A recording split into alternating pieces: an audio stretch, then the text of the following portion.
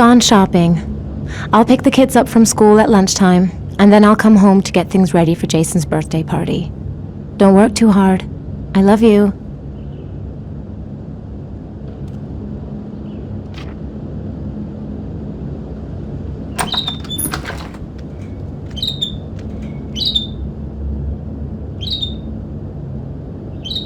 I better take a shower and get dressed before I go downstairs.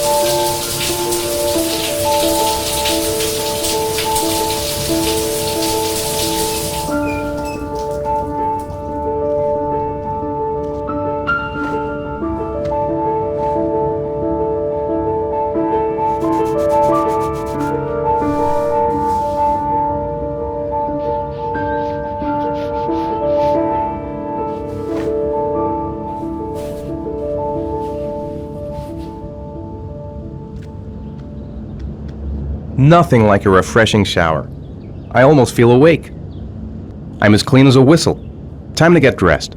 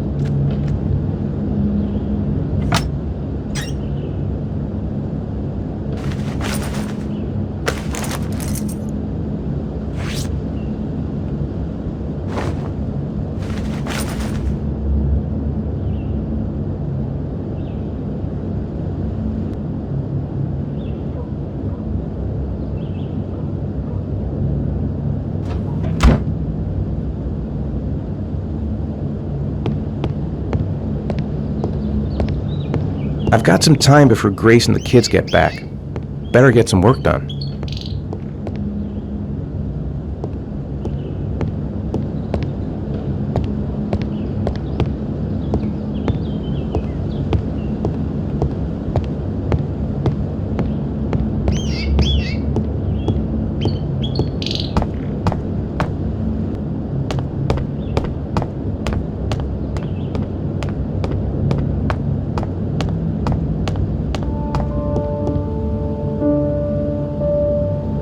Nice day outside. Maybe I could squeeze in a little garden time.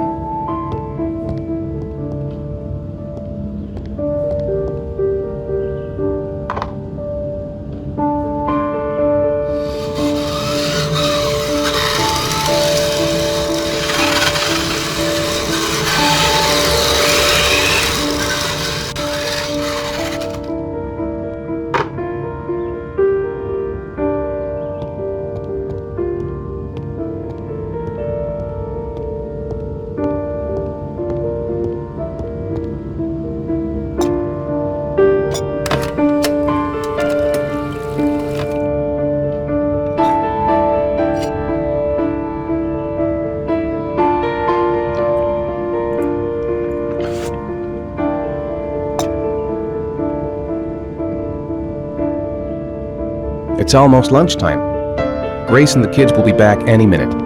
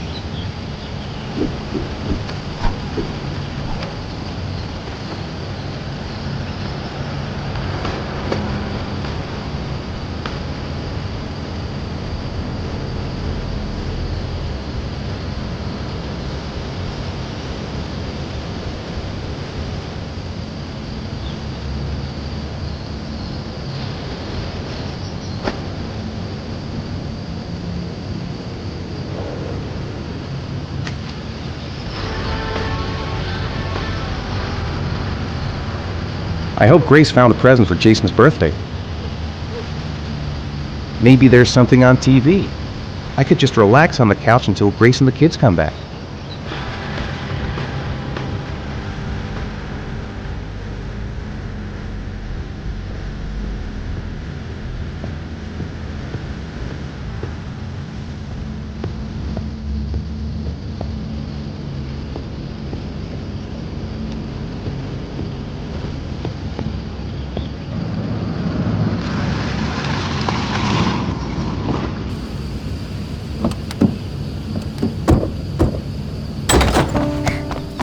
Hey, take it easy, you're gonna knock me over.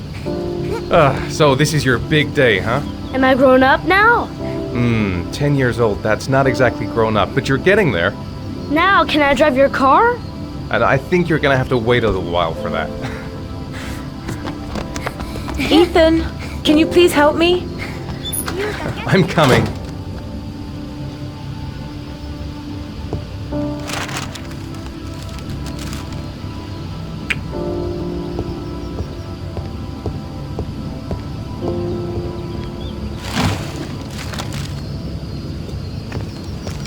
They've been so excited since this morning. I could hardly keep them in line in the supermarket.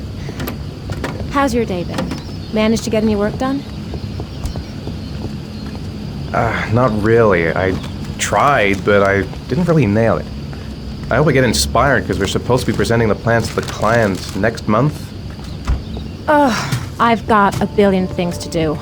It'll never be ready before Jason's pals arrive. Can you please help me? There should be plates in the living room cupboard. No problem, leave it to me.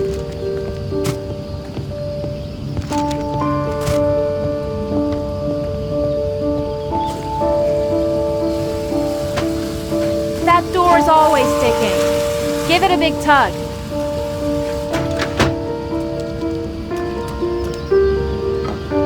That's the set my mother gave us. Be careful, okay? Don't worry, I wouldn't want to be responsible for a diplomatic incident with your mother.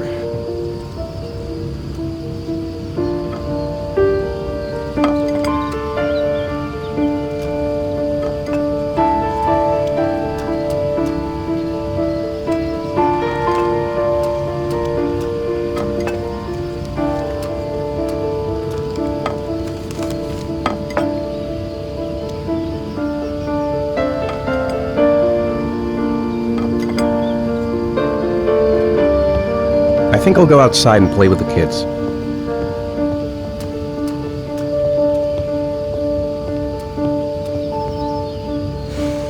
Ethan. I don't know if I've already told you this today, Mrs. Mars, but I find you very attractive. You're not so bad yourself, Mr. Mars.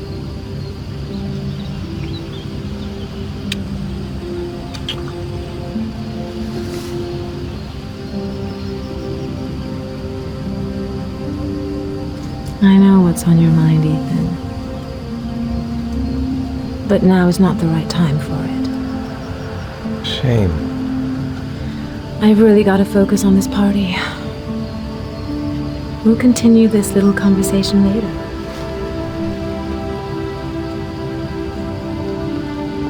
Can I do anything to help? No thanks.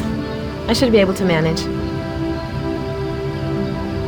Did you find the present for Jason? Yeah, I picked it up from the store this morning. Oh, we were lucky. It was the last one in stock. When are Jason's friends coming? Oh, about 2 p.m.? Oh, God, I hope I'll be able to keep the situation under control. Not like last year. Jason looks happy. Yeah. It's hard to believe he's 10 years old today. It seems like only yesterday we were flirting in high school. We're getting old, Ethan.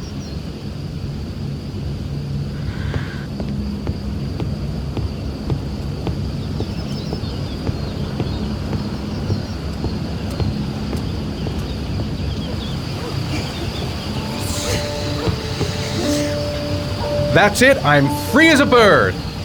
Hey, 5 minutes, boys, okay? After that, we've got to eat, because your friends are going to be here Okay, we promise, Mom. Who wants to go first? Me first! No, me me first! Easy, fellas, you can both have a turn.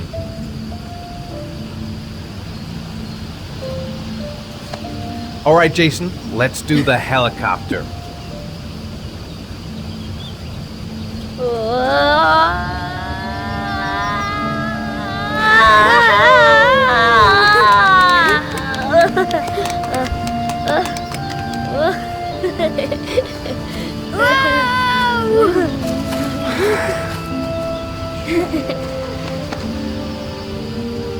It's my turn now. It's my turn.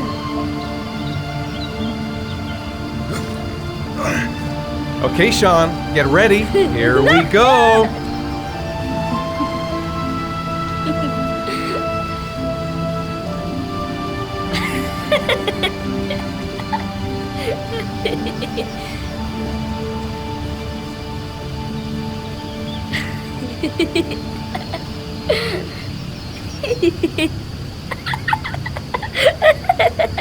Come on, Dad, show us how strong you are. Big muscles.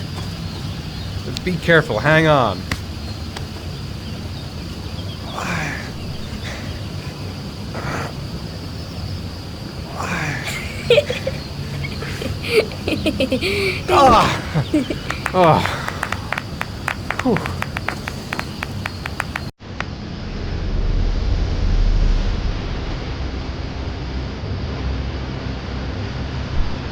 This time you're done for. You're gonna pay for all your crimes, evil. Surrender, weakling. Say your prayer.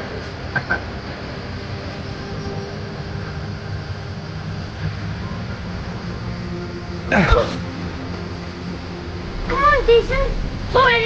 Give up. I am victorious. Watch out. Oh! Attack! Attack! Whoa!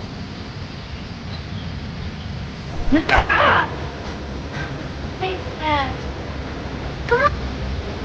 Oh, that's gonna be hard.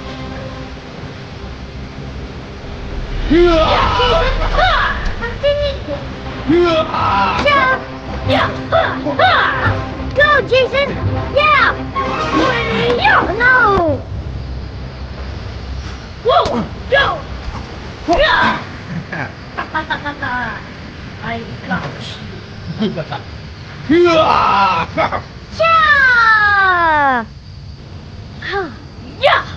Yeah! Food's ready, kids. You coming in? We're coming!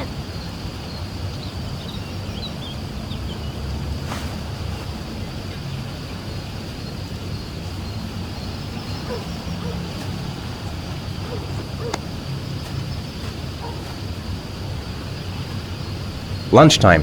I better not keep everyone waiting. Sean? Lunch is ready. I'll go get him.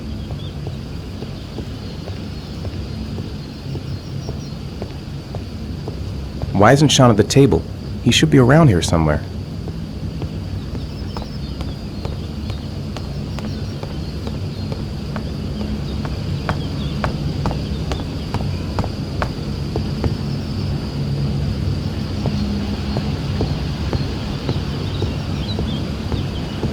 Sean? What's up? It's Merlin. He's dead. He's dead and it's all my fault. No, it's not, Sean. Of course it's not your fault. I'd give anything if you could come back to life. You know, Sean, there's some things which just have to happen. Even if you don't want them to. It's not fair, Dad. It's not fair. I know. I know.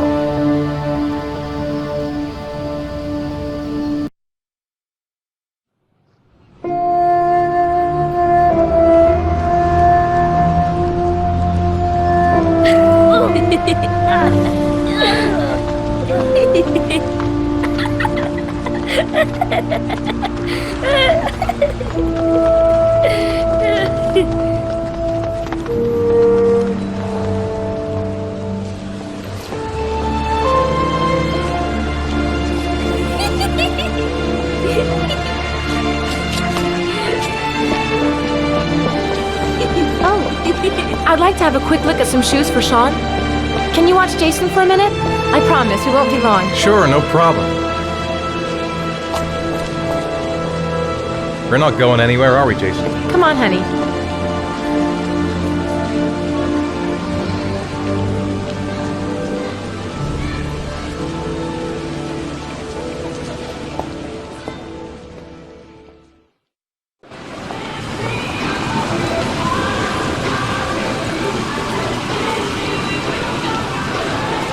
Jason! Jason!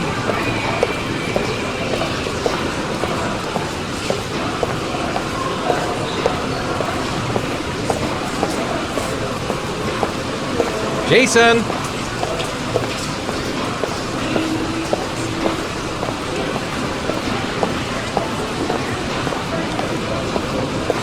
Jason!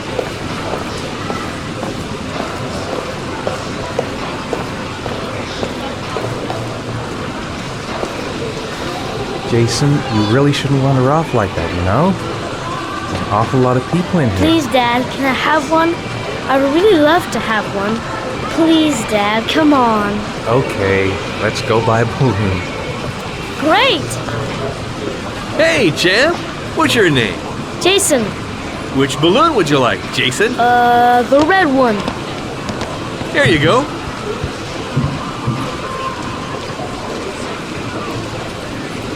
That'll be $2, sir. Jason, wait for me. Wait for your dad, son. It's really crowded in here.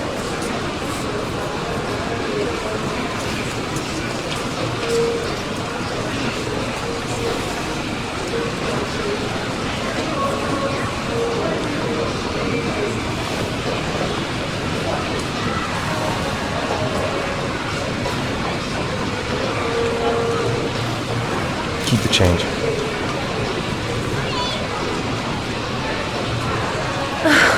It is impossible to try on a pair of shoes with this crowd. Where's Jason? He was here a second ago. I bought him a balloon. I turned around and he just disappeared. Disappeared? What do you mean disappeared? Stay here. I'll go get him. I'll be right back. Jason!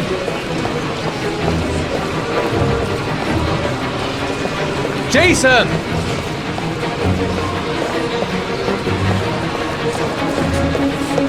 Jason!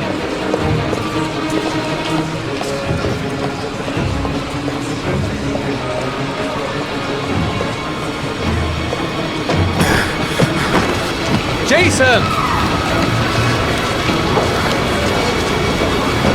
Jason!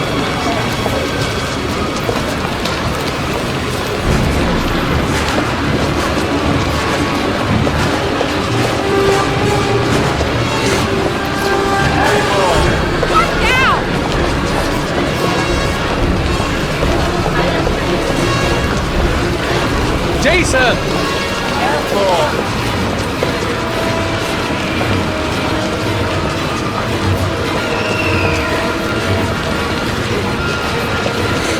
Jason!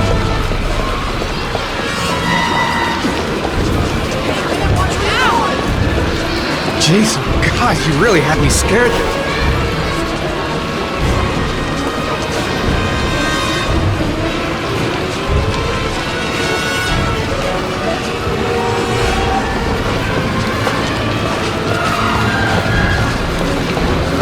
Jason!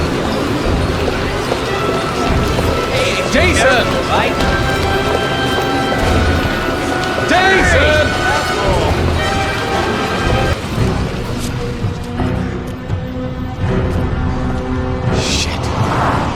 Shit! Jason! Dad!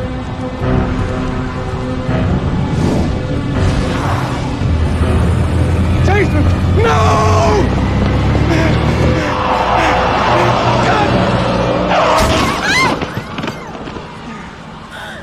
Jason! Jason! Oh my God, no! No! No, Jason! Oh my God, no! No! Oh my God! No!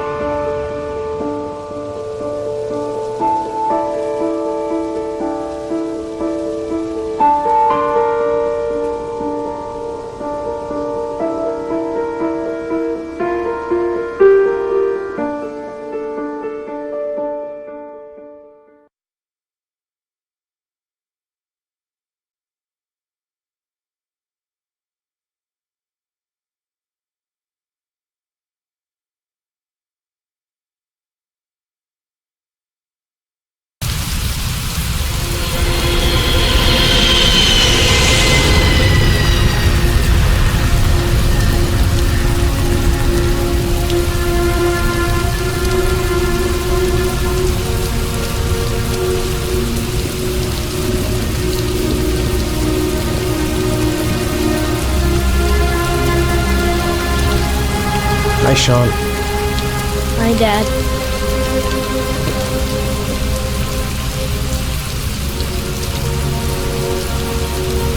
Heavy rain. It's been the same for weeks. I know he doesn't like being the last one left at school. I'm late. Again. Sean's waiting for me in the car. I better go back. Seems like he doesn't really want to talk. Let's go back home.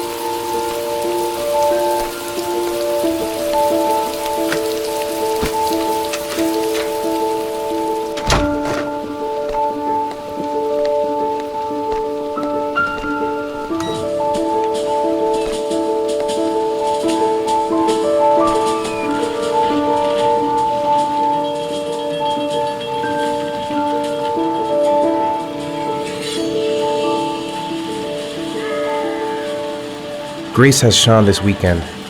Seems like he can't wait to get back to his mother. I wrote a reminder note on the board in the kitchen.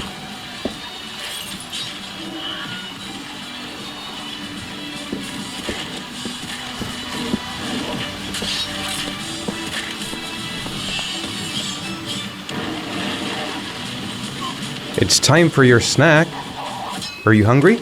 I guess, a little. Let's see what we can find in the kitchen.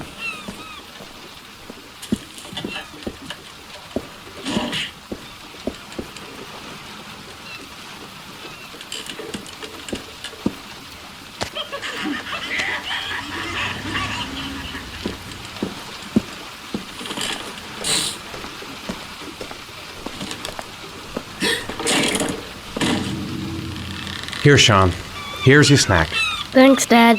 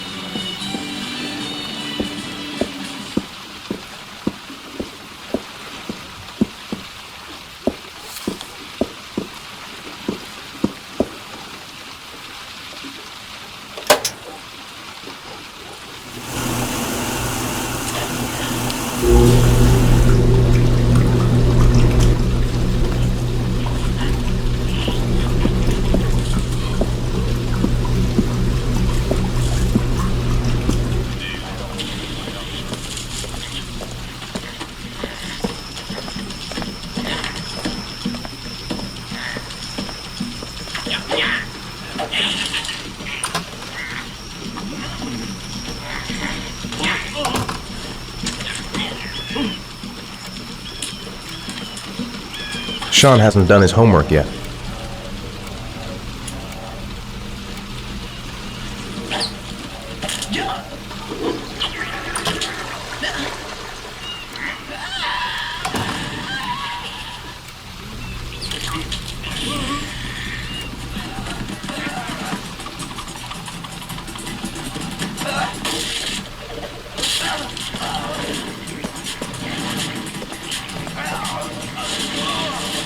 So, you want to talk a little?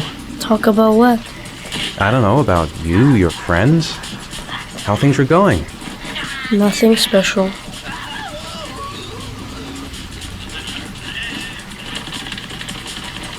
How are things at school? Is your teacher nice? Everything's fine, Dad.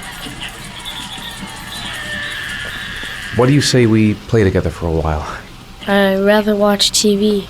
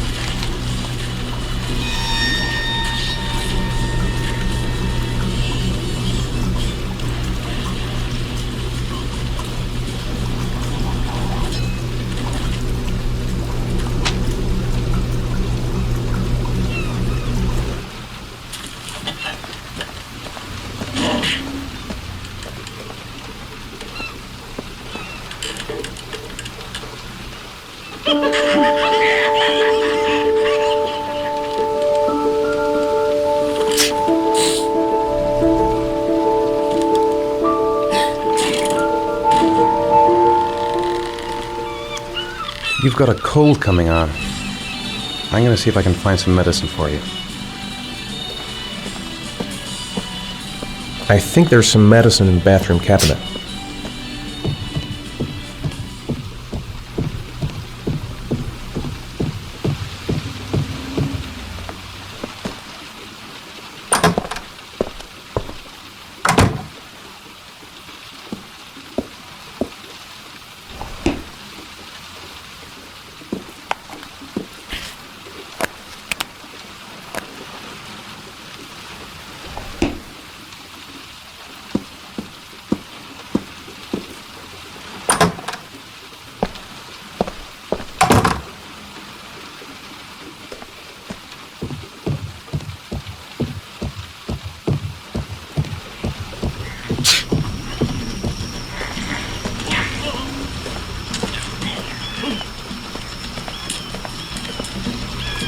Here, take this.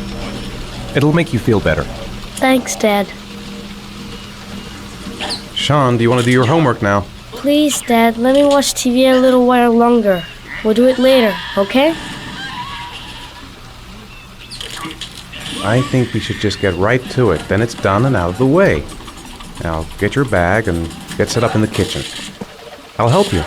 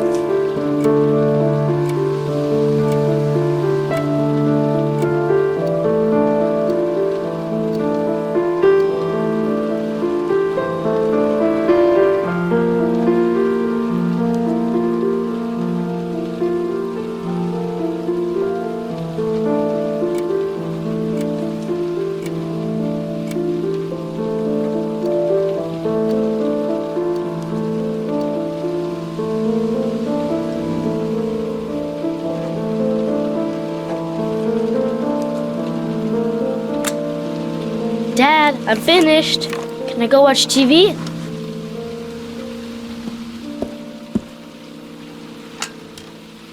Let me have a look. Pretty good. Looks like you're done. Off you go.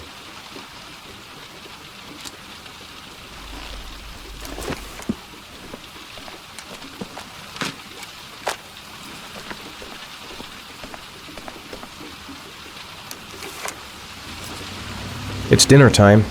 I'd better make something for Sean.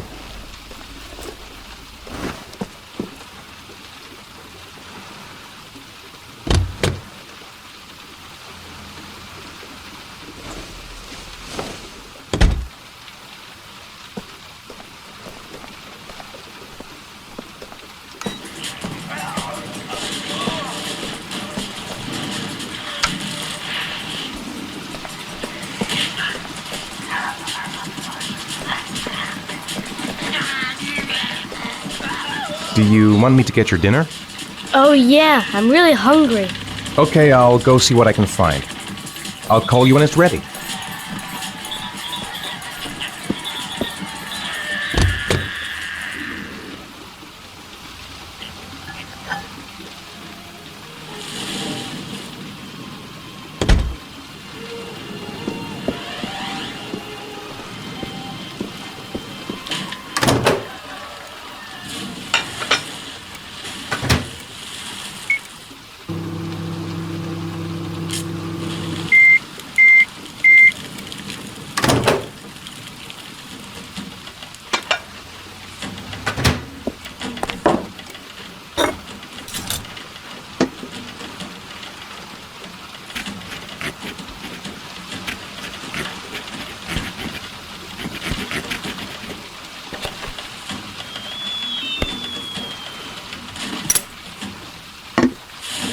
You can come now, Sean. Your meal is ready. I'm coming!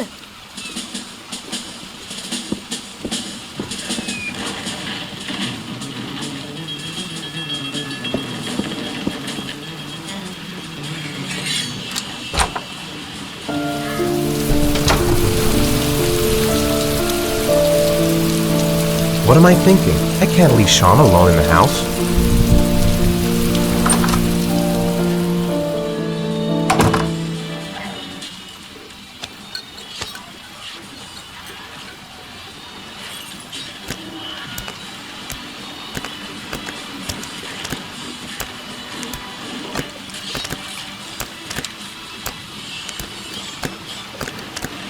Hey, Dad, I didn't know you could juggle. I haven't tried it in a long time. Do you think you could teach me too? Sure, I'll show you if you like.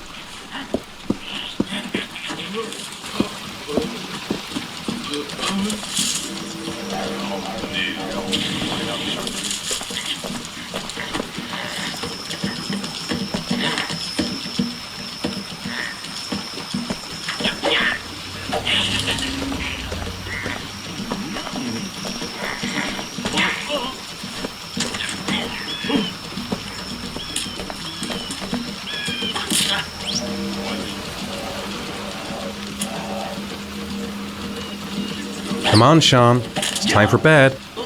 I'm not tired yet. Can I stay up a little longer? Now, that's not very reasonable, is it? You have school tomorrow.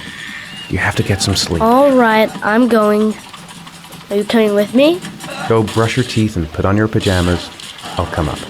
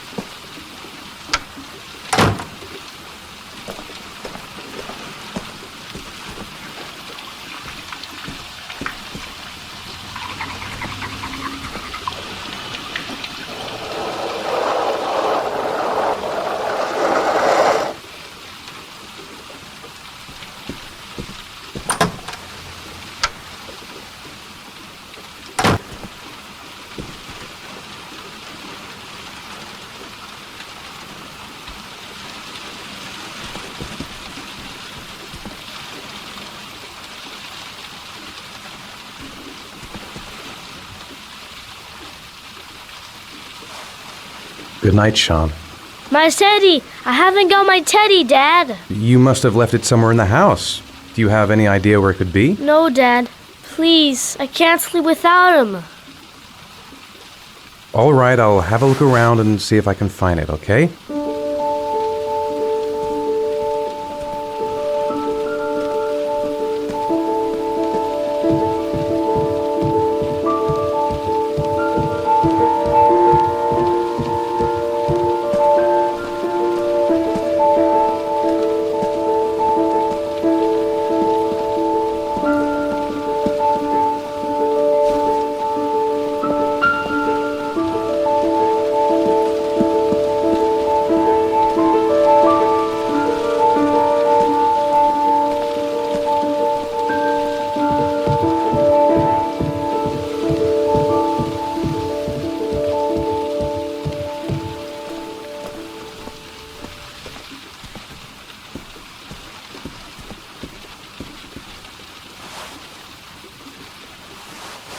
Thanks, Dad.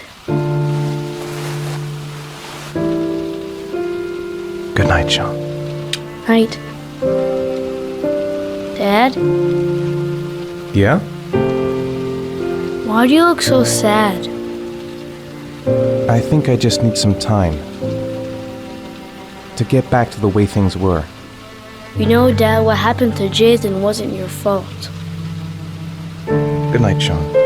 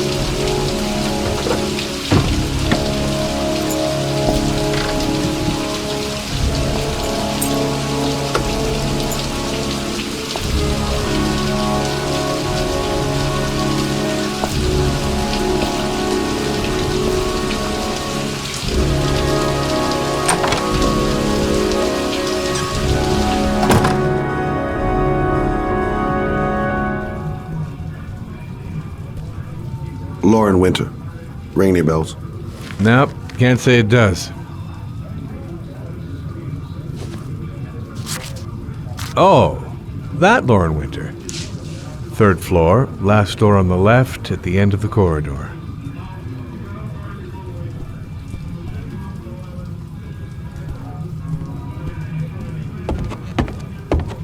Been looking for weeks.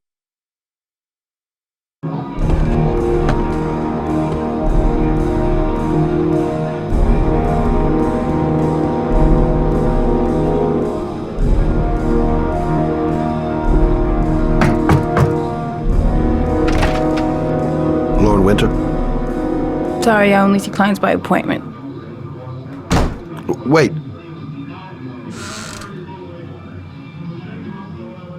It's $50. I don't kiss and I don't do any weird shit. Fine by me.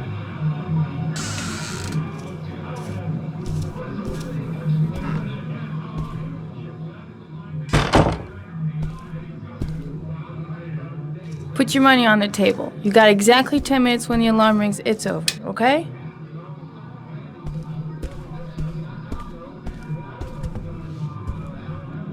You should take your clothes off. We ain't got all day.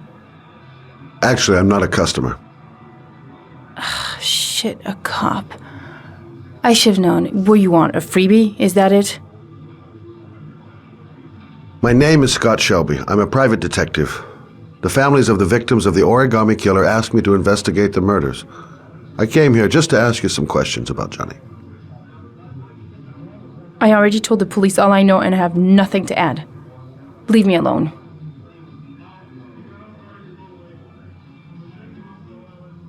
I understand, Lauren. I know what you're going through. Oh yeah? You know what it feels like to find your own son's body on a wasteland? I'm sorry, I don't believe you have the slightest idea what I'm going through, Mr. Shelby.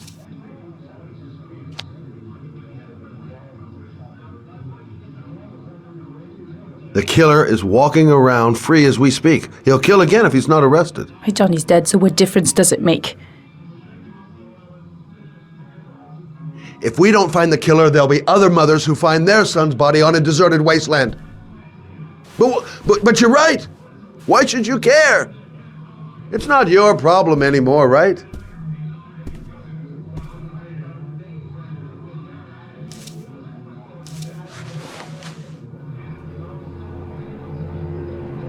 What do you want to know?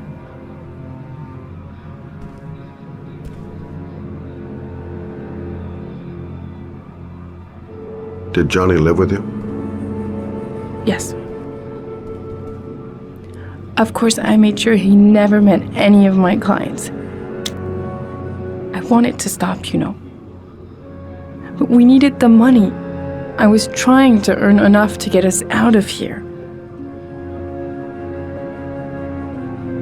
How did your son disappear? He used to go play with the neighborhood kids after school. It was pouring down something awful that day. I'll never forget it. All his friends came home around 5. All except him.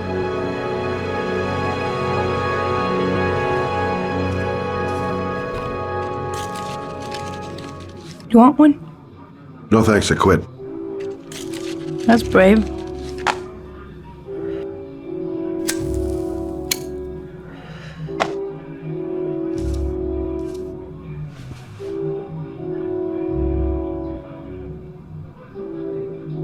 Do you know if they found anything on the wasteland? Any leads or witnesses? No. He said you must have run away and you probably end up coming back. His body was found 5 days later with an origami figure in his hand and an orchid on his chest.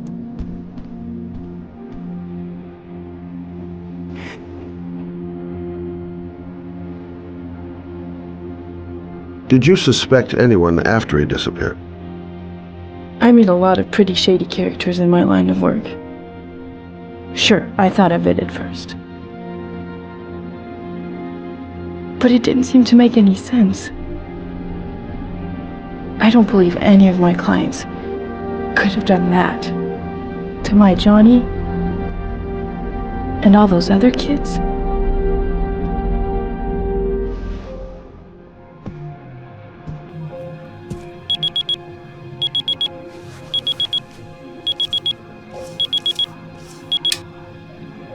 Time's up, Mr. Shelby. I hope you got what you wanted. Now get out of here.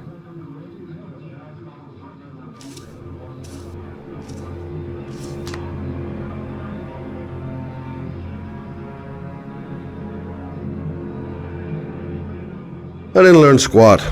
Well, it's worth a try. No point in pushing it. She's not going to tell me anymore. I'll leave my card on the kitchen table. You never know. I gotta get out of here.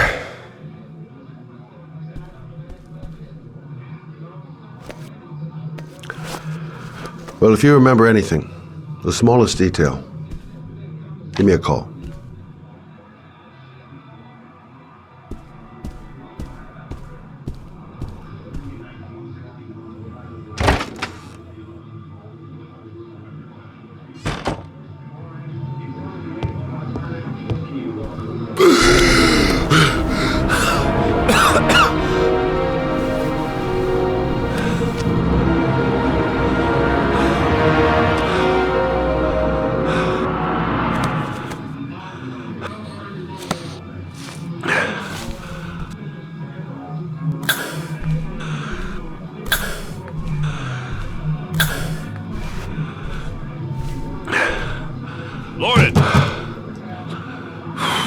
Lauren, open up, baby. It's me. Troy, what are you doing here? I already told you I don't want to see you anymore. Sorry, Dal, but I really wanted to see ya. That guy just forced his way into Lauren's place. Sounds like the room's getting rearranged, and not in a good way. I gotta go back and help Lauren. That guy might kill her. Goddamn asthma. And it's not gonna get any better this friggin' weather.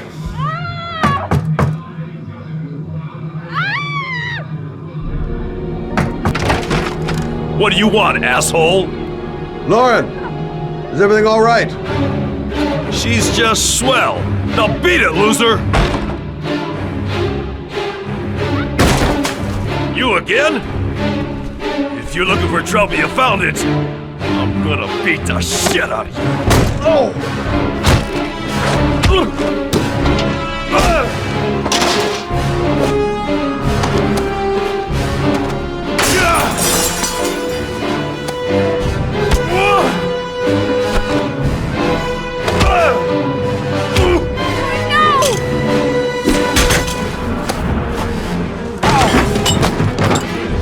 Troy, stop or I call the cops! Troy, I will call the cops!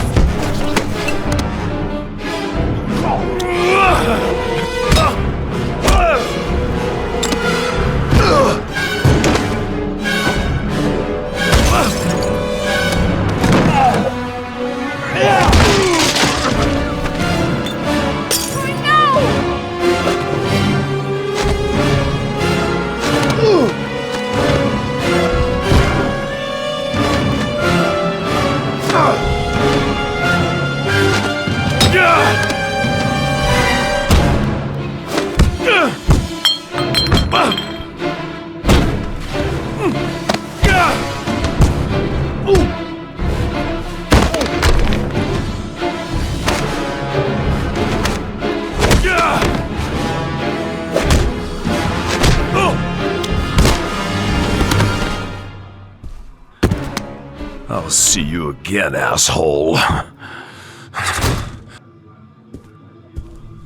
Are you alright? Better than him, I guess. Who is he? An ex-client who thinks he owns me. He was getting violent, and I told him I didn't want to see him anymore. Well, you should be careful.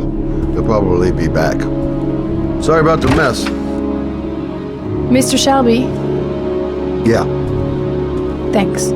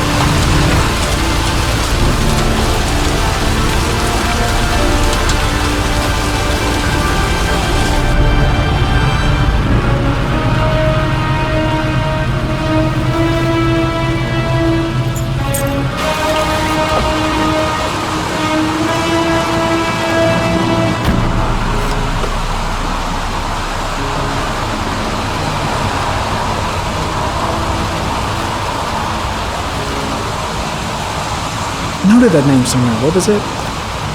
Blake. Lieutenant Carter Blake. Yeah, that's it. Yes, Jill. A body was found here on this patch of waste God, early this my hands are morning. trembling. The police are still searching the I gotta scene keep my and act together. anyone who might have seen At least for someone, now. But no information has filtered yet. Reporters. concerning the identity Already. Of course, everyone's You seem wondering well if the informed. body is that of Jeremy Bowles. Goddamn rain. Hasn't stopped pouring since I arrived. In any case, our I'm team is really gonna love it We'll keep here. you informed for live report as soon as we have any information. I'm Brittany Sanders. The zone is sectioned off, sir. Please step back.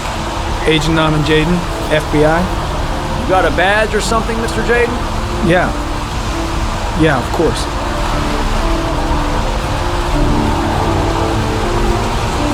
Check. You can pass. I'm looking for Lieutenant Blake. Is he around? I saw him arrive earlier. He's here somewhere. Thanks.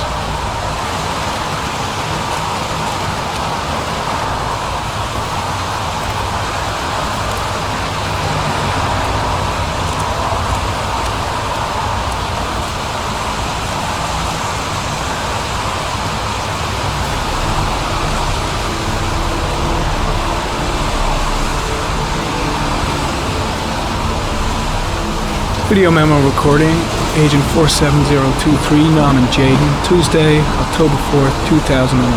Time is 8:14 a.m.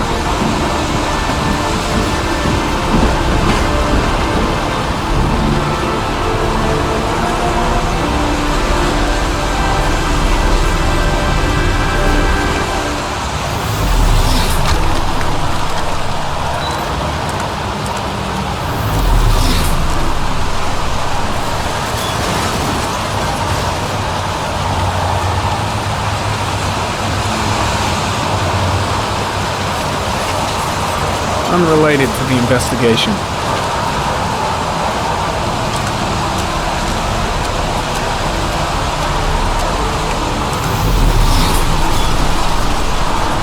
I'm soaking wet.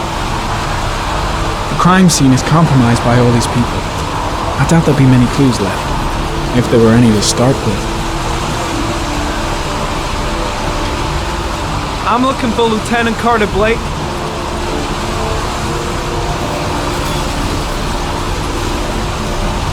Thanks. The body is still here. There's a railroad track near where the body was left. Same as all the other victims. Way too many people here. They're trampling all over the crime scene.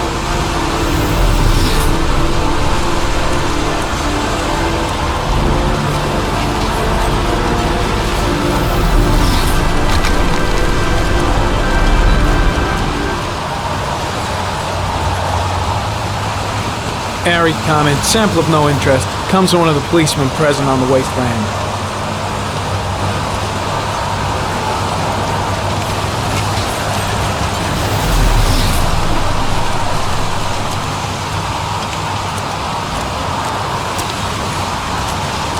Lieutenant Blake? I'm Agent Norman Jaden from the FBI. I went by your office this morning. They told me to be here. Now, if you're looking for rain, dead bodies, and highways, you come to the right place. Mike, will you tell that asshole with the bulldozer to stop for 5 minutes? I can't hear myself think here. Right away, Lieutenant. Well, are you coming, Jaden? So, what happened? Some guy taking his dog for a piss found a body about 6 o'clock this morning. We don't know much more right now. Based on what we've seen, looks like the work of the Origami Killer. Any witnesses? None yet. Given the neighborhood, I'd be surprised if anybody saw anything. Any news on the coroner? He's on his way, Lieutenant. We've been waiting for an hour, for fuck's sake. Has the time of death been established? Based on the rigor mortis, must be less than 6 hours ago. We should know more once the coroner has had a look. Has the body been identified? No, not yet. We should know more later today. Do we know the cause of death? There are no marks on the body. Chances are he was drowned, like the others. Tony, I don't want to see a single shit-stirring journalist within a mile of here. You got it? Yes, Lieutenant. Do you have any leads? My men are going over the scene with a fine-tooth comb. If the killer left anything behind, we'll find it. The case seems to be attracting the attention of the media. Yeah, a greedy pack of vultures. These guys have killed their mothers for a scoop. Some investigation. Becoming a three-ring circus. Listen, I'm a little busy here. Why don't we discuss all this a little later, back at the office? Oh, no problem. I understand. Do you mind if I have a look around? Be my guest. Hey, Jaden, come and see me if you find anything, okay? We're on the same team now.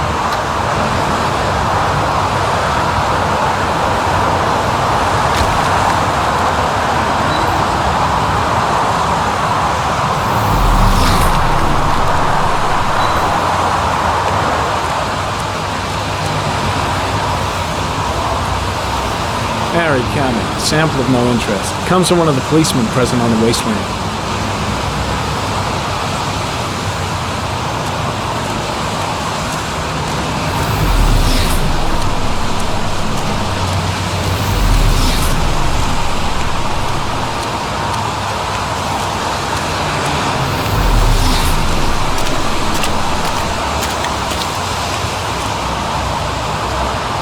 Some orchid pollen.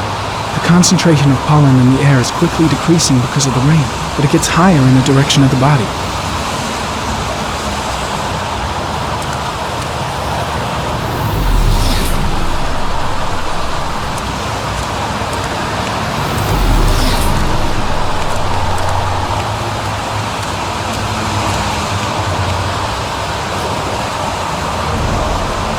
Harry comment, the victim is lying on his back.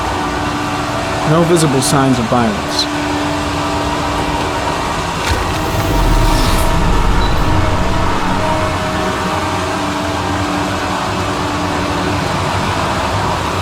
Superficial wound on the right thigh. Blood analysis suggests it could be post-mortem. Probably a scratch that occurred when the body was being moved. The blood report indicates an advanced and long-lasting state of exhaustion.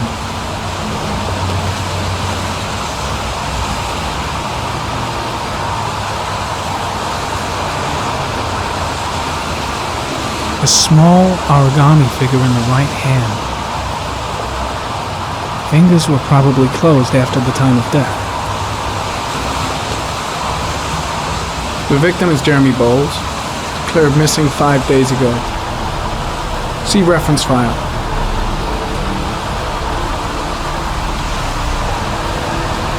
An orchid was placed on the victim's chest.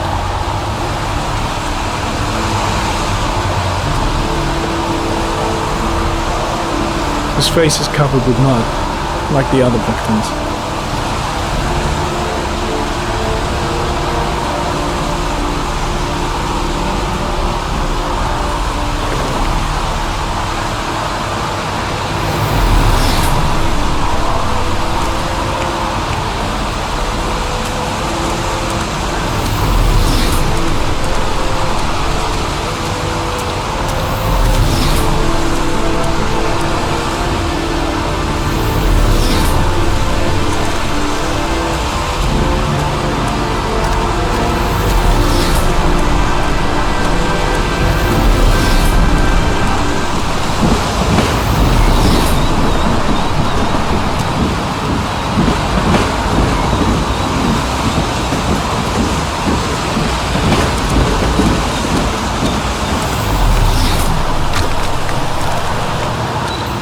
Very common. Pollen particles disappear in the tall grass. It's probably the end of the trail.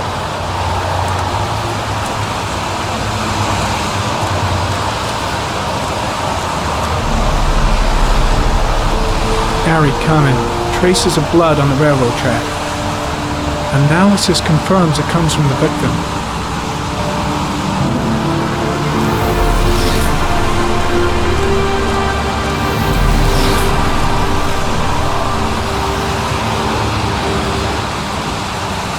Footprints continue just after the pollen trail. There's a good chance that they're the killers.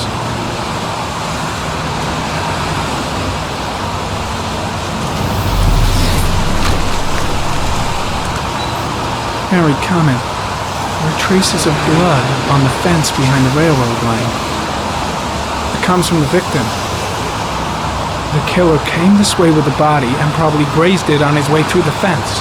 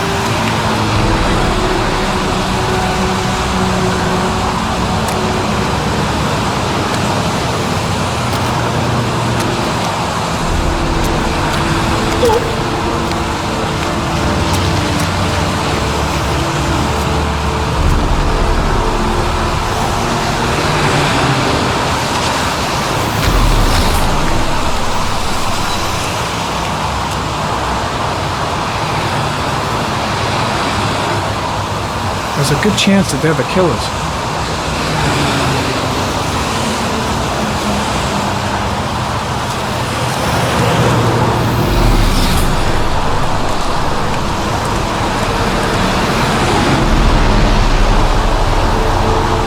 Very common.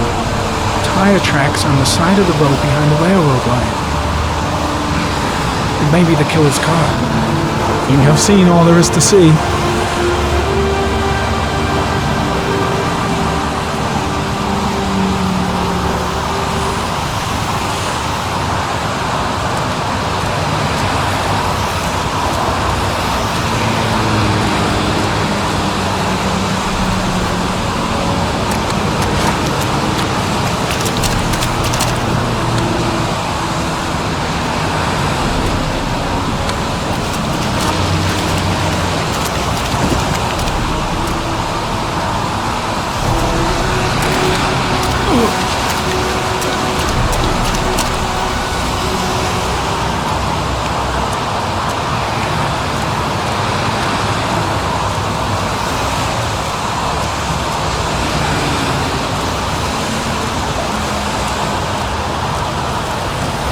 I'm heading back to the office. You staying?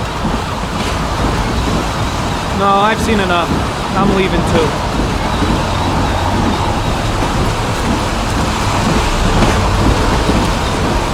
I think I've seen enough.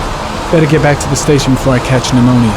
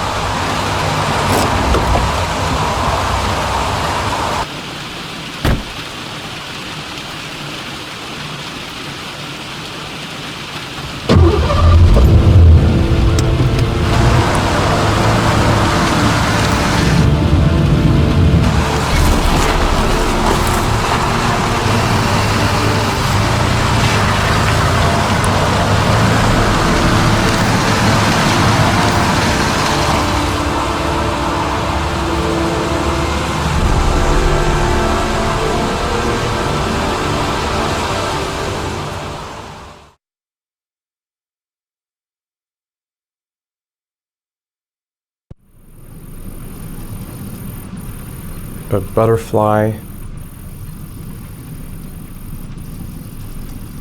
A wolf's head.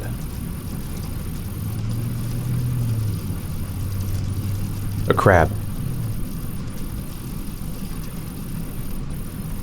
Death. Death.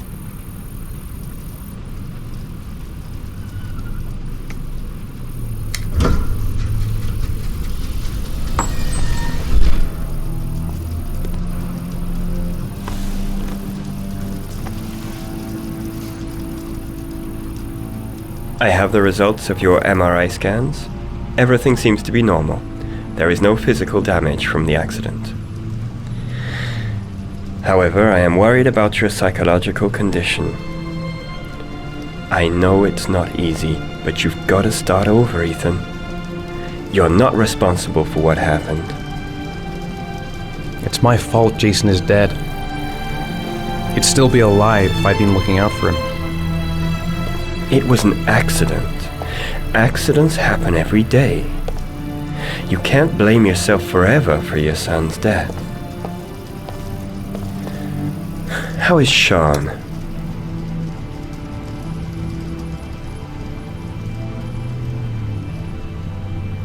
I know he's disappointed in me. I'm not the father I used to be. He's a great kid, you know. He deserves better. And what about you, Ethan? What do you feel?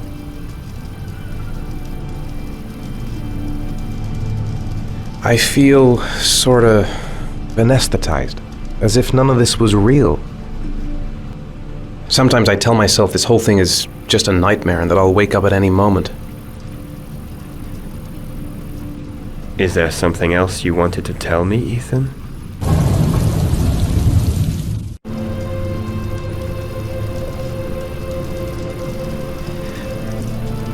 I sometimes have these blackouts. Times when I don't know what I'm doing. I recover consciousness sometime later, but I'm someplace else. And I have no idea how I got there.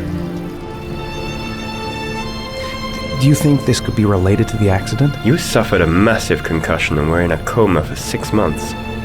We really don't know what effect a shock like that can have on the brain. That's the end of this session. We'll continue this conversation next week. You were lucky, Ethan. It's very rare to survive such a traumatic accident. I don't exactly feel lucky, Doctor.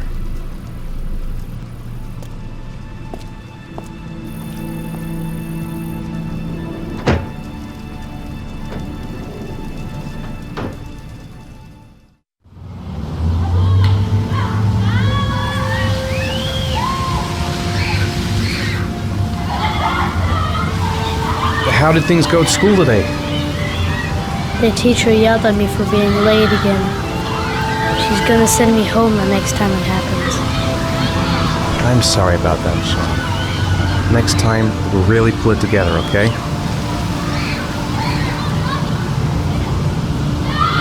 Do you want to eat something?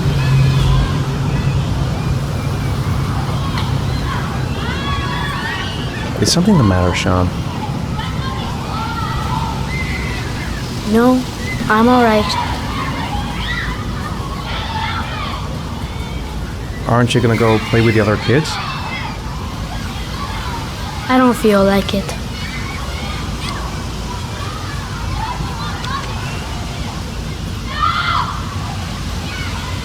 Poor Sean. He probably got into trouble at school because of me. What am I going to do to cheer him up? Sean looks so miserable. I wish I could help him. Just not sure I can right now. Sean used to love going to the park, laughing and messing around. Man, he was so happy. But that was before, with Jason. We're just not communicating. Feels like we're drifting apart. A boomerang? You know how to use it? No, not really. I can never make it come back. Can I give it a try?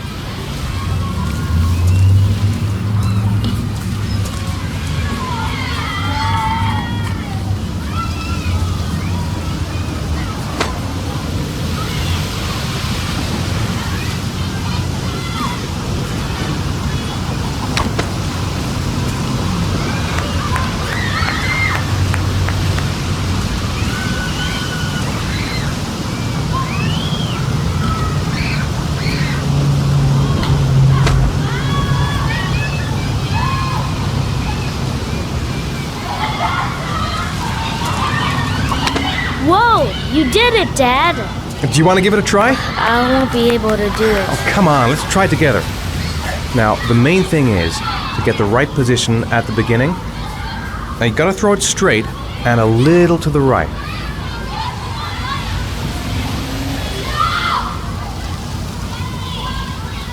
Now, throw it!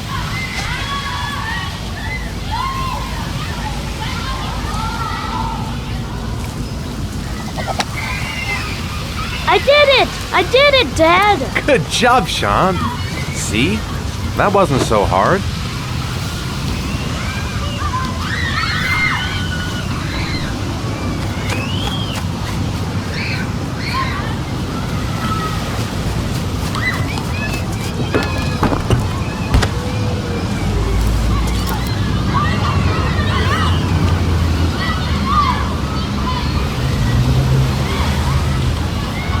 I'll find something else to do with him.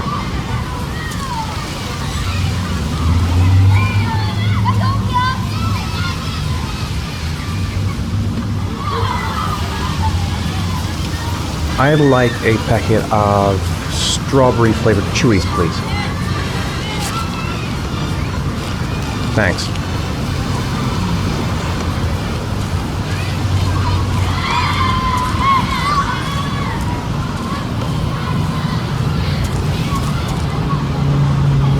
Hey, I got you some chewies. I hate strawberry. Thanks. It was nice of you anyway.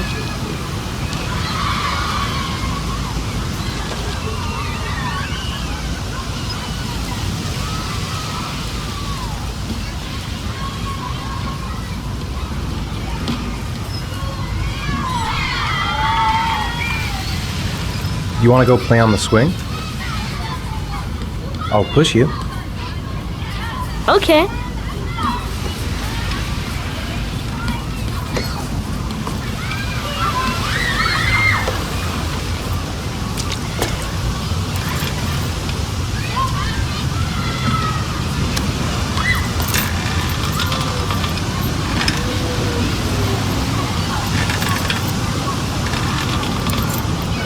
Come on, Dad! Higher!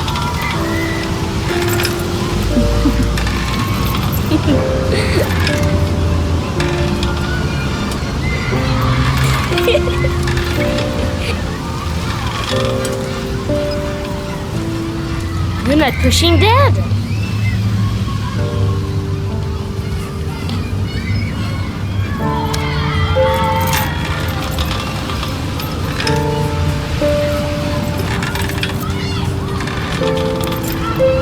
Come on, Dad! Higher!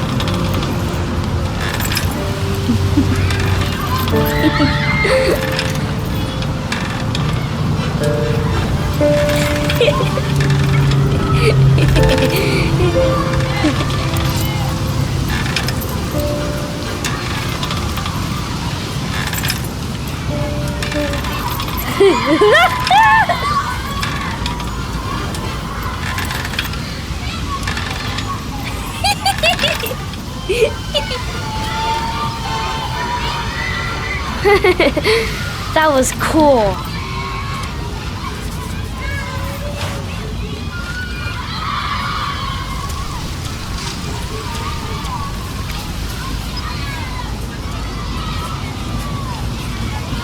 What about that merry-go-round? I bet I can push you so fast you won't be able to stay on it. Great!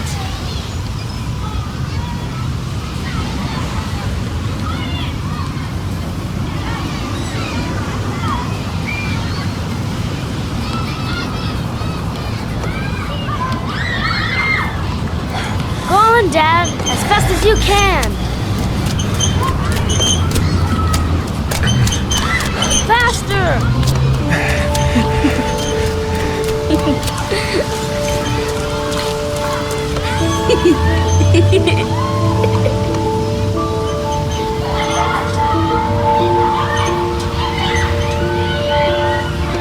Whoa!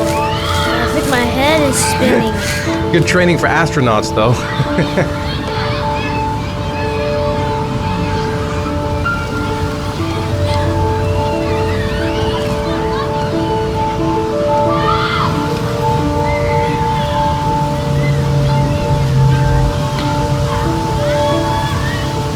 I haven't been on a seesaw in a long time. What do you think? Yeah!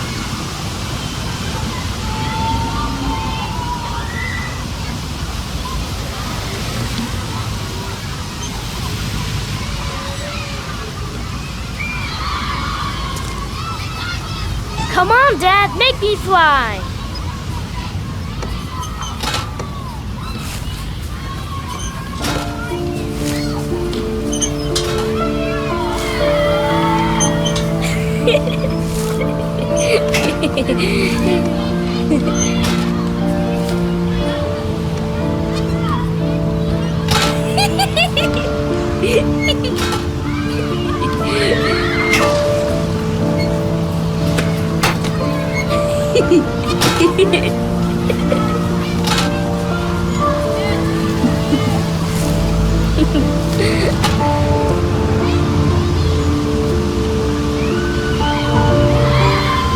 Looks like rain's coming. I think we better go. Okay.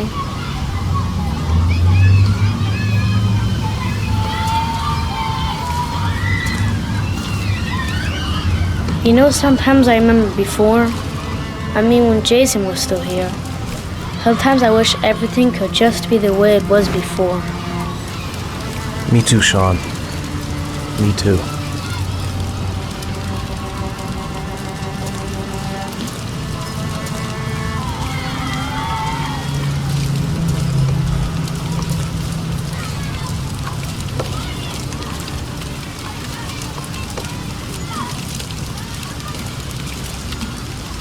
Hey, Dad, can I have a ride on the carousel? Can I?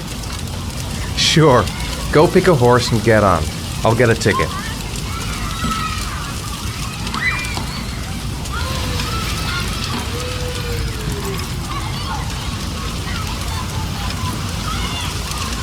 Sean looks happy. I wish I could see him like that more often. I want to get back to being the kind of father I used to be.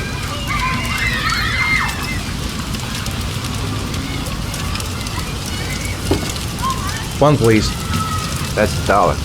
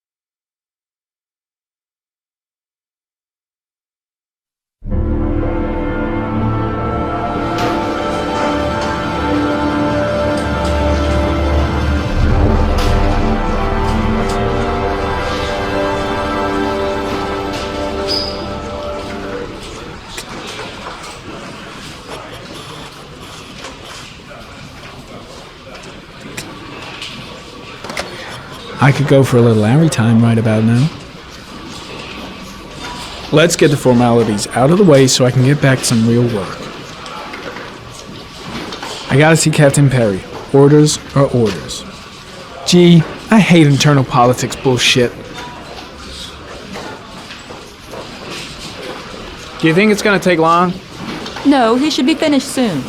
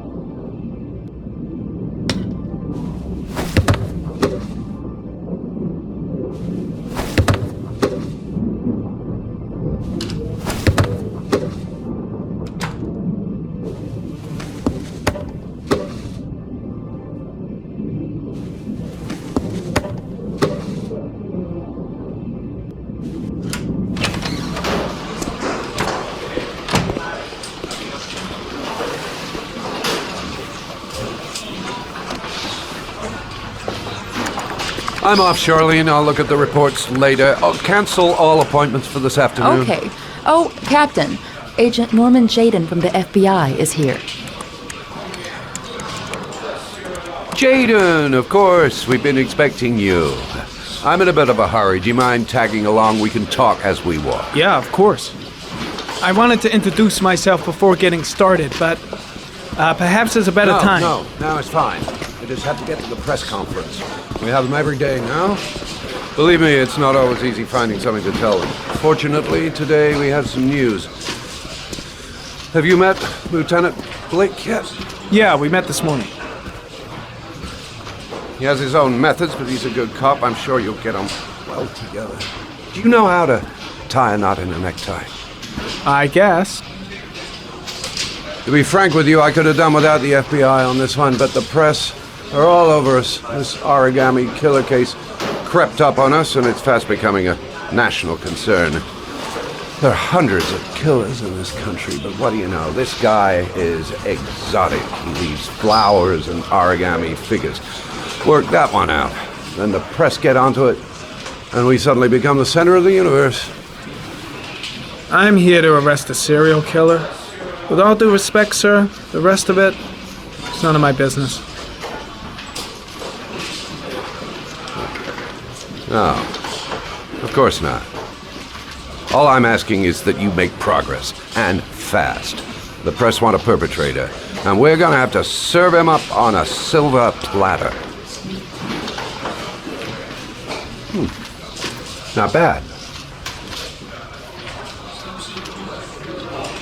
Oh, go see Charlene. She'll show you to your office. Check in on the press conference if you're interested. It'll give you an idea of the political climate around here. Thank you, sir. Welcome to the club, Jaden.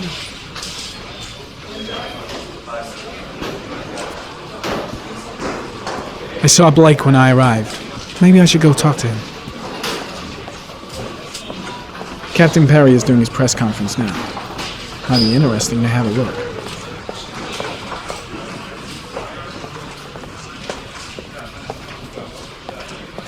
I should get Perry's assistant to show me my office. I can't wait to get to work.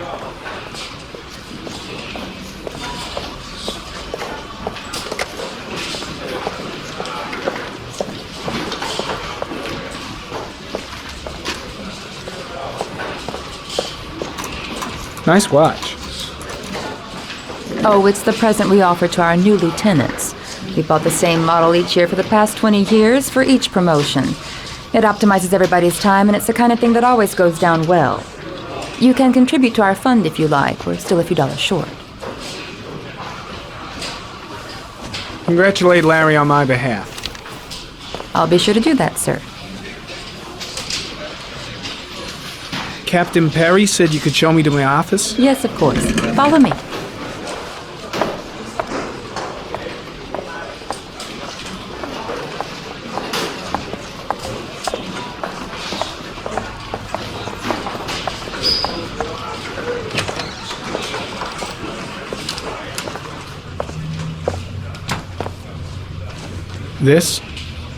This is my office? That's where I was told to take you. If you need anything, you know where to find me.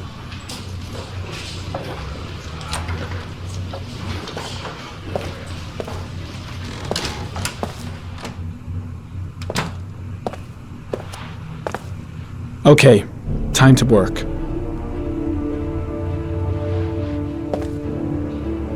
No time to lose. Gotta get down to work. First, analyze the case files. Wow. More like a big cupboard. Well, I wanted a quiet place to work, and it certainly looks like I got it.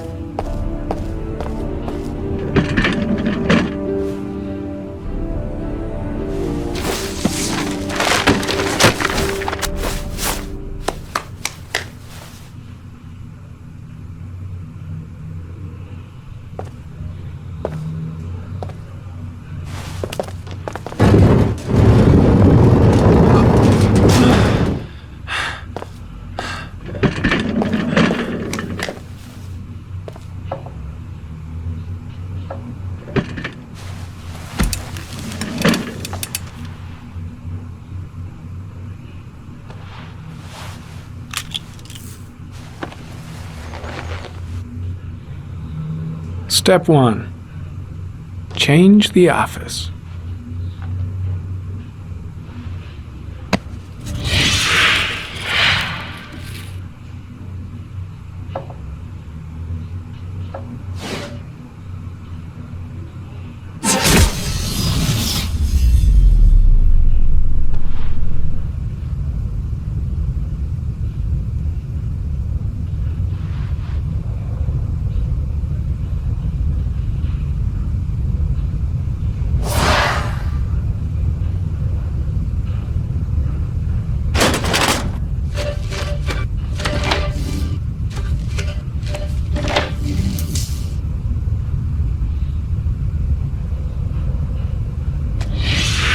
Eight victims in the last 3 years.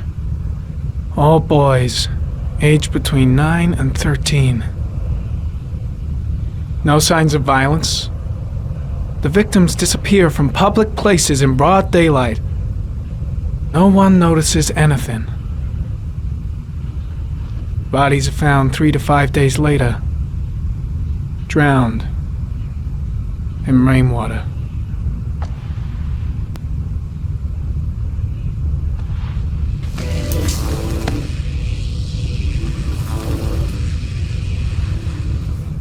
There is always a railroad line adjacent to where the bodies are found.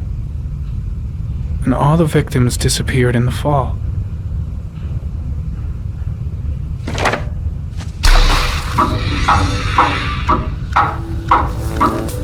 The killer has a large comfort zone.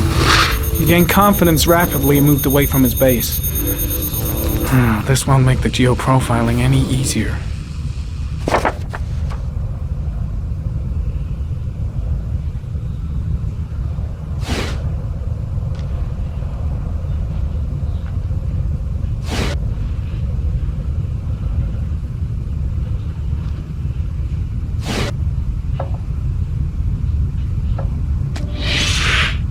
Always the same ritual. An origami in the hand, an orchid on the chest. The victims have always been dead for less than 6 hours when they were found, which means they remained alive for several days before being drowned. Over 3,500 people questioned. Over 100 suspects interrogated. Not a single lead to go on.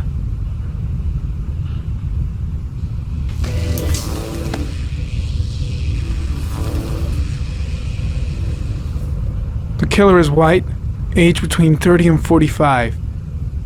He is intelligent, calm, and determined. An organized type. He has a car. He's probably employed, but his work allows him free time.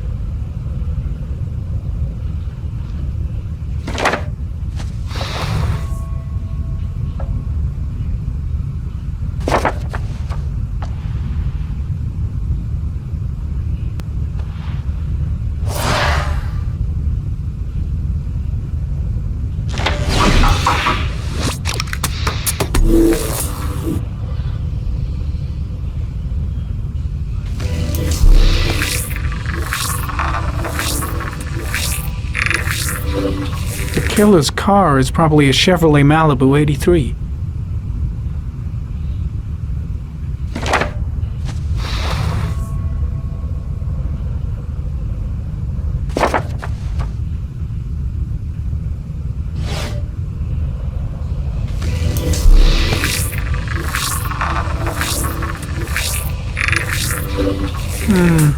A common species.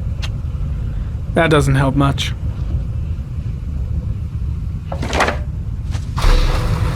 The orchid is a common species. It can be found at any flower shop.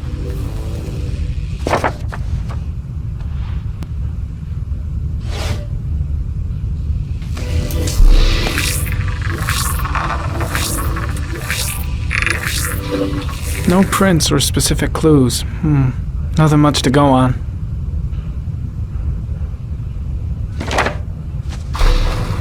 Just one origami store in town.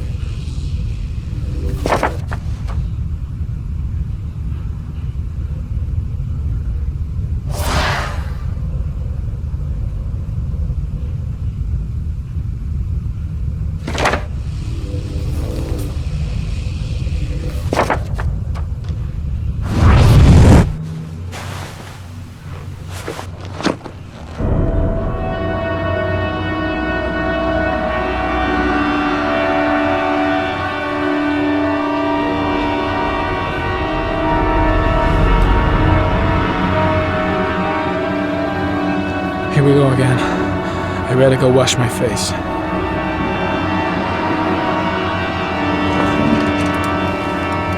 I need to take some. I'm gonna faint if I resist. That's all right. I know I can make it. I know I can make it.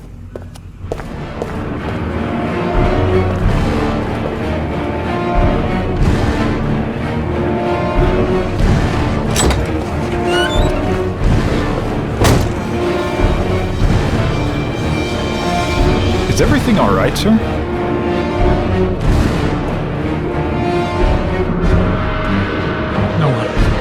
No one will see.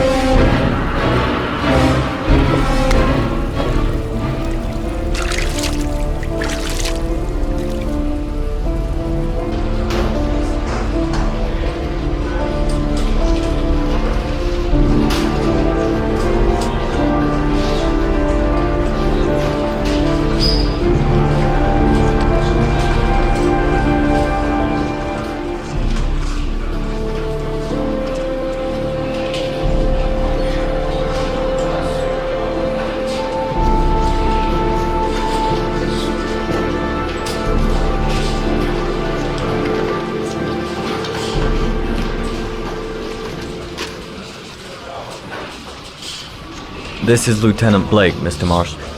Could you please tell him what happened? It was this afternoon. I went to the park with my son, Sean. We played together for a while, and then he wanted to go on the carousel, so I put him on one of the wooden horses, and when I turned back, Sean had disappeared. Exactly what time did you arrive at the park? Try to remember exactly, Mr. Mars. Every detail can be important. It must have been about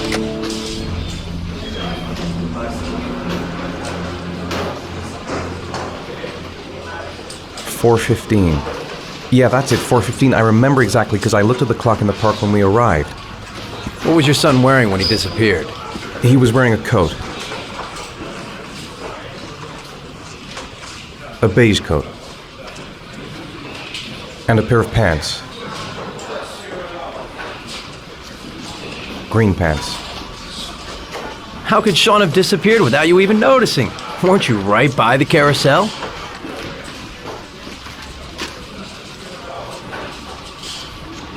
I can't remember exactly. It all happened so fast. You say you took your son to the park after school, but you didn't report him missing until 8:15. Why did it take you so long to contact the police? I searched the whole neighborhood for him. I thought he couldn't have gone far. Did Sean have any particular difficulties, Mr. Mars? Anything that might have caused him to run away?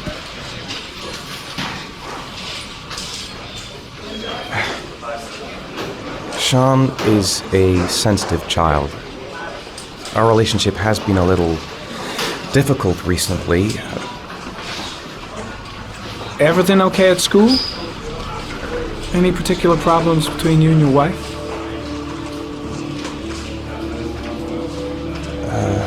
My wife and I have been separated for the last 6 months. But Sean would not have gone off without telling his mother or me.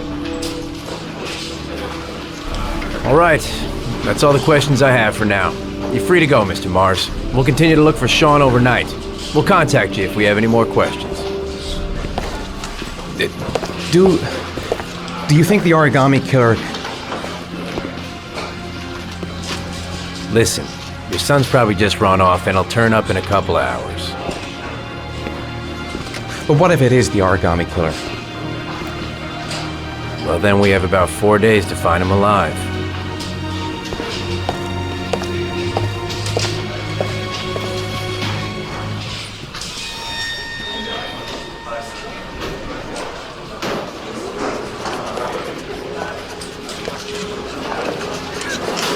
Did they find something? No, nothing yet, but they're gonna keep looking through the night. Do they? Do they think it's the Origami Killer? It's still too early to say, but it is a possibility.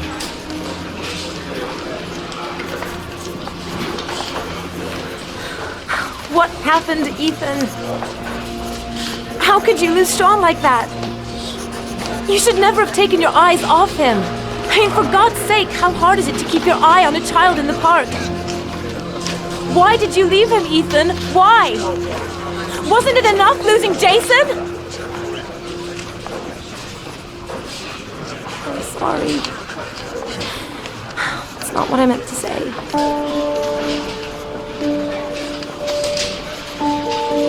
I miss him so much.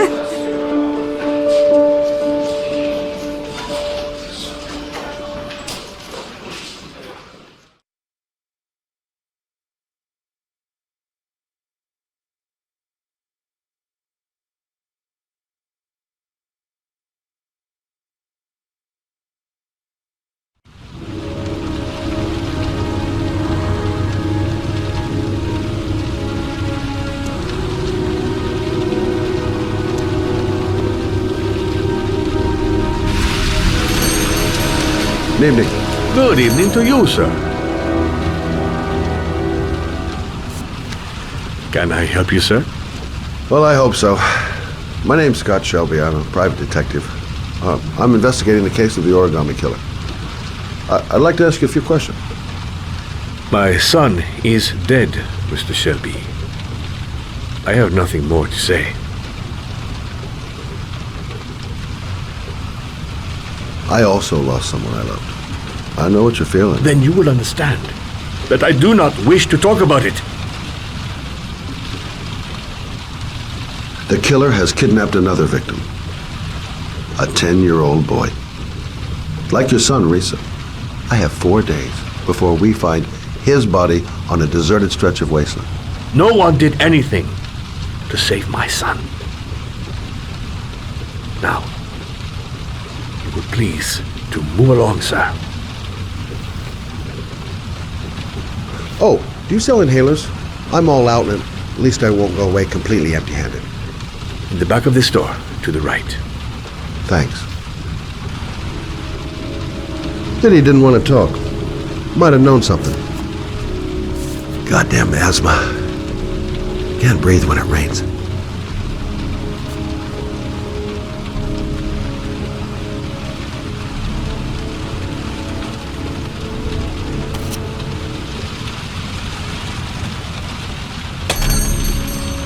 Good evening, sir.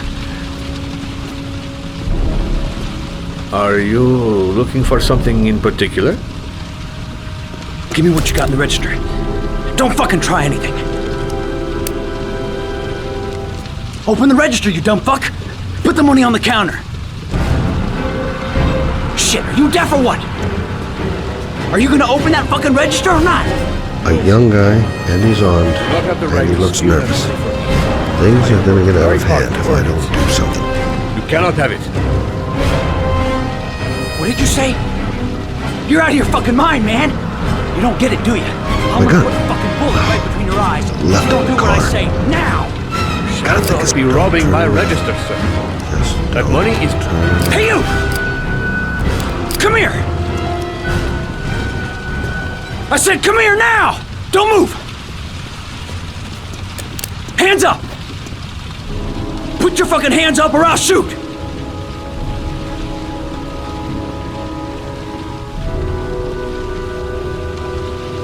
Don't panic, let's just stay calm. Nobody here wants to hurt you. We're all just gonna be cool, and everything will be alright. Yeah, I'm cool, man. Everything's gonna be all fucking right.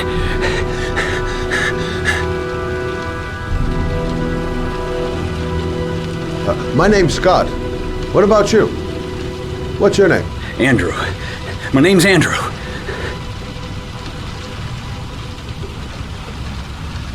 Look, it's not worth it. Put the gun down and just walk away. You giving me advice? I'll give you some fucking advice.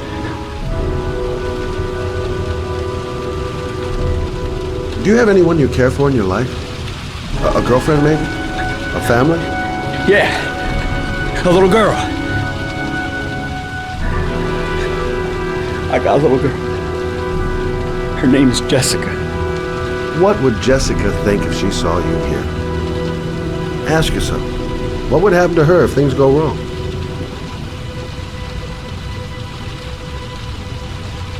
Now, I want you to put the gun back in your pocket and quietly walk out of the store. My friend and I will forget about what just happened, and you'll have earned a second chance not to fuck up your life. What do you say?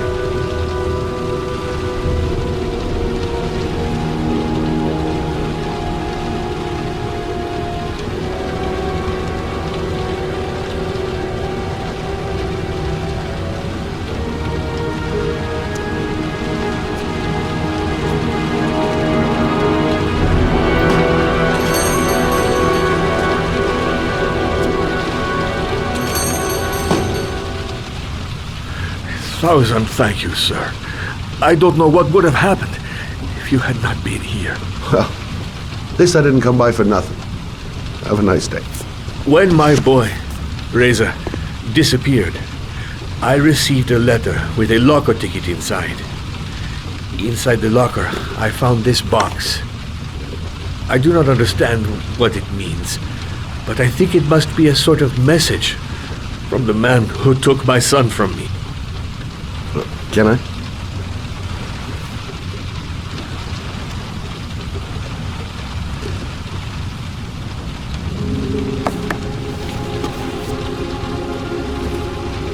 Please, take the box if it can be of any use to you at all. It did not help me to save Reza, but maybe it will help you find the other little boy.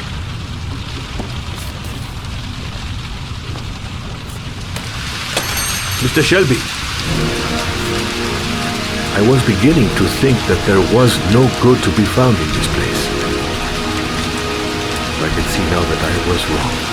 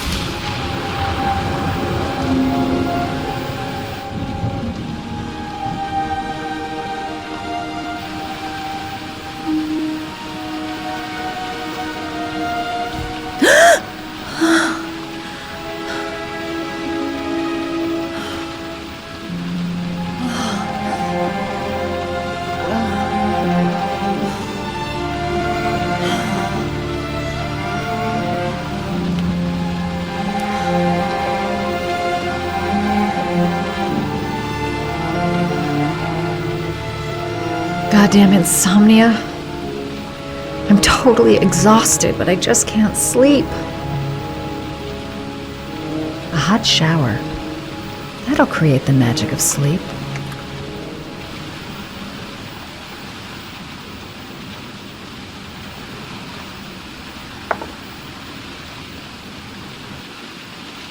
If I try to stay busy, it might actually help me get to sleep.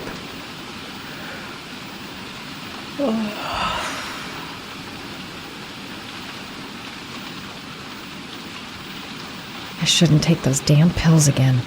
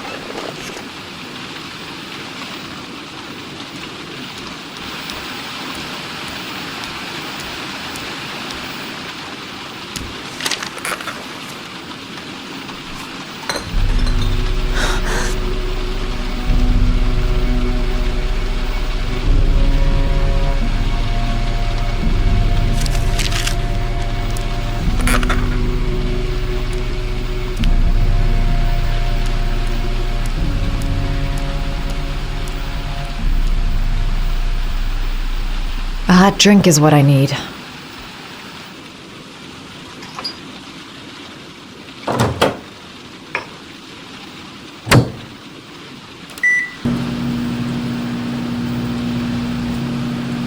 I swear I heard something. Good job, Madison. I think you're starting to lose it.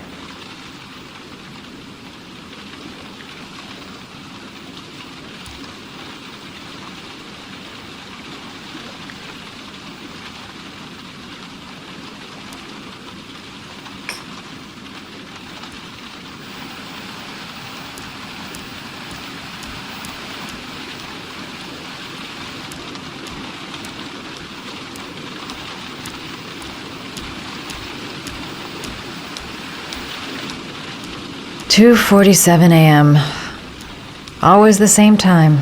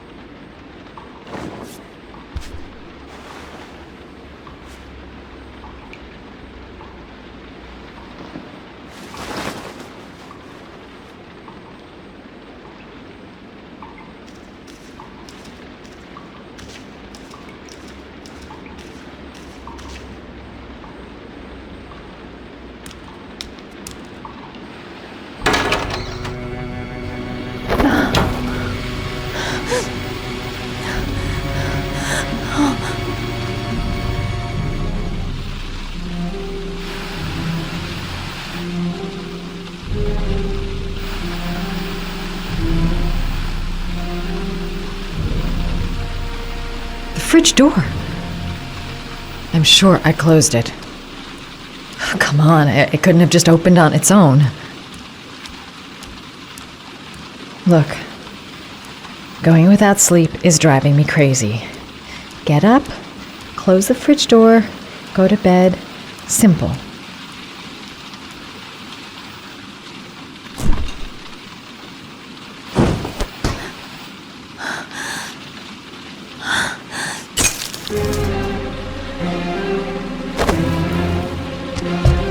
There's someone here. There's someone in the apartment. The phone on the desk. I could call for help. The front door. It's the only way out. If I can reach it, I still have a chance.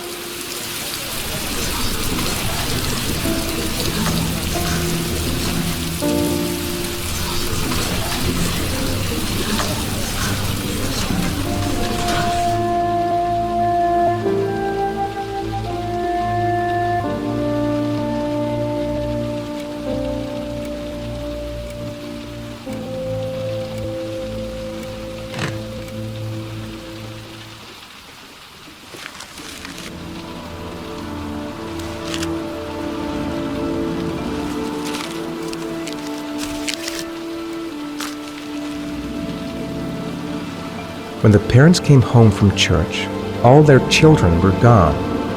They searched and called for them, they cried and begged, but it was all to no avail. The children have never been seen again.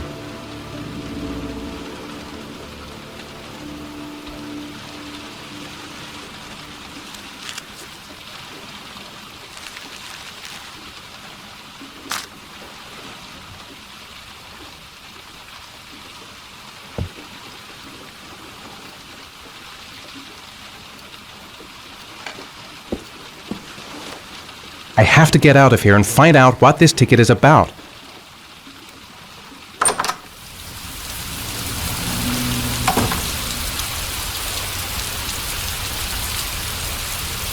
looks like the ticket to a locker. The origami figure in my hand after my blackout. It's the same one the killer leaves in the hands of his victims. I've never done origami in my life. This angel on the ticket, I'm sure I've seen it somewhere before. Someone sent me that letter for a reason.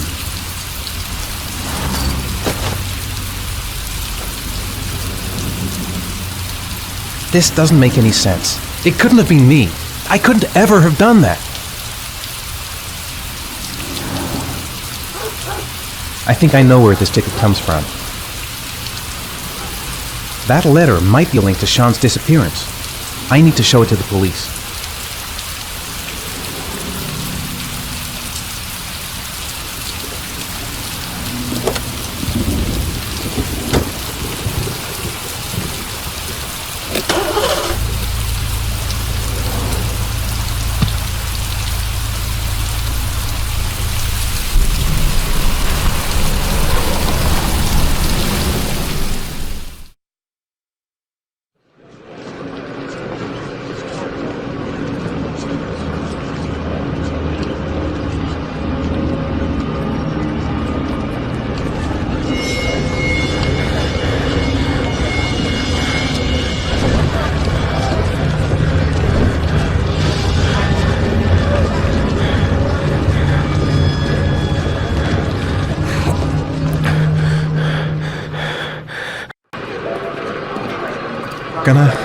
Gonna have to make it through the crowd. I can't take crowds. Just can't handle it.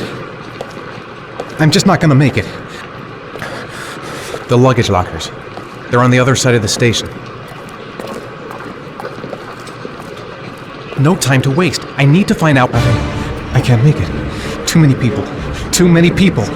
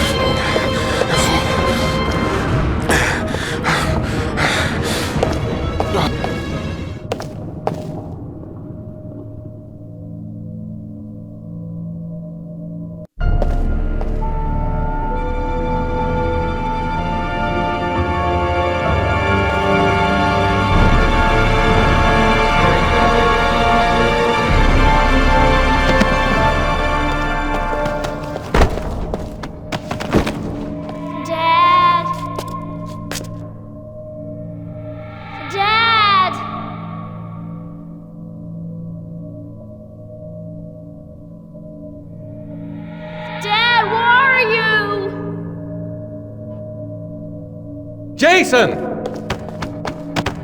Dad!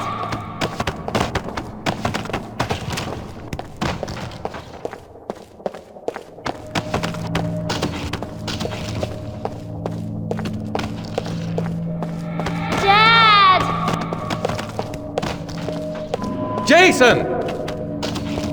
Dad! Jason!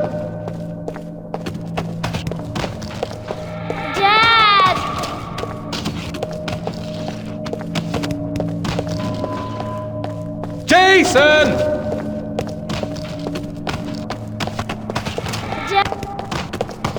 Dad!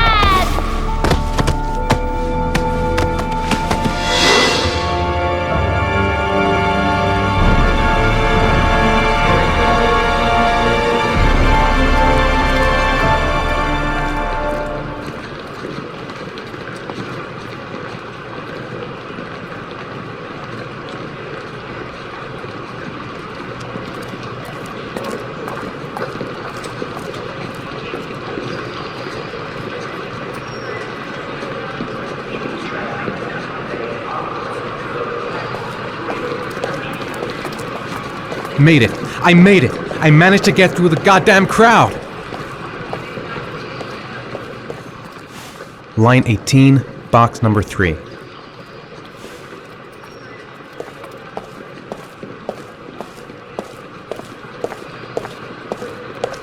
The lockers. Now I've got to find the right one.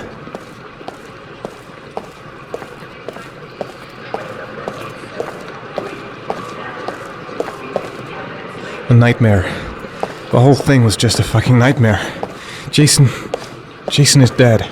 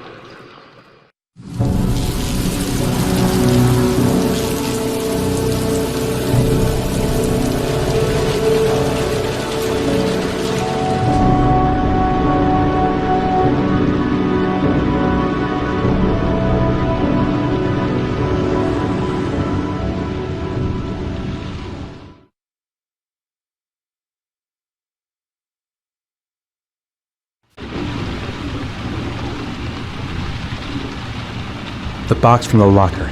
What am I gonna find inside?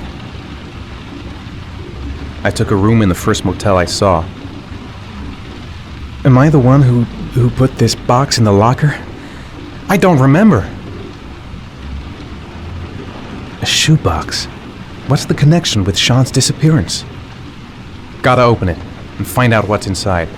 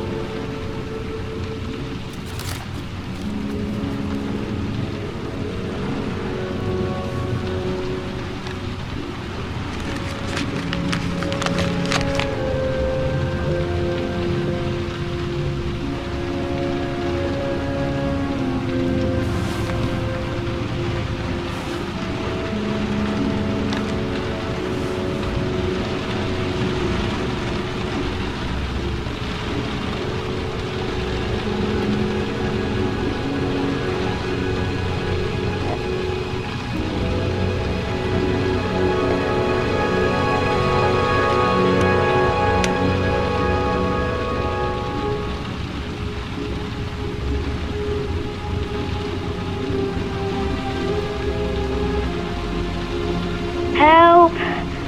Dad! Sean! Where are you? I'm so cold. Dad! Dad!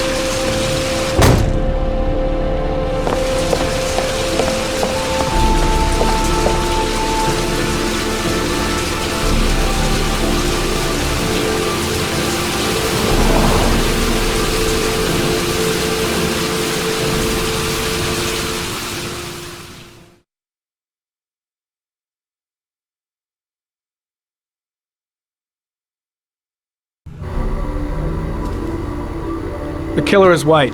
aged between 30 and 45. He doesn't act on impulse, but plans his crimes in a very meticulous fashion. He doesn't have anything personal against the victims. That's why he covers their faces with mud, to make them anonymous. Why does he kill them if he doesn't have anything against them? For him, they're more of an image, a symbol. That's probably why he gives them an origami figure and an orchid as gifts to apologize for what he's done to them. Very interesting. And where does all that get us? The best way of tracking a predator is to be familiar with his behavior. That may be true in novels, but there's a child's life at stake here. Continue, Jaden. One detail attracted my attention. The interval between the time when a victim disappears and the time when the body is found ranges from 3 to 5 days. But the rainfall is always at 6 inches, give or take 10%. What on earth does that mean? All the victims were drowned in rainwater. The killer kills only in the fall when there is plenty of rain. It could be that he puts them in some sort of well or tank that is open to the skies and that fills up with rainwater. The more it rains, the less time the victim has to live.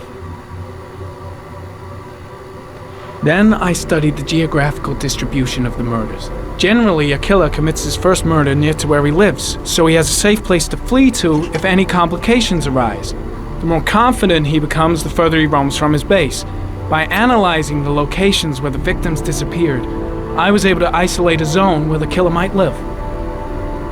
And what size is this, zone? For the moment, about 10 square miles.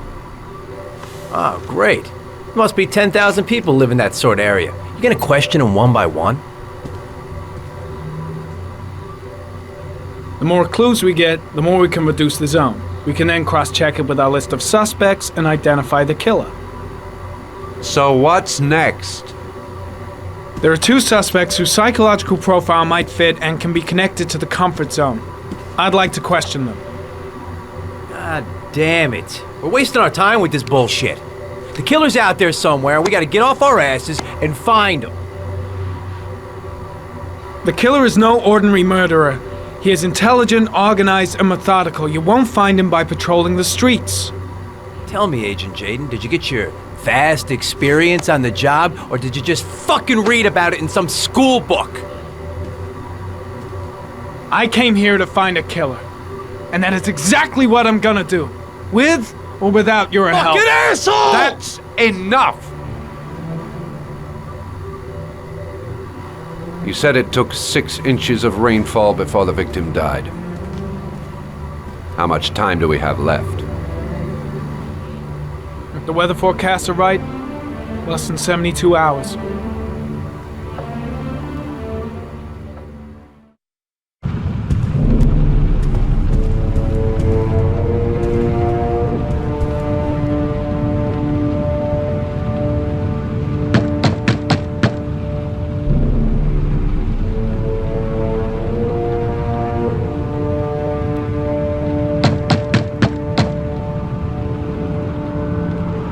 No answer. We waste our time coming here. Maybe we should have a little look inside anyway. There's nobody home.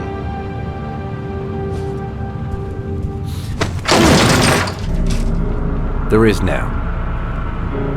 I'm not sure that's entirely legal. Call the cops.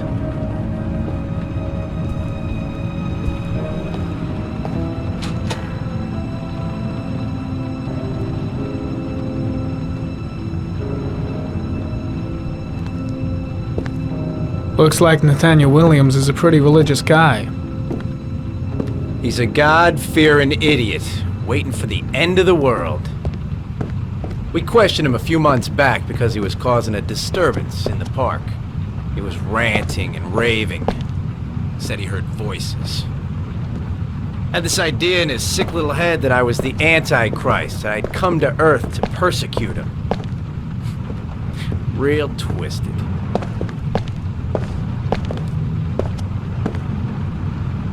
It's stifling in here. Those windows haven't been opened in years. Nathaniel Williams is our prime suspect. He's already been questioned, and he lives in the exact geoprofiling zone. All the signs of a mystical obsessive neurosis compounded by a persecution complex. Well, no warrant, no problem for Blake. He thinks his badge entitles him to do whatever he wants.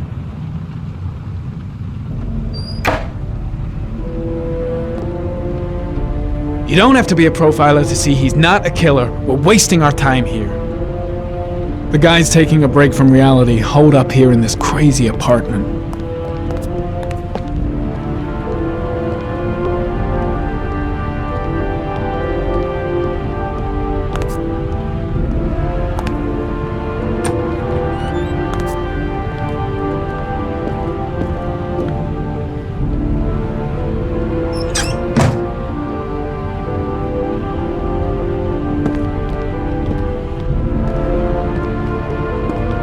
The walls are covered with writing. Quotations from the Bible.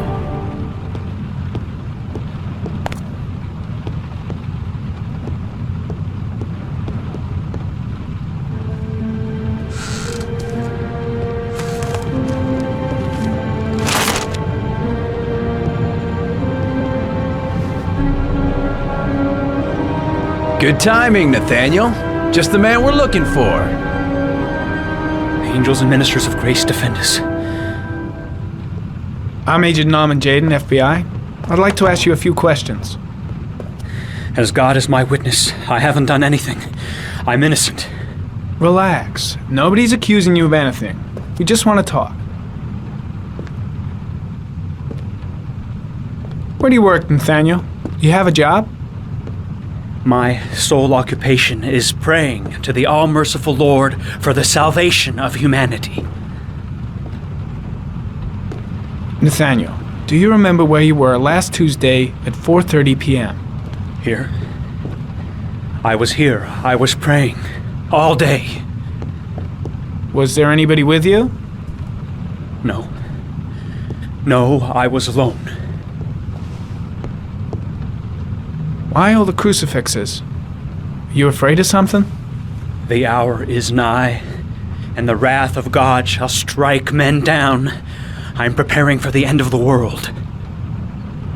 What about the voices, Nathaniel? Do you still hear the voices? We know who talks to you, don't we, Nathaniel? Or we both know who talks to you. Don't speak that name. What does he say to you, Nathaniel? Blake, what are you doing? I can't talk about it. You mustn't talk about it. He orders you to go and find new prey, doesn't he? That's needs enough. More Leave him and more. alone. No. Shit! Blake is totally out of his mind. I can't just stand around and do nothing. He told you to go and find that kid in the park. The voice is torn. Maybe Blake knows what he's doing after all. You wanted them to stop, didn't you, Nathaniel? I've got to do something. Stop! That's enough! So you obeyed them to make them stop. You took Curtis, that boy with you when you drowned him. Isn't that right? No! Stop! Stop! You killed them, didn't you, Nathaniel? Are you gonna confess, you bastard? You are the Antichrist. Put down the gun, I shall Nathaniel. dispatch you to your father in hell. He is the son of Satan. He was sent to earth to destroy us. For Christ's sake, shoot! Calm down, Nathaniel. Nobody here wants to hurt you. Put the gun down. Keep calm. Everything is going to be fine, Nathaniel. Team, you shall regret confronting the emissary of the Lord. You shall know divine power. I'm here to help you, Nathaniel. To get rid of the voices in your head, but you have to trust me. Christ all-powerful, defend us in our battle with the forces of evil. Protect us from the cunning and wiles of the demon. May God Almighty manifest the power of His empire, and may divine power cast Satan and all the other spirits that prowl the world in search of souls into the darkest depths of hell. Concentrate on my voice, Nathaniel. Listen only to my voice. Back away, slowly.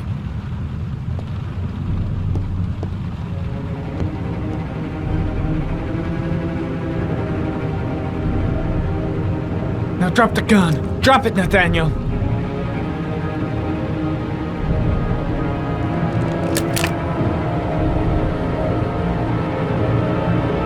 Put your hands on your head.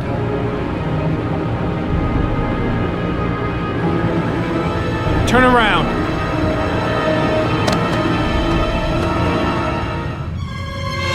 Motherfucker! In the name of the Lord, I exorcise thee, Satan.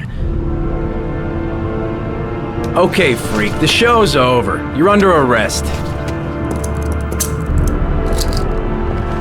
Pretty damn cool under the circumstances. I would have just shot him. Well, a gun isn't the answer to every problem, Blake. Maybe not, but most of the time it helps.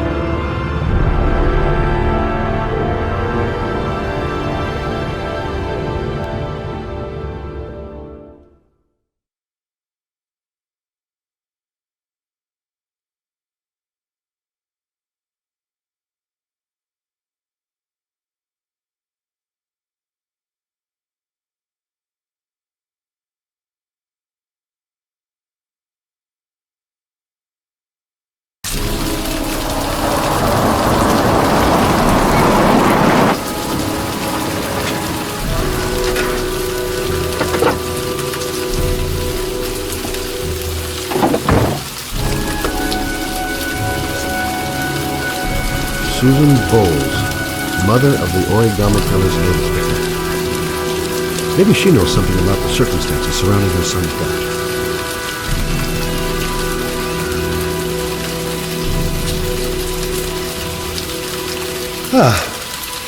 Asthma-free for the moment, lovely.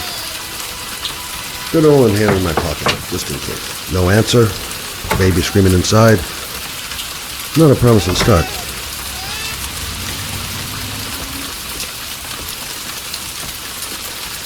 Baby screaming and no answers? I don't like the look of this.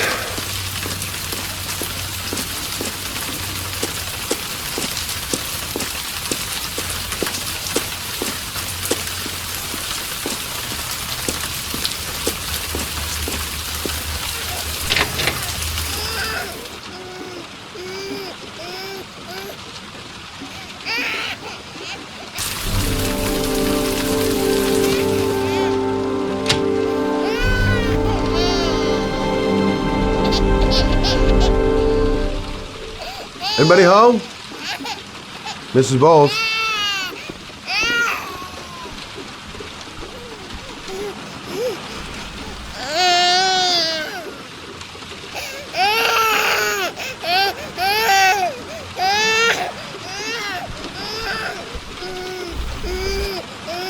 Oh, Jesus.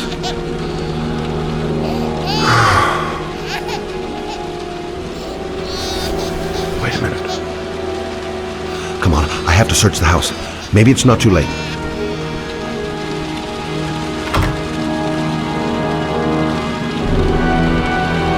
Hang on, baby. First I gotta...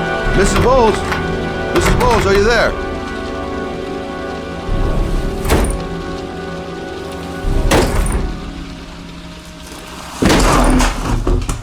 Oh, shit.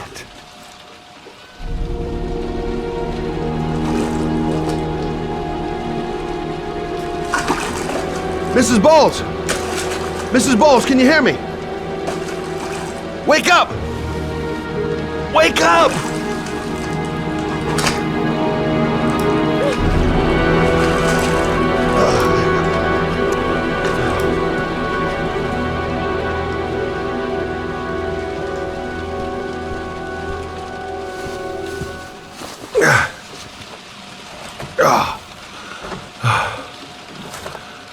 I'm gonna call an ambulance. No, I don't want to go to the hospital. Please. Okay. You got something around here I can dress this wound with? Yeah, I think so. Okay, don't move. I'll be right back.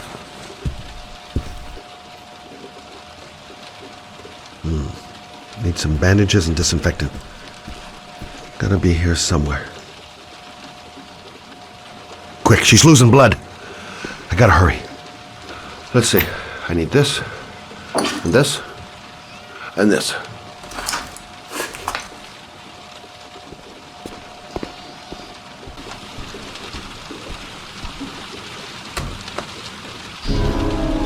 I'm here for you, Susan. You'll be all right. I'll take care of you.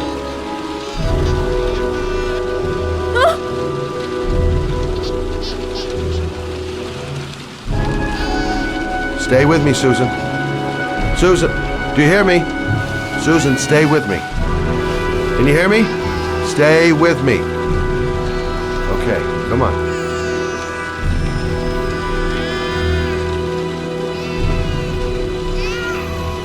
There, I done what I can. That should stop the bleeding. Luckily, the wounds aren't too deep. Hey, how are you feeling? You okay? My baby. My baby needs me. Right. You stay there. I'll take care of the baby. Okay? Do you know what to do? With a baby, I mean. I'm a private eye. There's nothing I can't do.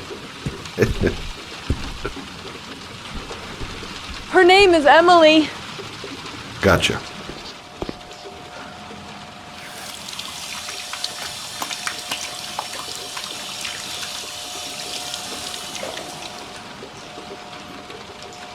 Mommy will live for now. Let's see how Junior's doing.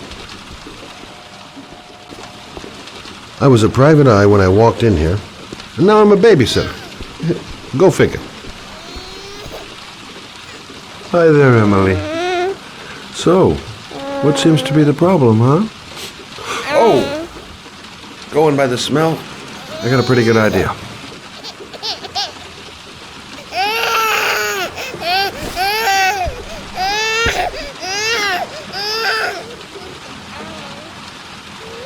Okay.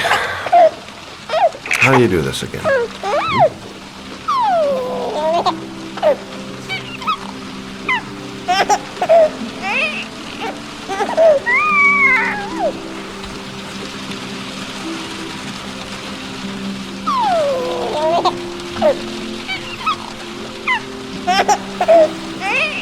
There you go, fresh new baby.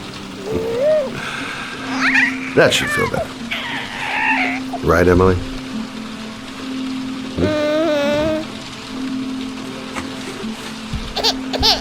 Hey, what's the matter? I thought we solved the problem.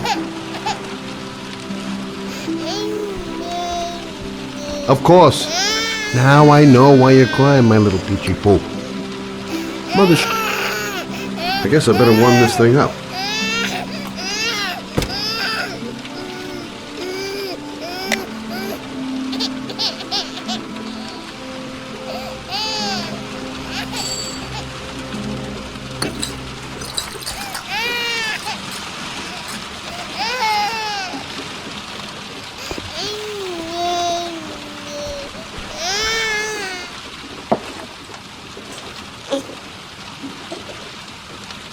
Oh, Emily, are you hungry? Huh? You hold on. I'll just tilt this bottle a little bit so you don't choke.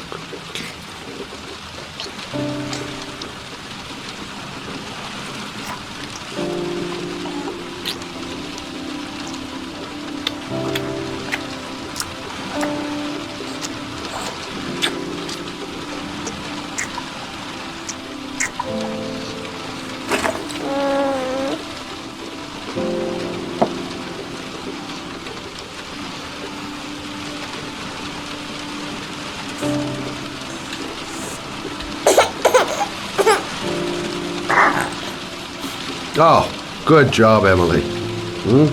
You're feeling good now, right? Now, I'm gonna rock you very gently so you can have a nice little snooze. Okay, all right.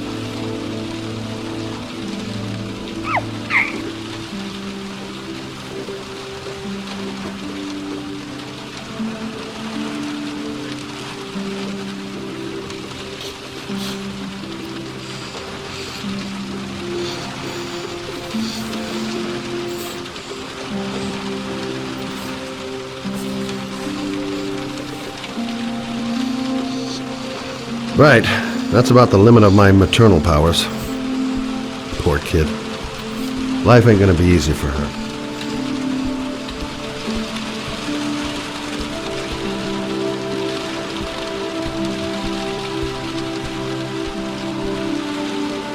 Thanks for looking after my baby. I didn't want to leave her.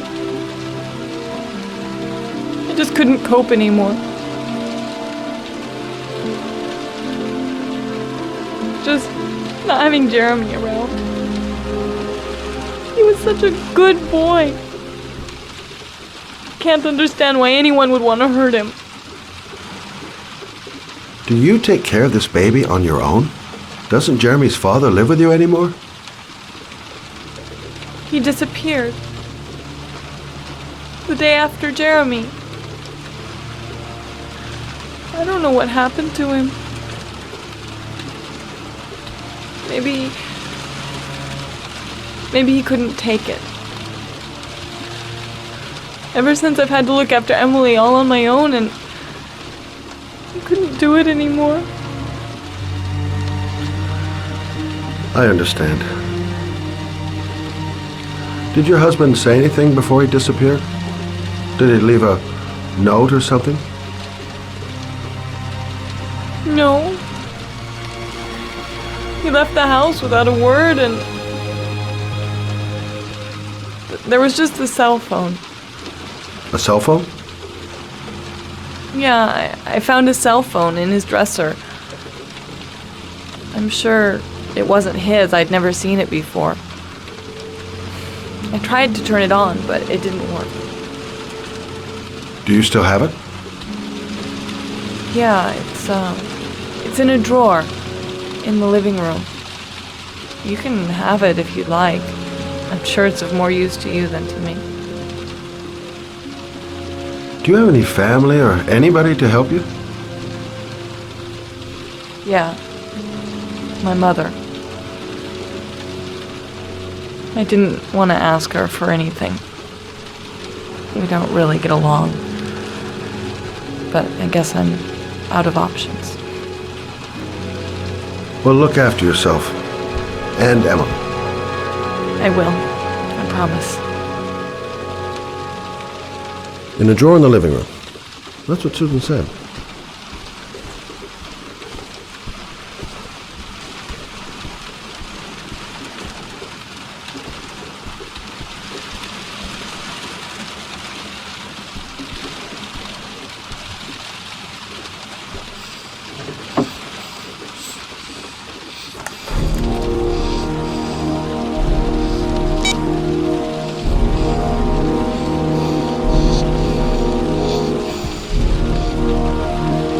Good luck, Emily. You take care of your mom.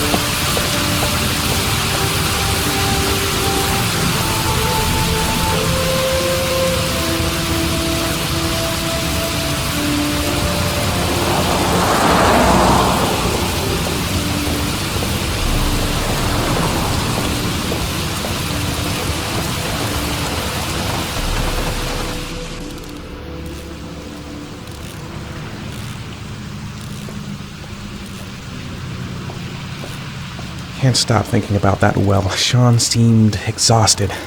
But at least he's alive. I'll do anything to get him out of there. The parking lot ticket and the origami figure leads to this garage. What am I going to find here?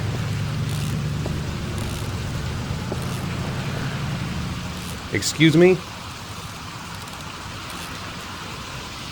Hey! Oh! Huh. Sorry. Didn't see you. What can I do you for?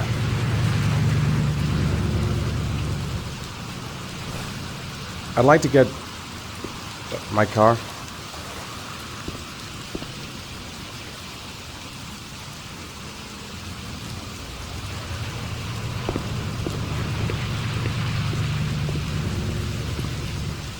Hey, you're a pretty patient guy, you are.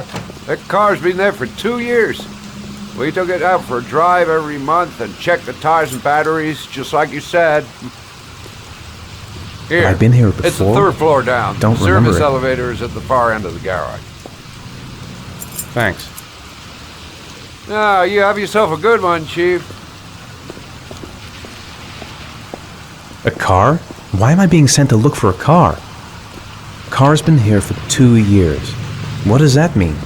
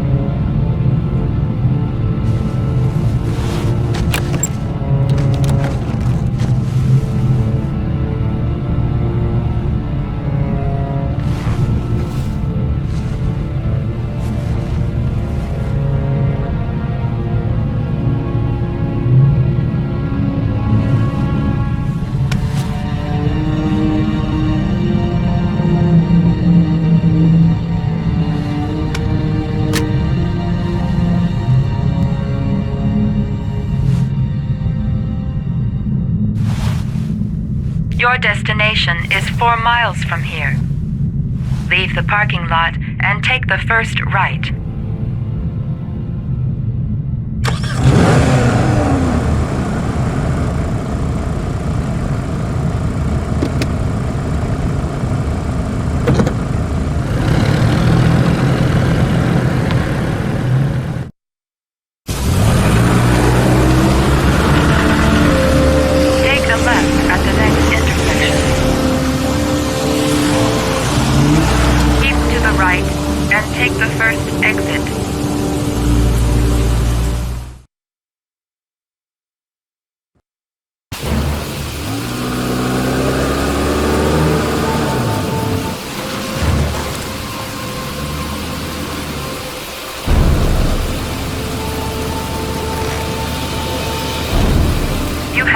Your destination.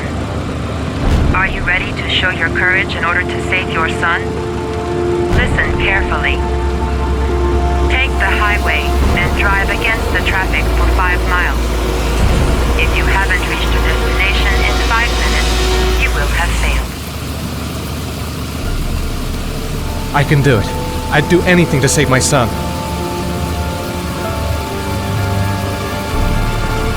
If I succeed, I'll get more letters for the hangman. It's my only lead. No turning back now.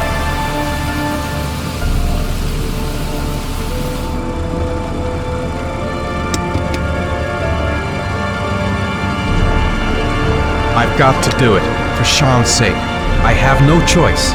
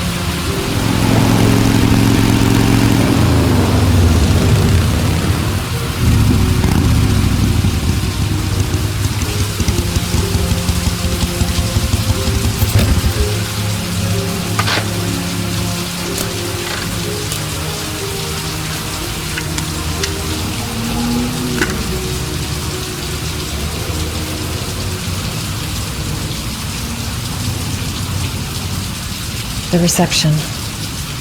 Let's hope they've got a room left. I'm worn out. Gotta sleep.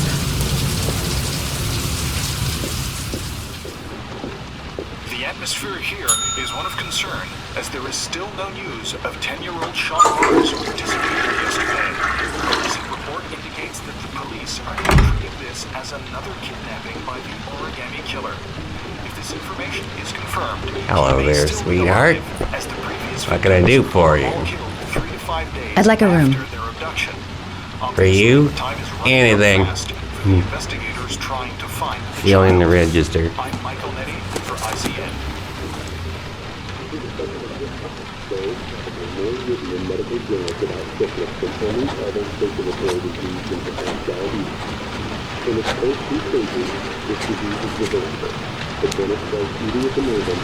Madison, page 27. Single. How long will you be staying with us, Ms. Page? I don't know yet. Room 201. Last floor, stairs on the right, in the courtyard. Thanks. The pleasure was all mine. That's for sure. That obnoxious receptionist better not have a spare key to my room. The thought of it leaves me in a cold sweat.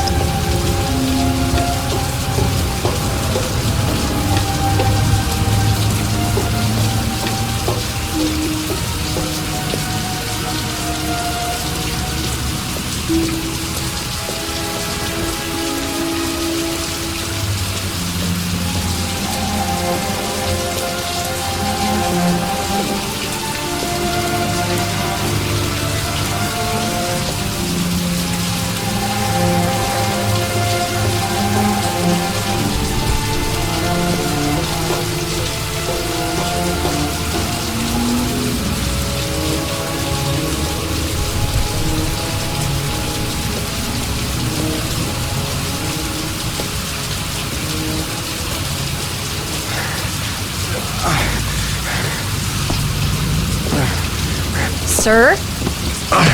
Are you all right? I'll call an ambulance. No ambulance. You're badly hurt. You need a doctor. Please, just help me to my room. It's number 207.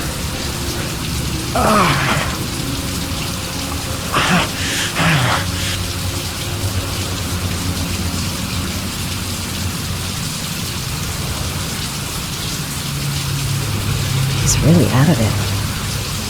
What the hell happened to him? He doesn't want to go to the hospital. Why? Look, it's none of my business. I'll just leave him there and tell the receptionist.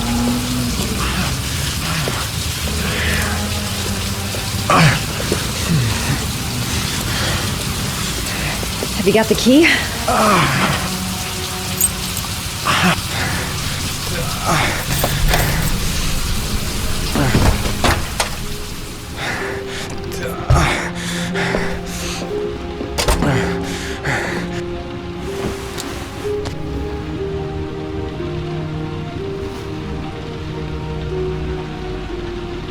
I'll help him first and ask questions later. He's in trouble. I can't just walk away and leave him like that. You're really in bad shape. You should see a doctor. Must have one, maybe two broken ribs. It's not fatal. But it's sore as hell. Your head is bleeding. It looks deep.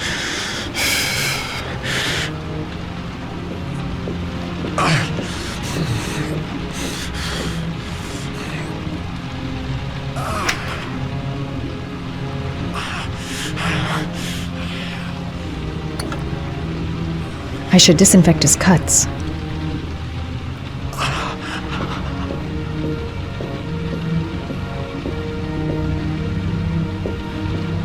I'm gonna disinfect your wound. This might hurt a little.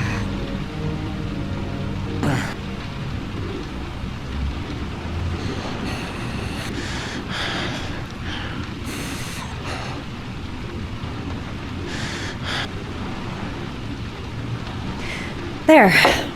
At least it won't get infected. Thanks.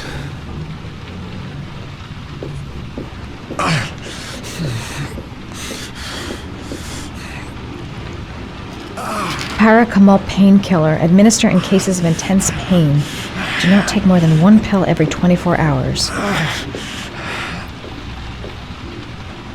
Here. Take this. It should do you some good. It's a painkiller. It'll help reduce the pain. It says on the box to take 1 every 24 hours. I don't think it's a good idea to exceed the dose. I can't afford to wait. I wouldn't move around for a few days if I were you. I'm gonna take a shower. All right, let me help you.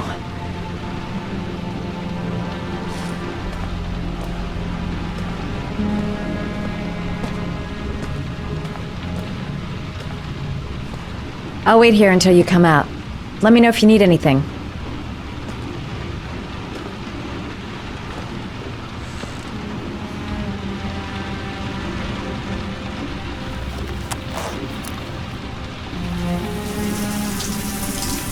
Talk to me. That way I'll know if you pass out. What's your name? Madison. Are you staying in the hotel?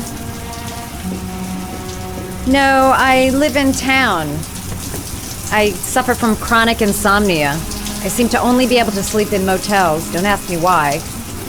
Whenever I get too exhausted, I come and spend a night here. I'm just passing through. And what else do you do, Madison? Apart from fixing up strangers. I'm a photographer. I take pictures of furniture for fashionable design magazines. And you? I'm an architect.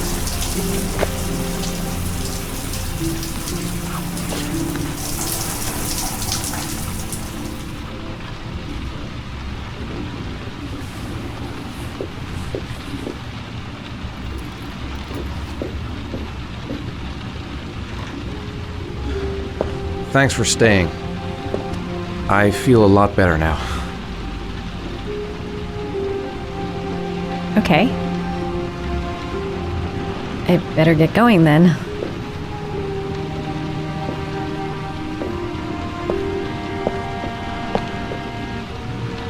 By the way, you never told me your name.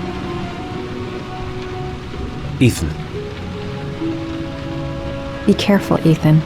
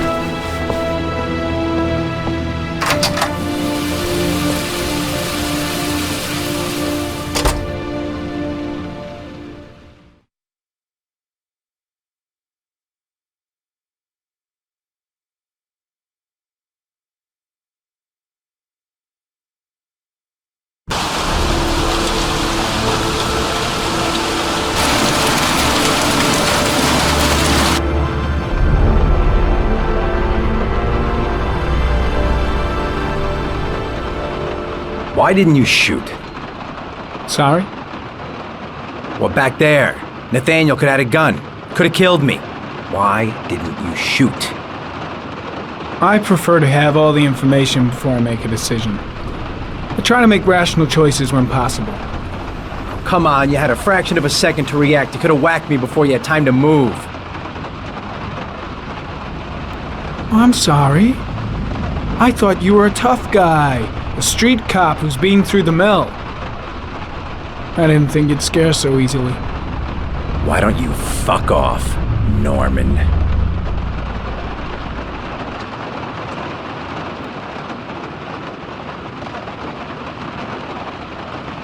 That's him.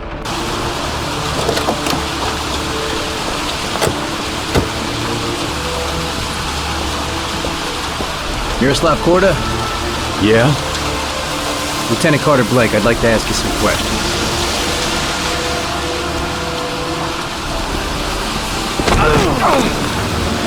Shit, don't just stand there, he's gonna get away! Hey man, watch it, dude!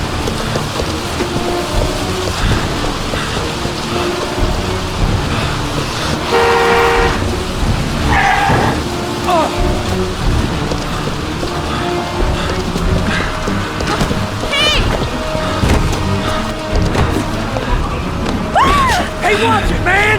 Whoa!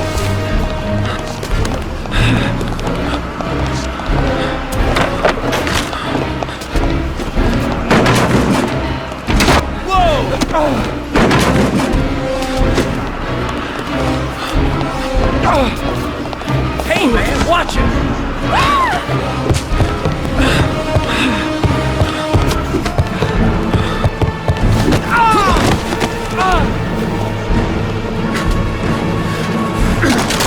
Hey, man, what's your problem?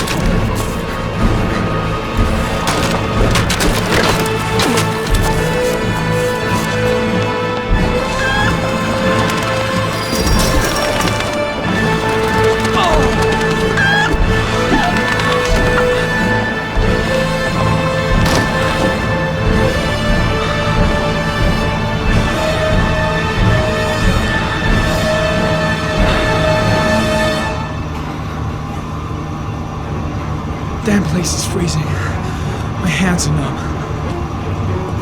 Shit! Where'd he go? I can't see anything here. No way he's escaping. I'm gonna get that bastard. Come on. Show your ugly bastard face. Where the fuck is Blake?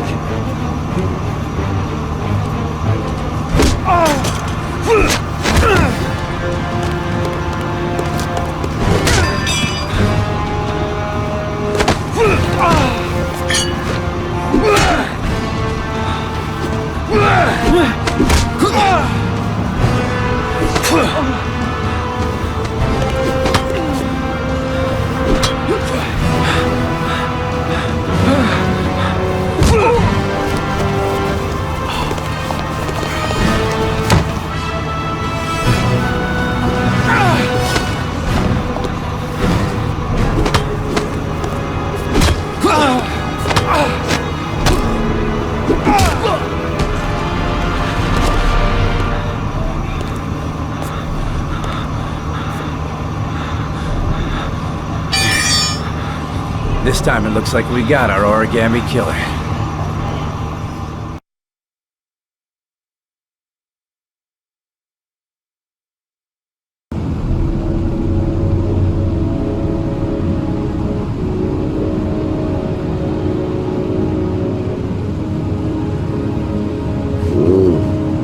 No.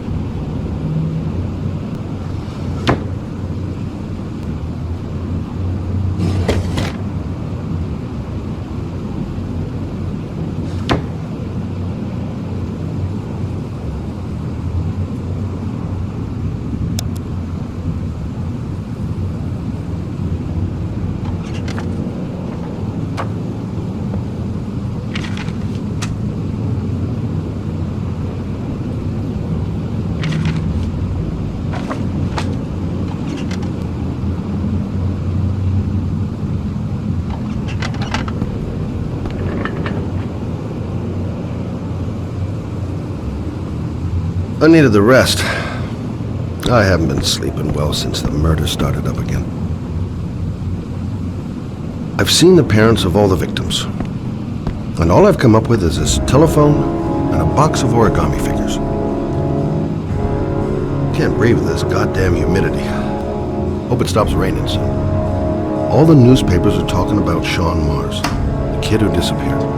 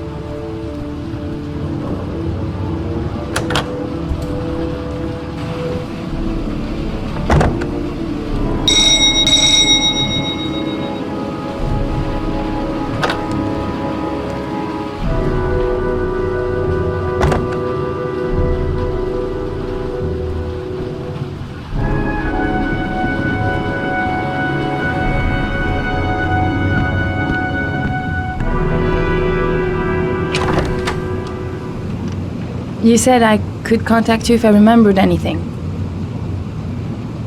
Can I come in? Sure.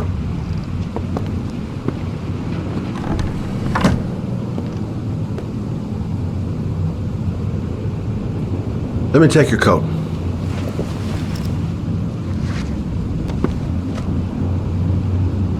You want a drink? Yes, glass of water, please. Take a seat, I'll get it.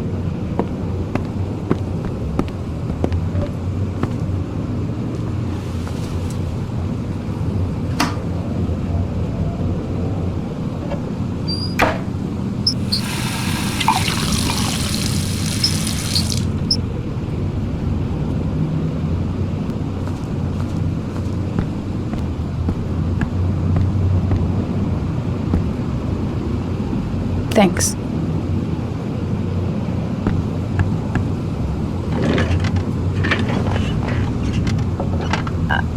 I just remembered something. Maybe it's not important, but a letter arrived in the mail the morning Johnny disappeared. A letter?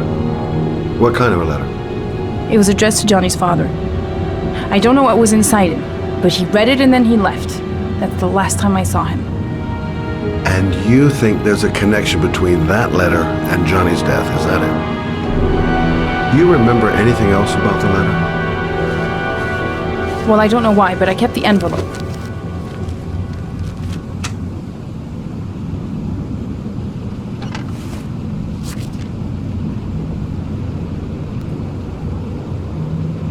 It was mailed in the Carnaby district, the day before Johnny disappeared. Nothing particular, except the address. The address? It was typed with an old typewriter. Could be a lead, you never know. Well, thanks for your help, Lauren. I'll let you know if it leads to anything. Wait, I can't just sit around and do nothing while you're out there looking for the man who killed my son. Ever since you came around, I've been thinking, and I want to come with you. Help you in your investigation.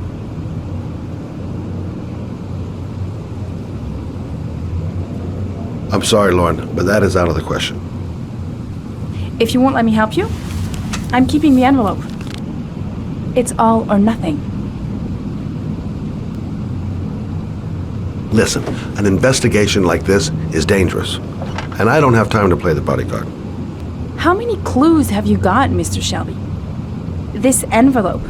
Maybe your only link to the killer. I understand. It was a stupid idea. Sorry for wasting your time, Mr. Shelby. Wait. You're really something special, Lauren. I'll give you that. I'm just a mother. A mother who wants to find out who killed her son. Are we partners?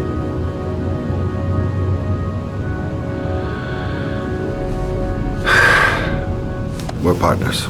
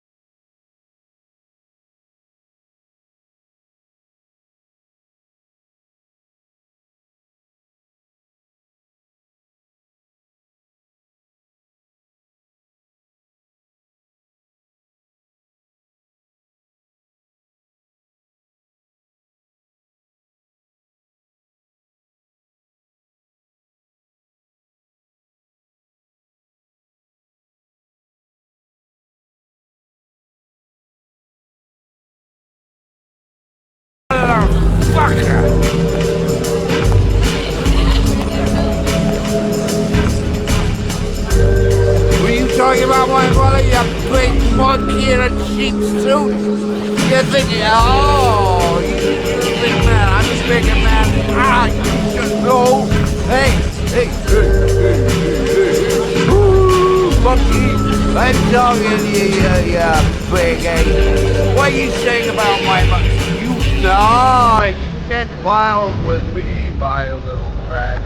And you know who I am?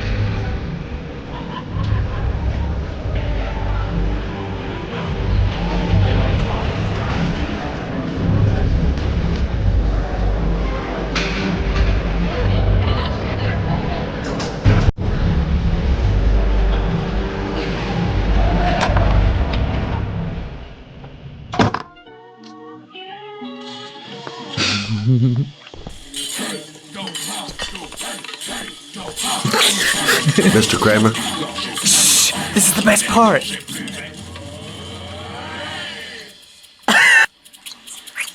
My name is Scott Shelby. I'm a private detective.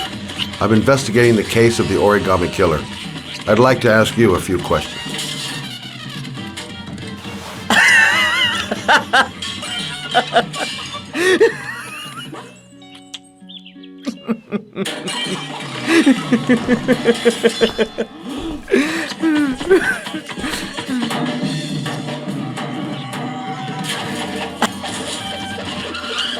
I'd like to know exactly what happened to little Joseph Brown. Beat it! You hear me? Get the hell out of here!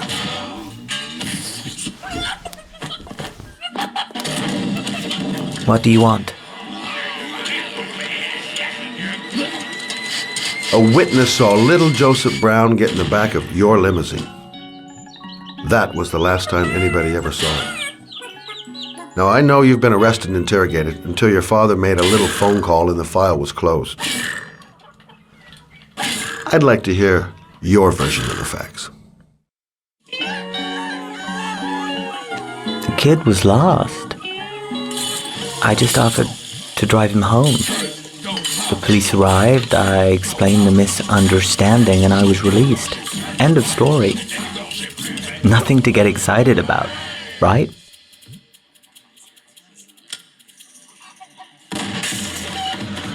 I don't know why, but your story just doesn't check out. You're giving me the crap now. Tell me something I can't believe.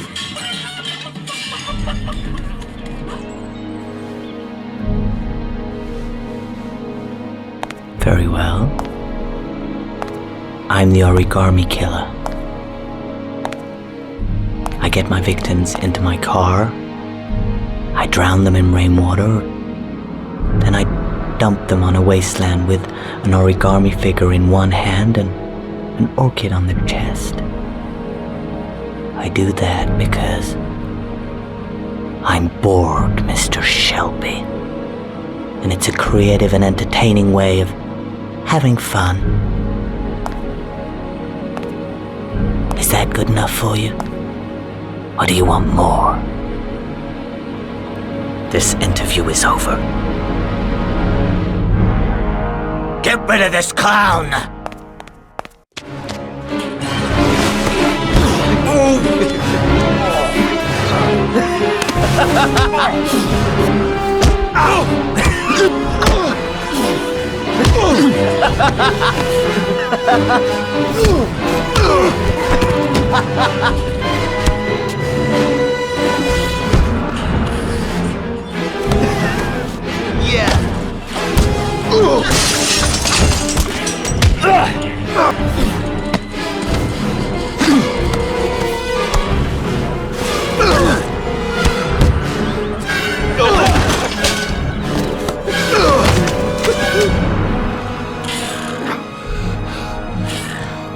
It's a dangerous game you're playing, Kramer. Do you know who my father is? He only has to lift one finger and you won't wake up tomorrow morning. You're the one that should be afraid, Mr. Shelby, not me.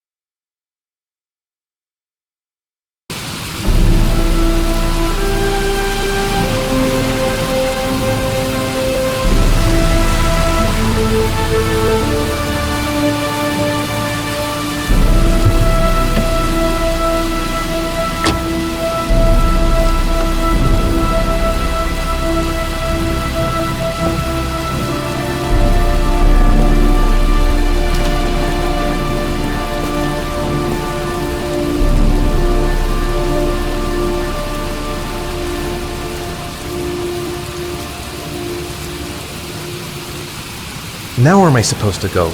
There must be a clue or something. The origami figure was in the form of a butterfly. So, am I looking for a butterfly?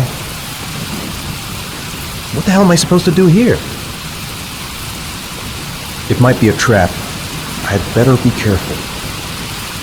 This is the old Pico power station. I thought it was abandoned.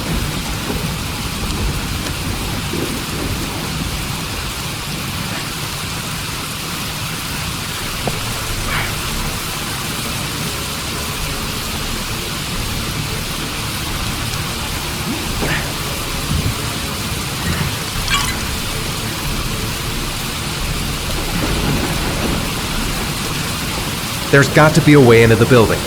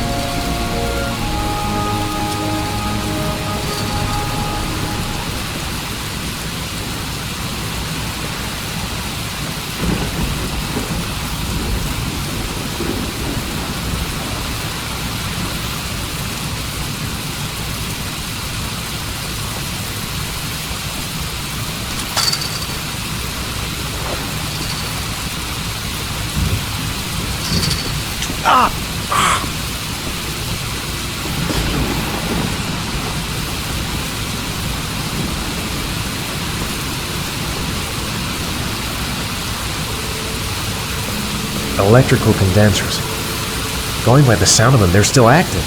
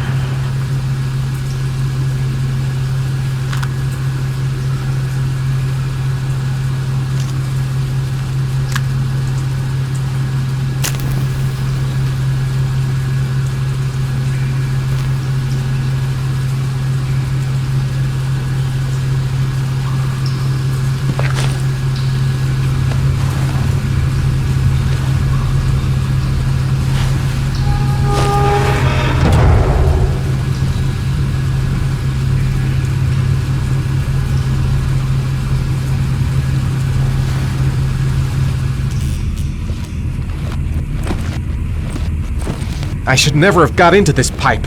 It's suicide. Where's this pipe go? I've got a bad feeling. Whoa!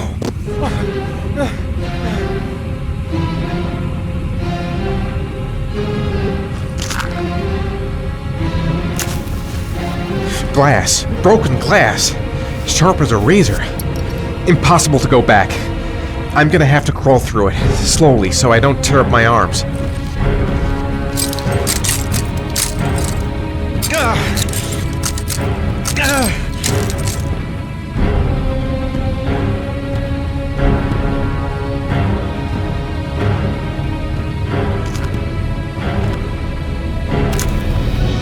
The match flame indicates where the fresh air comes from. All I have to do is follow the wind.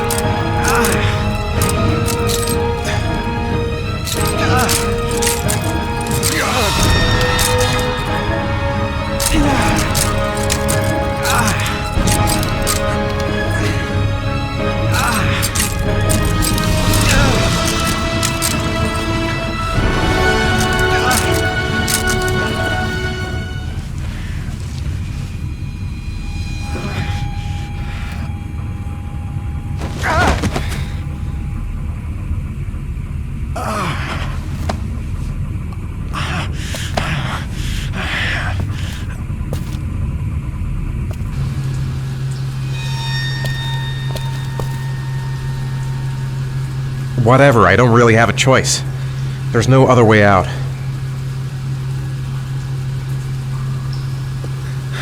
Right.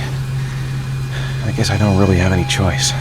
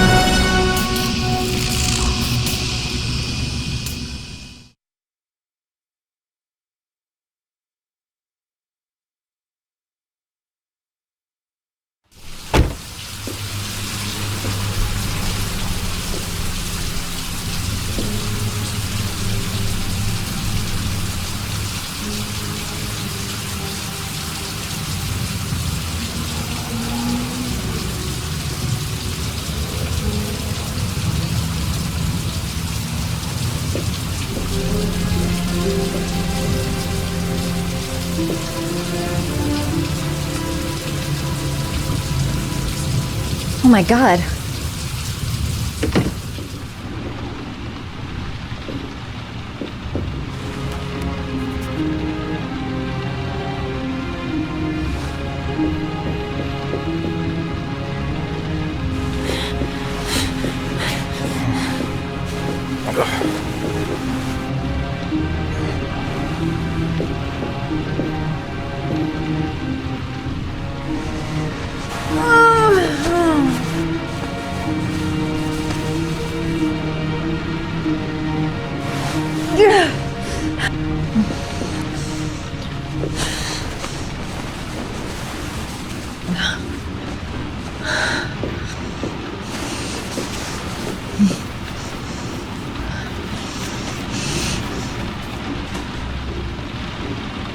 Ethan.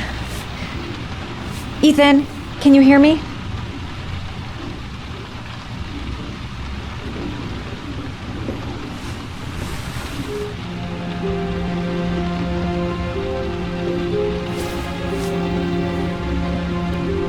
You've got a hell of a fever.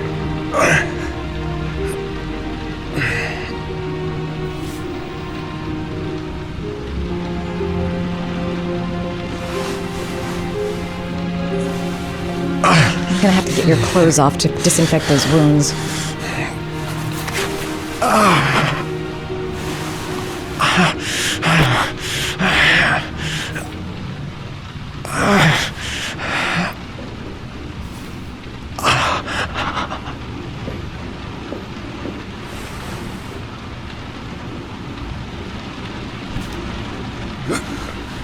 Arms look really bad. I need to disinfect your wounds.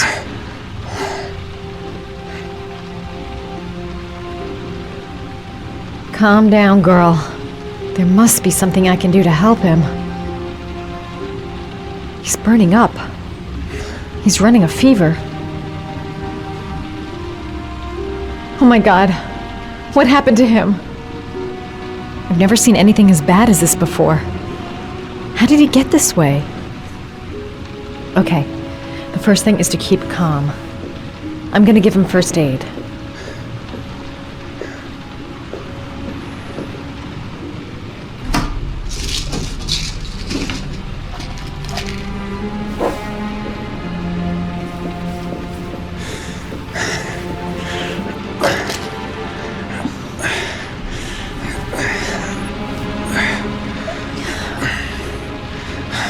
I'm no doctor, but I'll do what I can.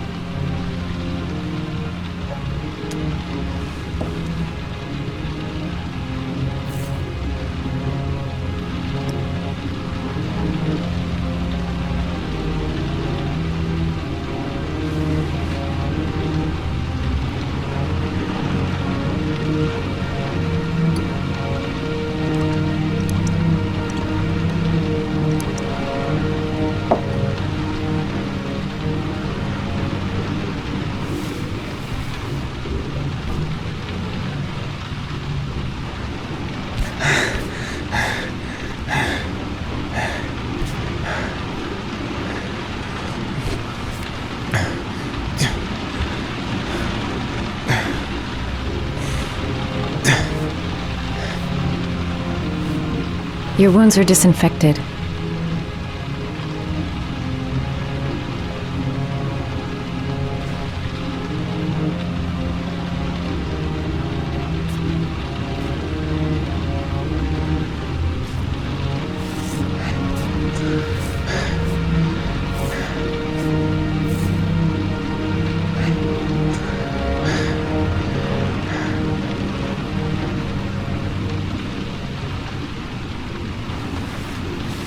He's unconscious.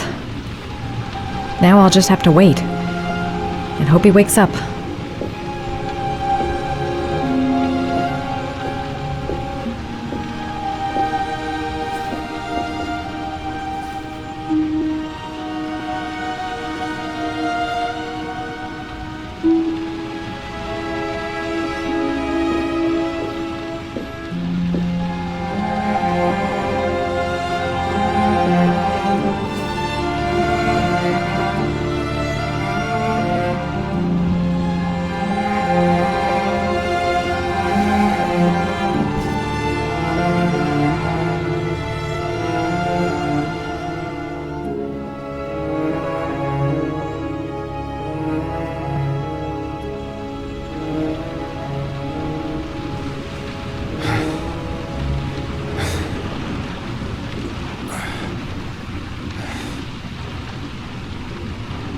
How do you feel?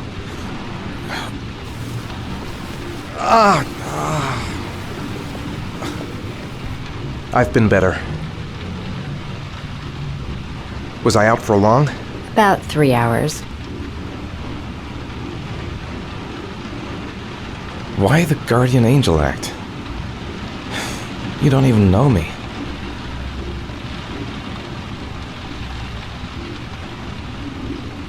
You didn't really leave me any choice. I couldn't just leave you like that.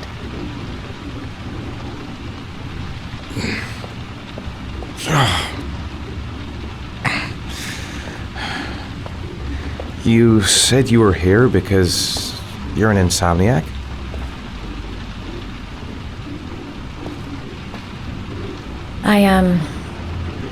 I've been going through a bit of a tough patch the last few months. It's the kind of stuff you prefer to forget. I do what I can to live with it, but it's not easy.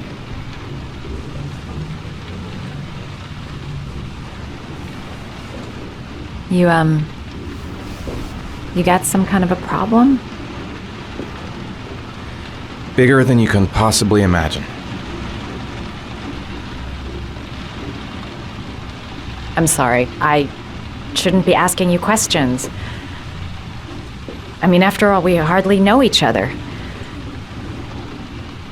You have no reason to trust me. Listen, I'm truly grateful for your help, but for your own sake, I think it's better if you don't ask any questions. Maybe I could help you. No one can help me. You've already done a lot, Madison. Right. I'm gonna go. Take care.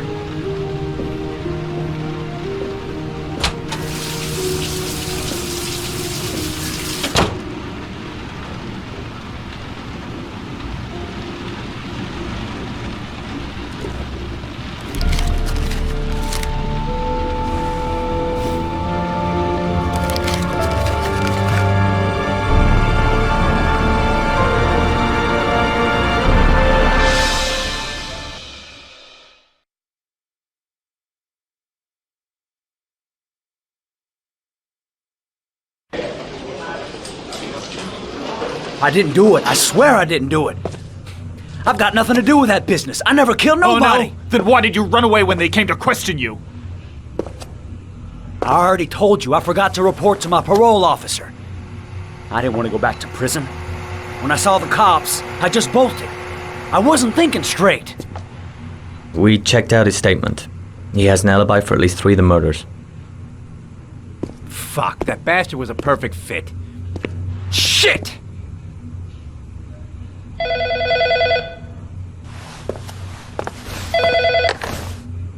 Ash? Okay. Sean Moss's mother is here. She'd like to speak with you.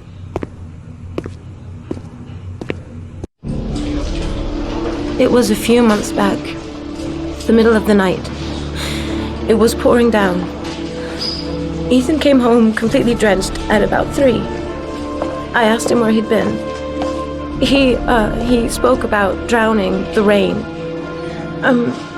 He didn't make any sense. There was something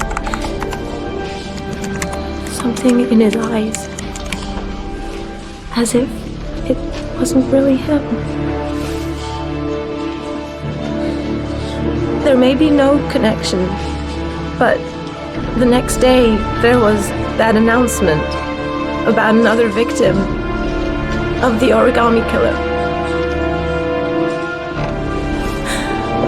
Find my son.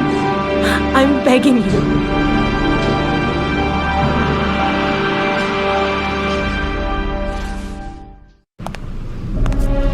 I'm Police Lieutenant Carter Blake, and this is Agent Norman Jaden of the FBI. According to our information, Ethan Mars is one of your patients. We'd like to ask you a few questions about him. I'm sorry, that's impossible. I beg your pardon? I'm bound by an oath of secrecy. Under no circumstances may I discuss my patients. My job is to find Sean Mars alive, and I don't give a damn about any bullshit oath.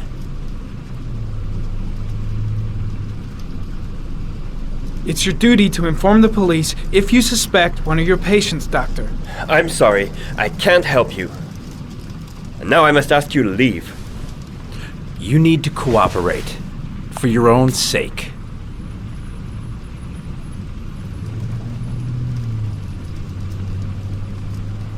I know you don't want to protect a murderer. If you know anything, you must tell us, Doctor.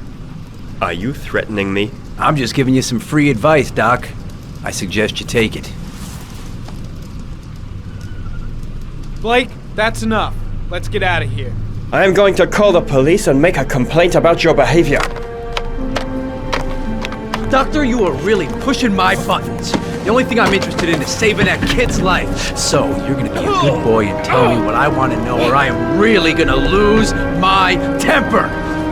Blake, stop that! Immediately! Let go of me! You have no right!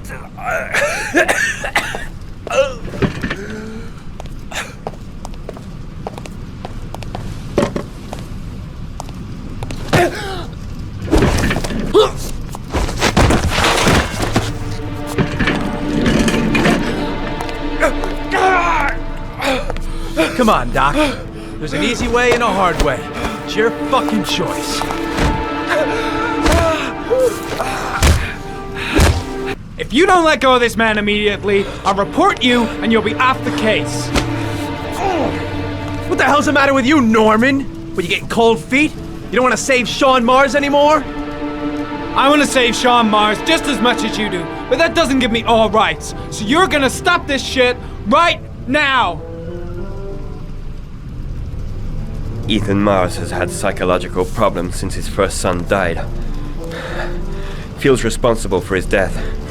A sort of morbid neurosis. He is haunted by visions of drowning bodies. A few weeks ago, after one of our usual sessions, I found this on the floor. It must have fallen out of his pocket.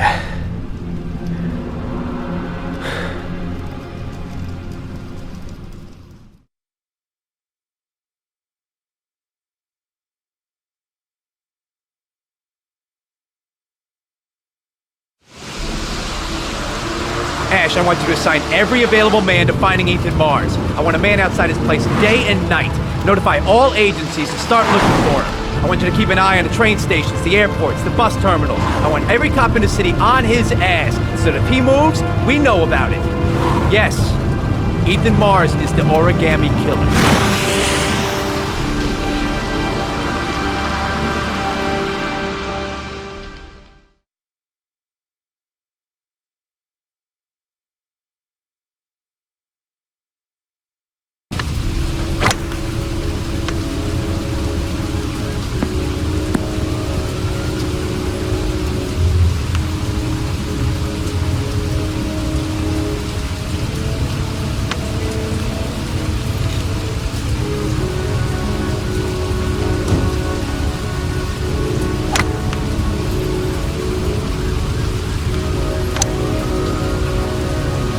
I kept Lauren in the dark on this one. I'll pick her up from her place later on. The most exclusive golf club in town. Strange place for an appointment. Well, well, an old friend. I wonder what we're going to talk about. Big stick, little ball. Never could see the point of this game. Nice shot. Thank you. Please come in, Mr. Shelby. Would you care for a coffee? Oh, no thanks. Do you play? I tried once, but I think the owner of the course is still looking for me. It's an interesting sport. It requires strength, but also a cool head and absolute precision. Would you care to hit a few balls with me? There's no danger of damaging the greens here. Okay. Take off your jacket and grab a club.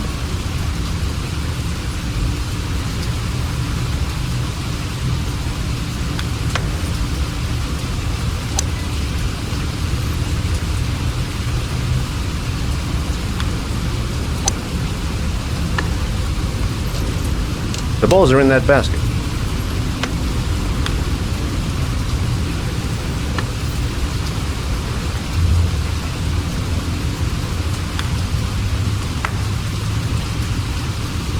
The most important thing is to grip the club correctly. When you feel ready, you swing.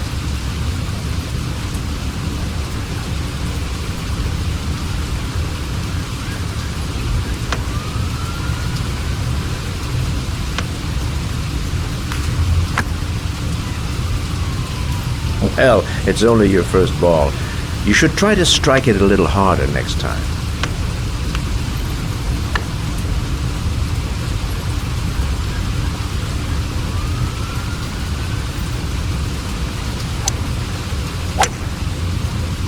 I'm assuming you didn't invite me here just to play golf, Mr. Kramer. I hear you've been asking questions about my son. That's right. I want to know if Gordy is linked to the Origami Killer case in any way.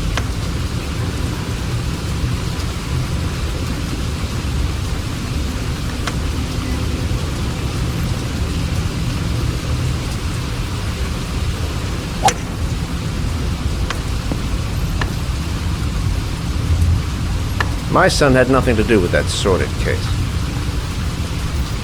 Well, then he has nothing to fear from my investigation.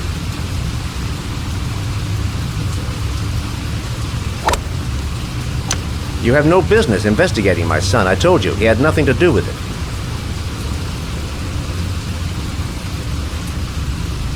With all due respect, Mr. Kramer, it's up to me to decide who I want to investigate.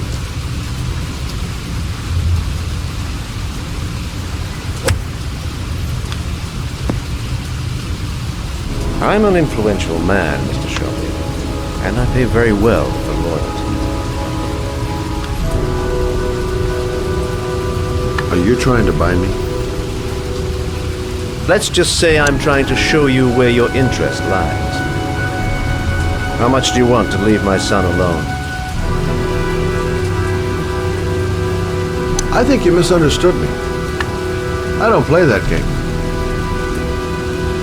Don't go near my son, Mr. Shelby. If you do, you'll regret it. Have a nice day, Mr. Kramer.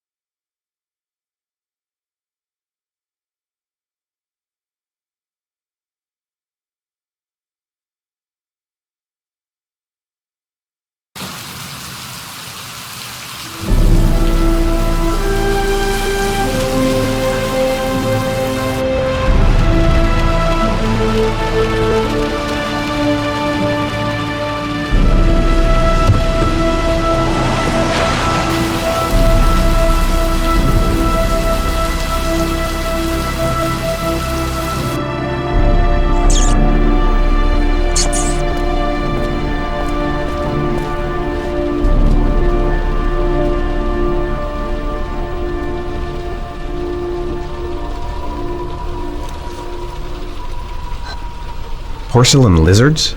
They look new, out of place with the rest of this old beat-up stuff.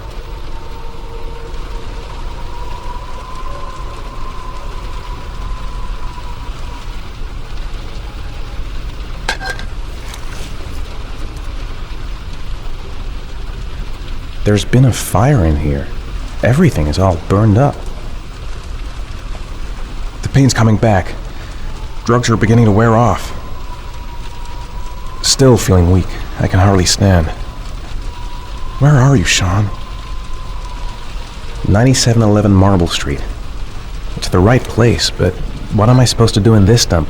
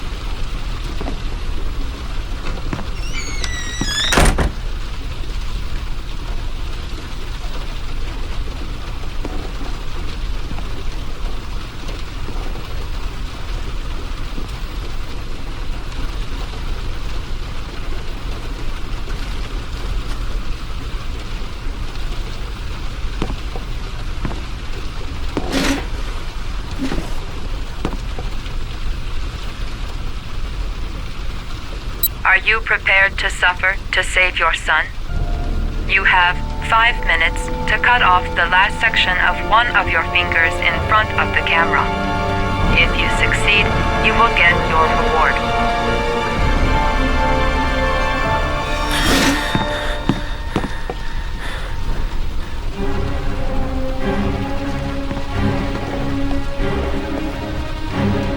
I have to go through with it. I have no choice, for Sean's sake. The pain's gonna be intense.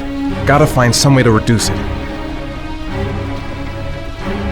Gotta find a sharp object, something that'll make a clean cut. I don't want to have to start hacking away at it.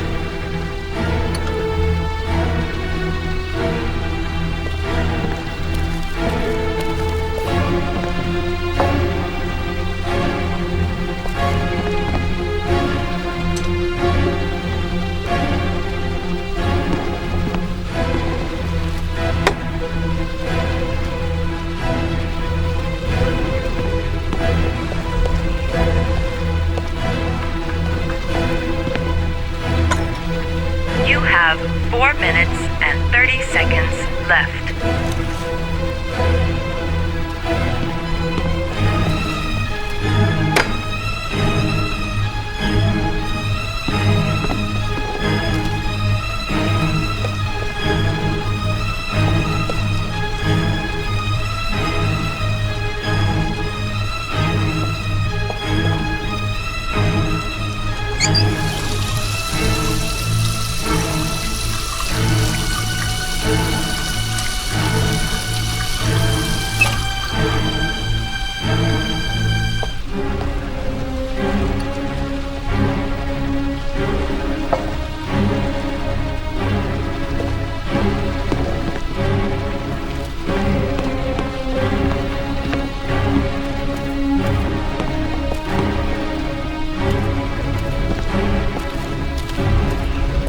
You have 4 minutes left.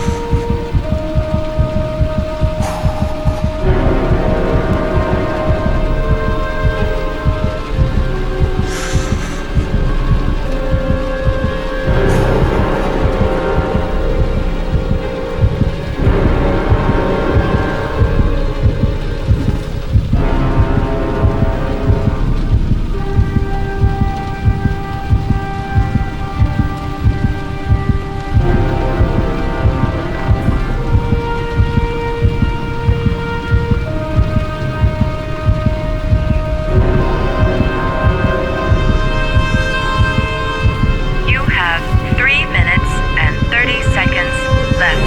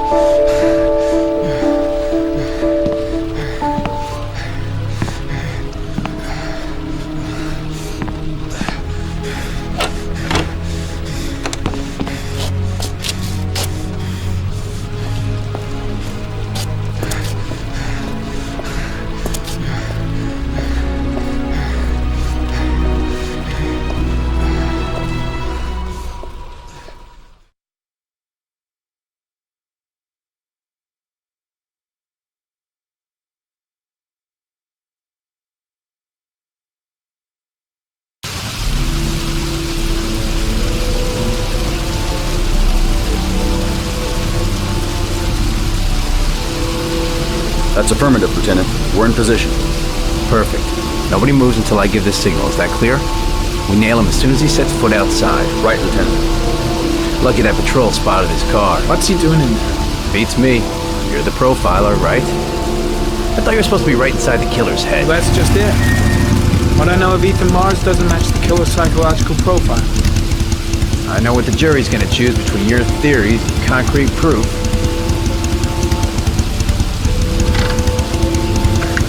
What the fuck is that girl doing there? If Mars comes out now, she's gonna be in trouble.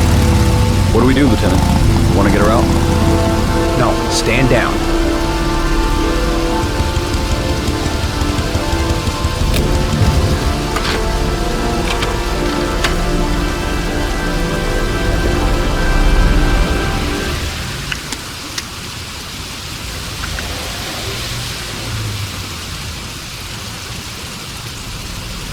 The police.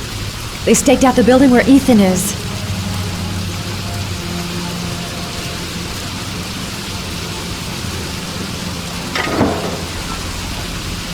She's going inside. Maybe she lives there.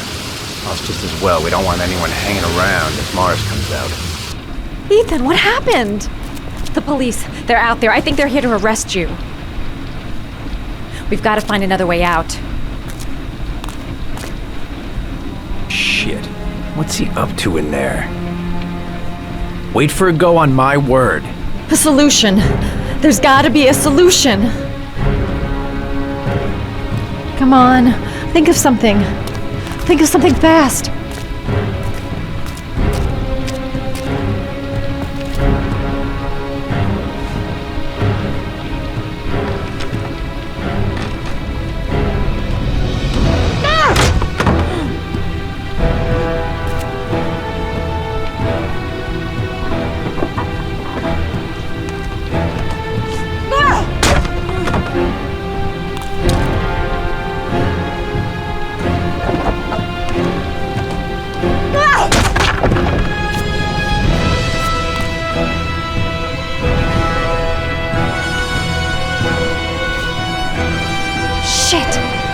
It's too high.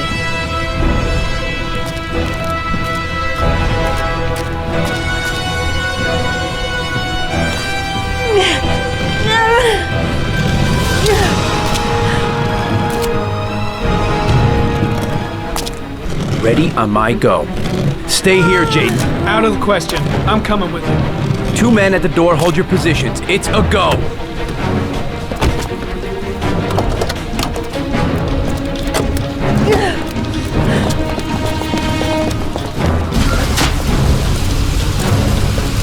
Come on, let's go this way.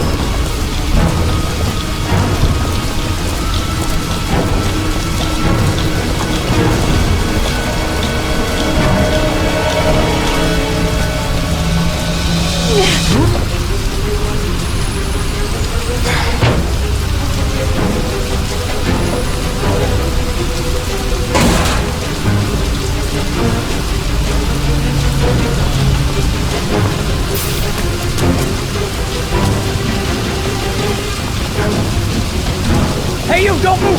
I'll shoot! Come on, quick! I can't. Hands in the air! Lieutenant, there's a man and a woman exiting the alley. Shit! Woman? They spotted us! Shit! We need It's to that move girl while who we went still in. have a chance. Everybody downstairs! They're in the alley! Follow them! The subway.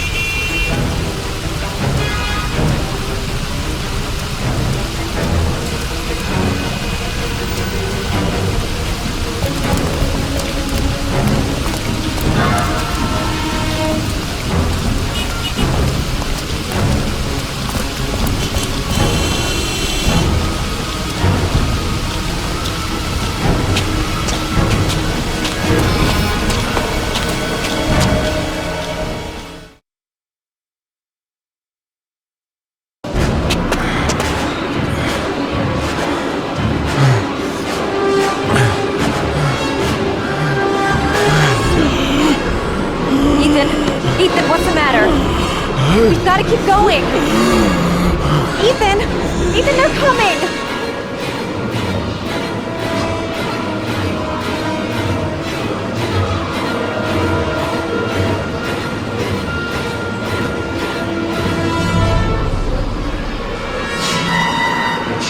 going downhill fast. He seems to be having trouble breathing. The crowd.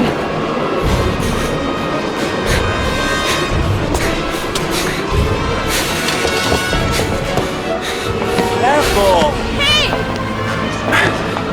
God damn it, watch where you're going, motherfucker! Ah! Ow! Hey, watch it, man! Police! Stop or else...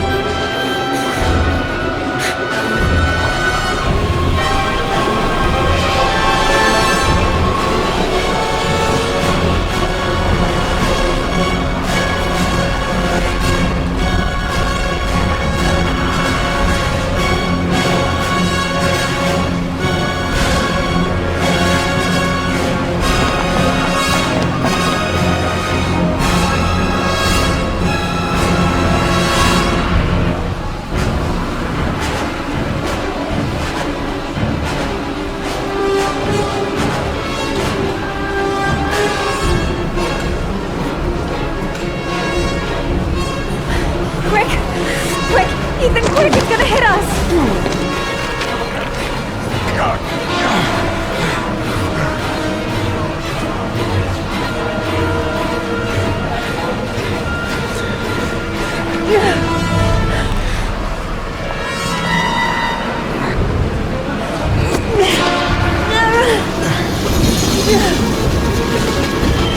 We've got to get on that train, Ethan. It's our only chance.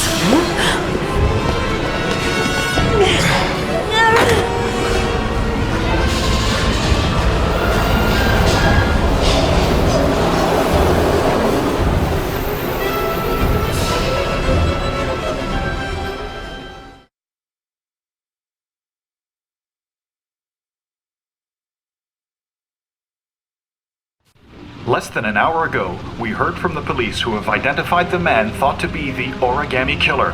Ethan Mars, father of the kidnapped victim Sean Mars, is on the run and should be considered armed and dangerous.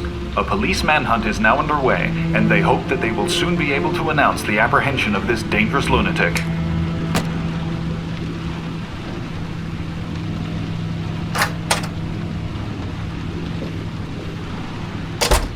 I brought some food. I didn't know what you liked, so I brought some of everything. I hope that's okay.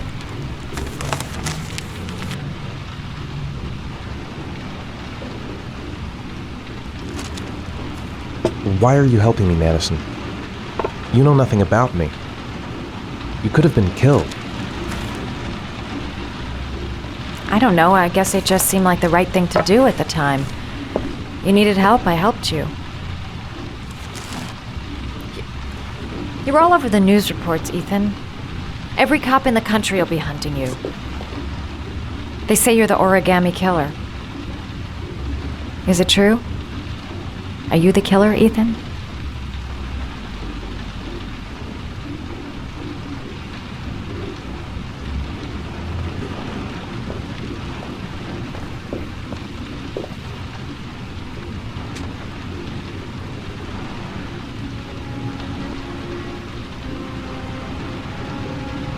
I sometimes have these blackouts. Times where I don't know what I'm doing. As if I'm someone completely different. The only thing I remember afterwards is the bodies. The bodies in the water. Why are you hurt, Ethan? Why were you in that apartment? I think my other self is testing me, testing my love for Sean. He wants to know if I love my son enough to save him. That means there's some part of me that knows where Sean is. But the only way to find him is to go through these trials. Why can't you tell that to the police? And tell them what? That I'm a schizophrenic who drowned his victims and has kidnapped his own son? They'd never let me go, and I have to stay free to save Sean. I have no choice. I'm his only chance. When Sean is out of danger, I'll turn myself in, but not until then.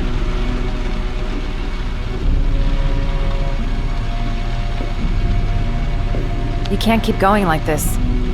You're destroying yourself, Ethan. Finding Sean is the only thing that matters. There has to be another way. You don't understand. Time is running out. Sean will be dead in a few hours. I have no choice!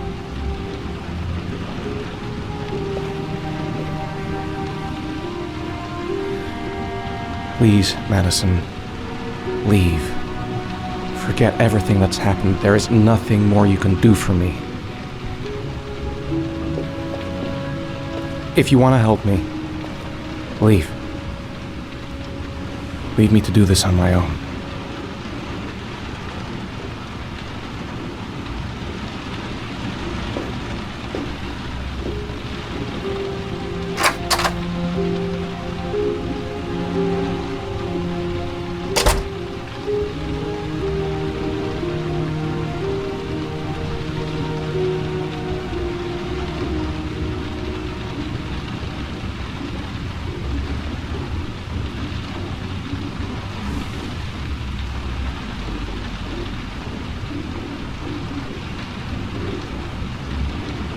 I'll find you, Sean.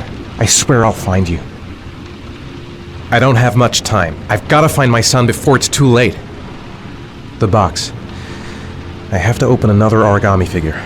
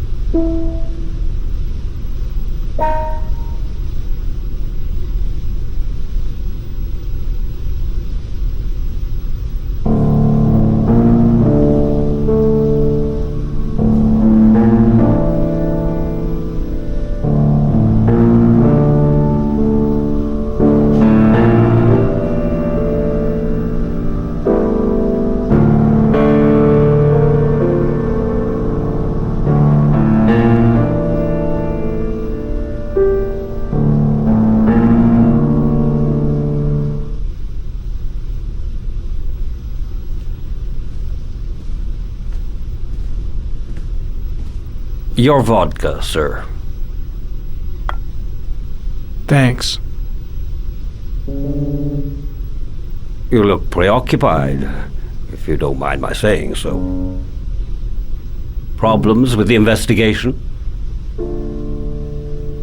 Blake is convinced that Mars is the killer. Not you.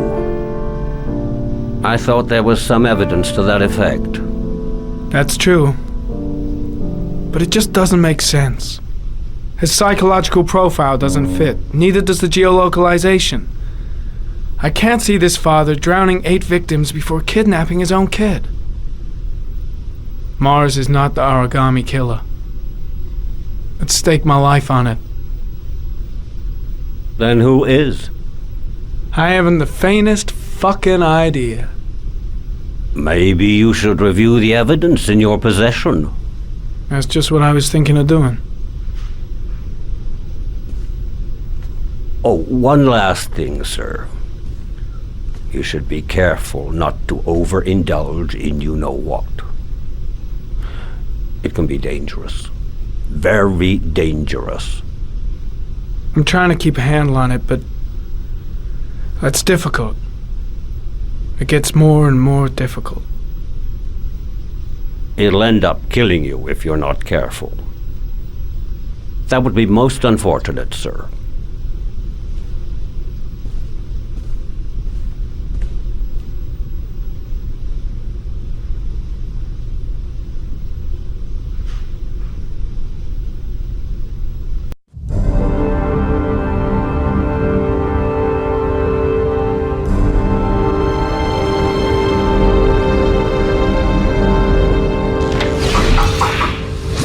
Well. Looks like there's something new. The video recording from near the park on the afternoon Sean Mars disappeared. I doubt there's anything on it, but you never know.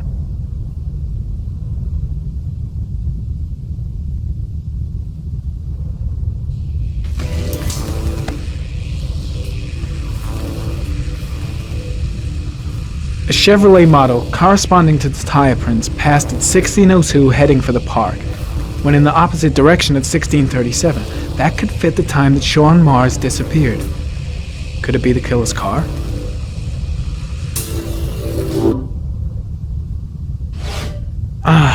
Pity we can't see the driver's face.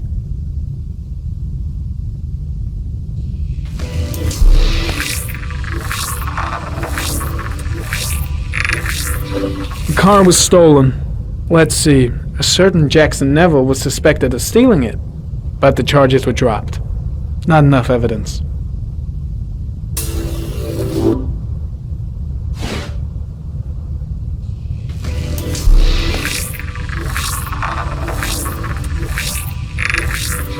Jackson Neville, aka Mad Jack, involved in several cases of buying and selling stolen vehicles. Considered to be very dangerous. This guy might have provided the killer with a car. It's a pretty slim lead, but it's all I have right now.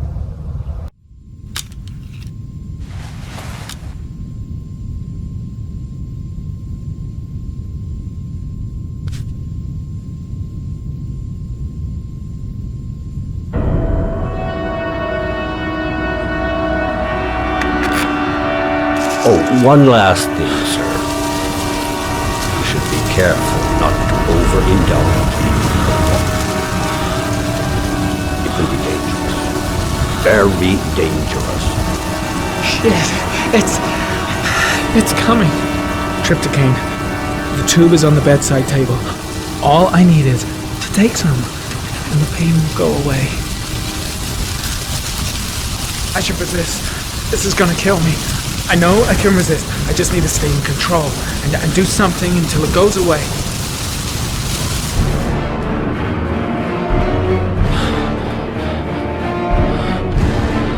I need to get a grip.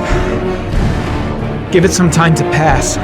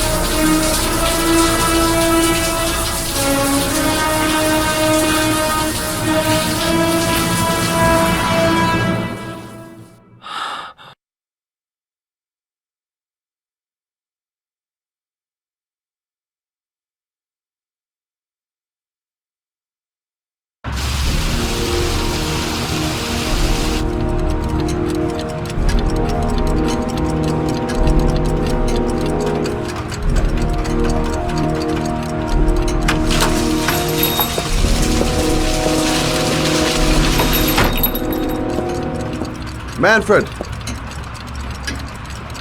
Manfred! Anybody home?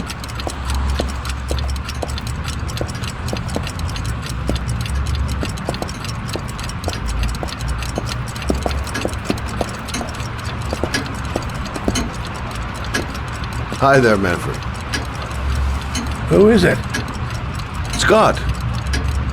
Scott Shelby. Do you remember me? Scott? This is Scott! Oh, yes, of course. Well, good to see you. How long has it been? Oh, about 10 years, I guess. Oh, at my age, time means nothing anymore. I repair clocks, but I try to forget about time. Well, how about you? Are you still with the police? Oh, no, I quit. I'm a private investigator now. This is Lauren. She's a friend. Hello. Oh, hello, young lady. Well, this calls for a celebration. I've just the thing. Wait there. I'm sure I saw a bottle of scotch around here somewhere. Nice to see Manfred again. Just like old times. Do an old man a favor, would you, Scott? Tell him to call back this afternoon. Sure, no problem. Hello? Yeah, this is Manfred's. He's not available right now. Could you call back later this afternoon? Thanks. Nothing much changed here. Just the dust and the clocks ticking on and on. Well, to old friends.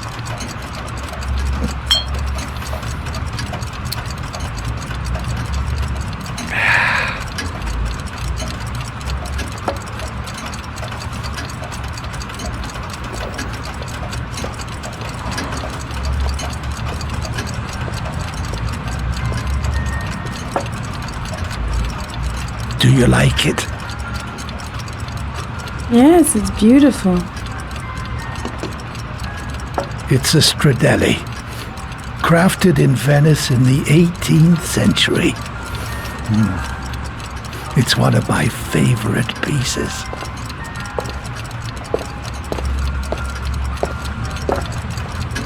Tell me, Scott, what brings you back after all these years? I'd like you to have a look at an envelope. I thought maybe you could tell me about the typewriter that was used to type the address on it. Oh, let's have a look. Could you pass me the magnifying glass from behind the counter, Oh, sure, please? I'll get it. My eyes are beginning to fail me.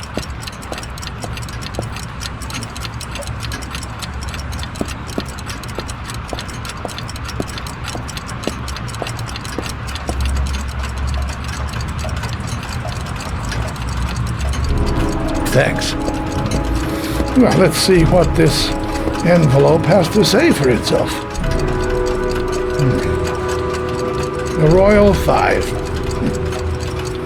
Yes, the shape of the T's and the F's is typical of that model. Produced between 1907 and 1924. Yes. No doubt about it. It's a Royal 5.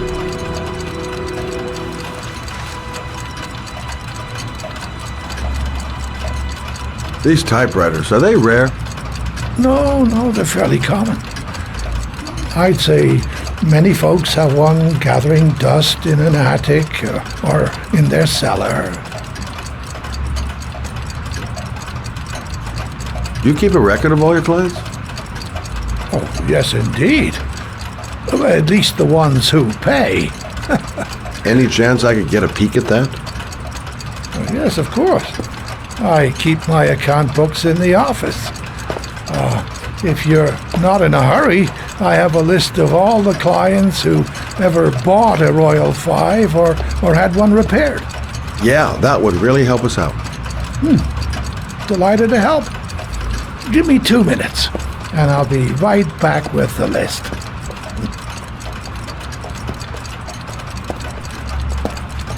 You think the killer's been here?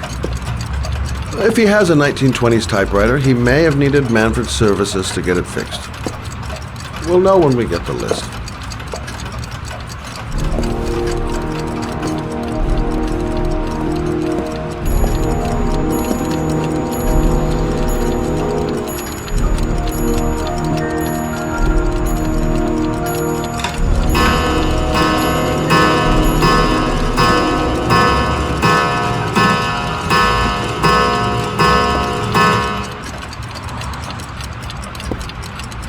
It's been a while since Manfred went into his office.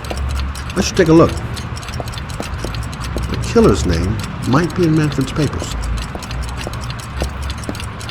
Lauren thinks she's about to find the killer. I'm afraid she's going to be disappointed. It's been a while since Manfred went into his office. I should take a look.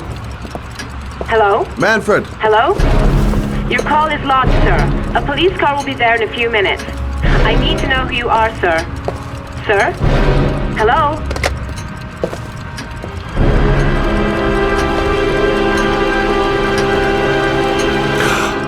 Oh my God! He's dead. Oh, God. Poor old man. He didn't deserve to go like that. Scott? Oh my God. What are you doing? I'm calling the police. The killer has already called the police. I think he wants us to be his scapegoats. We gotta get the hell out of here. What do you mean?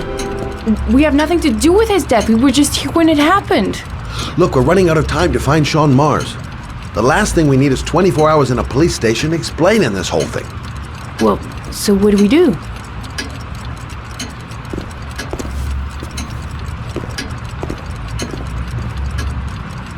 Watch the front door. I'll get rid of our fingerprints from everything we touched since we came in. You better work fast. The police are going to be here any minute.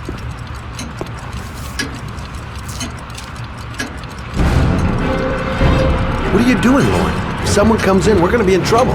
These are Manfred's account books. He must have been looking for owners of royals when he was killed. Forget it. We got to get out of here fast.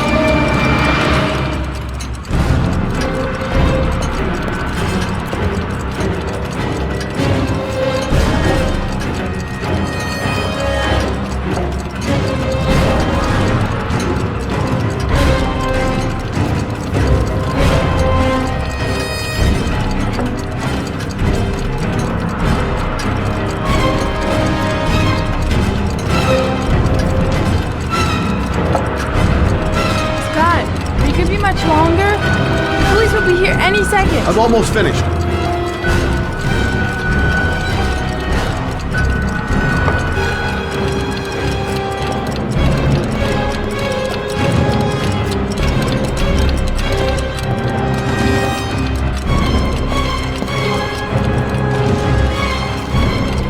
That's it. We're done. You get all the prints?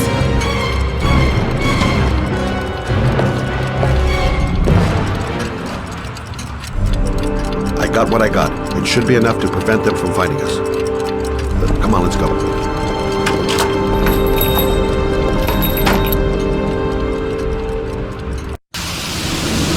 Where are we going? I'm taking you home. This is getting way too dangerous. No way.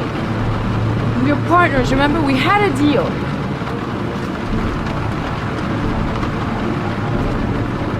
Listen, Lauren, I know you want to find the killer, but you're not helping me by putting yourself in danger. I'm not a child. I know what I have to do. I want to find my son's killer. You're not going to stop me.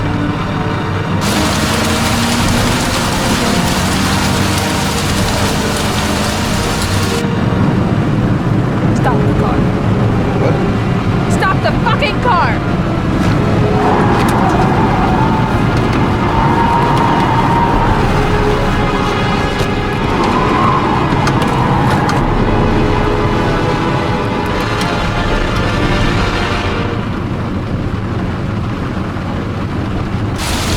You're not gonna help me find the bastard who killed my Johnny. I'll do it on my own.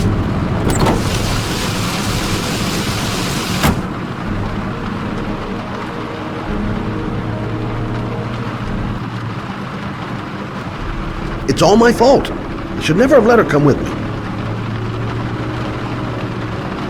Such an idiot. I better catch up with her.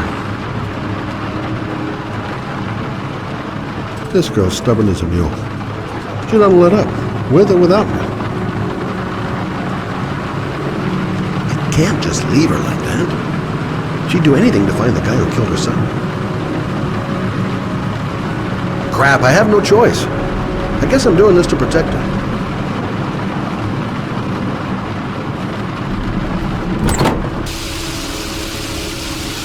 Laura!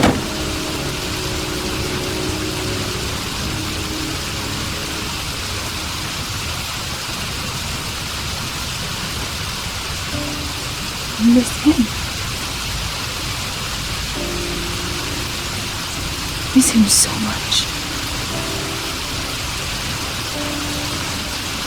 Do anything to hold him once again in my arms.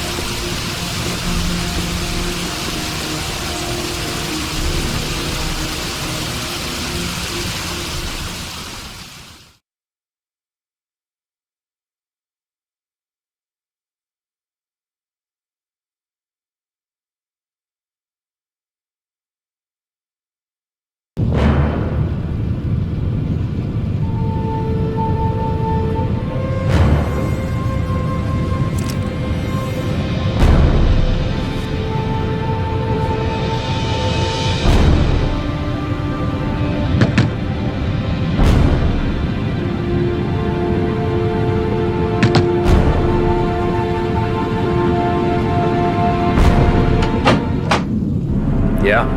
What do you want? Oh, fuck it. I said 1,000 times that I don't want any junkies at my door. If you want to score, man, you gotta fucking call first. Come on. Beat it. Hey! Take it easy, man. Huh? Keep cool. What do you want? Dope? Money? Tell me what you need. I'm sure we can make a deal, huh? Gosh! I'm gonna blow your brains out, you son of a bitch! You think you can come into my house and steal my dope? You're gonna be shooting up in hell, motherfucker! Will you stop fucking moving? Nowhere to hide, junkie asshole!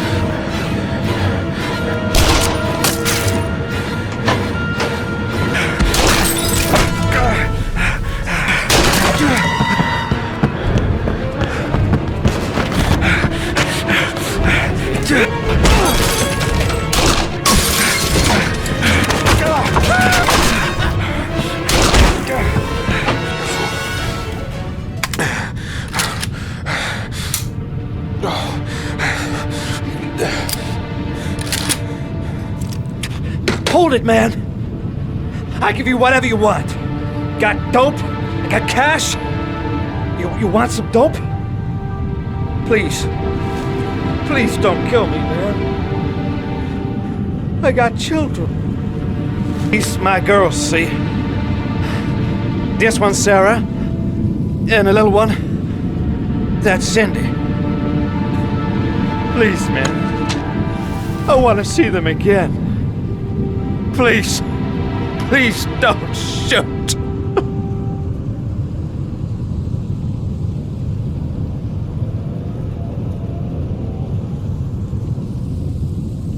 I can't shoot this man. There must be another way to save Sean. There's gotta be another way. I'm a father too. But I'm no killer.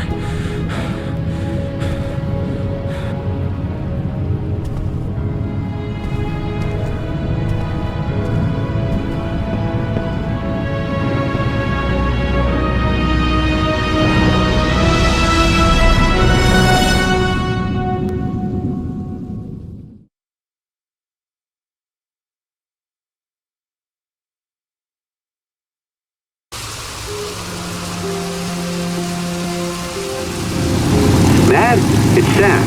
I got your information. The owner of the apartment in Marble Street is a Dr. Adrian Baker. He's a struck-off surgeon. He used to sell drugs to junkies on the quad. He made some cash and bought up some cheap-ass apartments, including the one in Marble Street. Of course, he got caught. He did a few months in prison and was struck off the medical register. Interesting. Thanks for the information, Sam. I owe you one. Hey, Matt, be careful, okay? I'm on it. Talk to you later.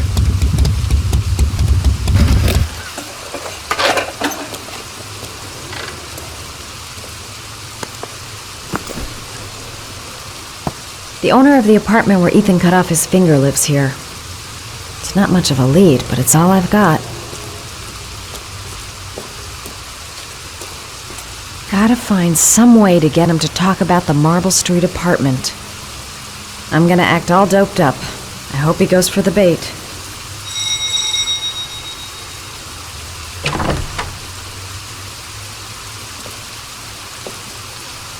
Hi.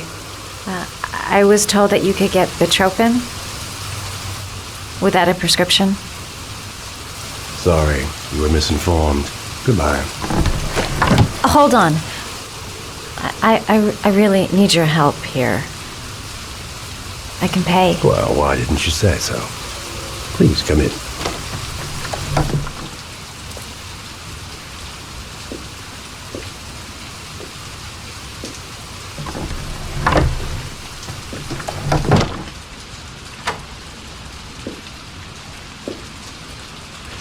So, you're looking for Bitropin, my dear? Are you having trouble sleeping? How much do you need? I don't know, about 3-4 boxes. Well, no, that shouldn't be a problem. Would you like a drink? I was just about to have one. Sure, why not?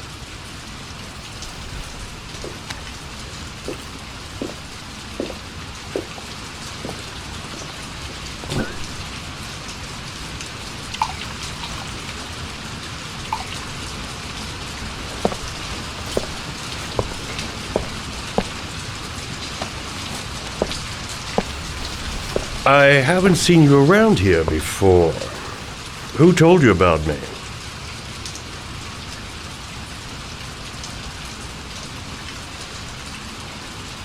It's a tight neighborhood. People talk.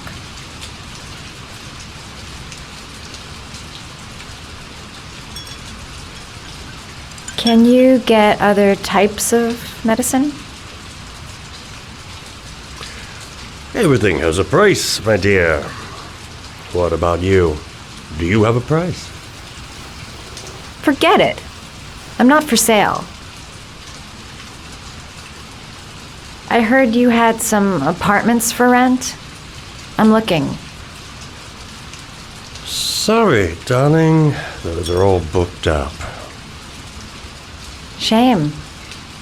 I was looking for something around Marble Street.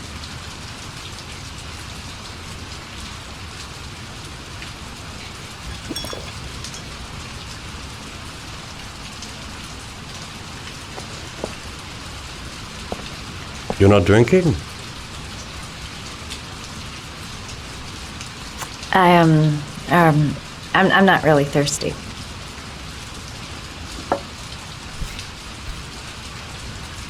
I'll get your prescription. It won't be a moment. Wait here.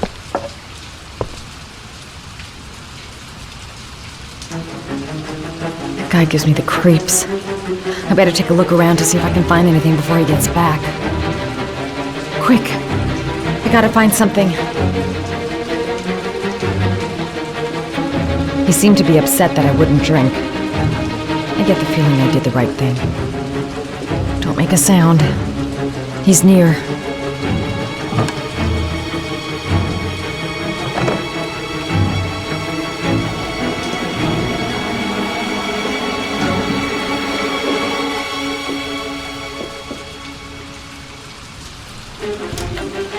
Surgical gowns? I thought he stopped performing operations.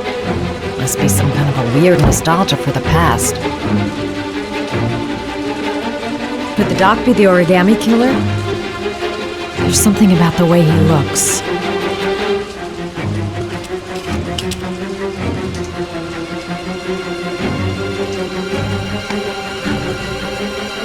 Maybe a quick look behind those doors. I'll make up some lies if he finds me.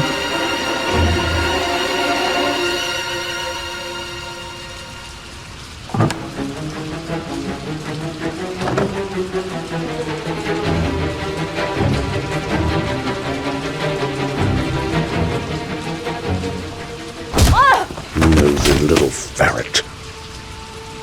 We're gonna have some fun together, my darling. I promise.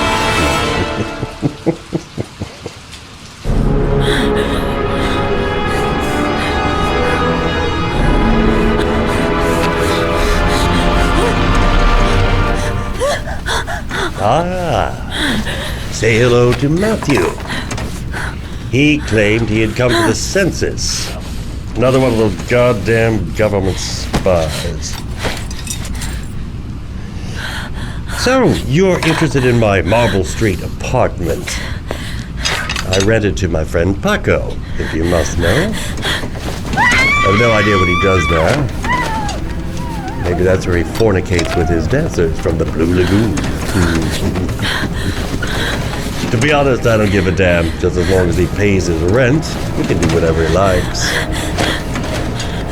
But enough with the chit-chat. I missed surgery, you see, so I take every opportunity to practice. She's gonna come! I don't have any instruments here, so I use whatever comes to hand. I hope you won't hold that against me. Hold tight. This might sting him.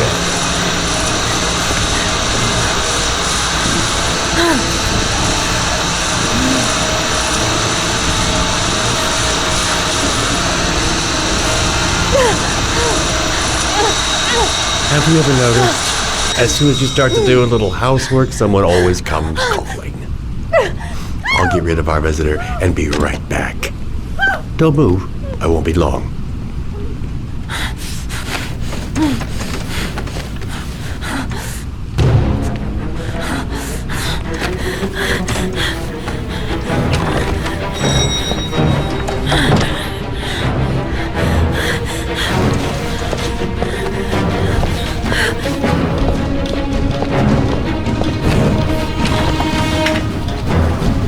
Hello, sir. I've come to bring you the word of the Lord in the form of these magnificent Bibles, which I would gladly leave with you in return for a contribution of only $5. No thanks, Come now, brother.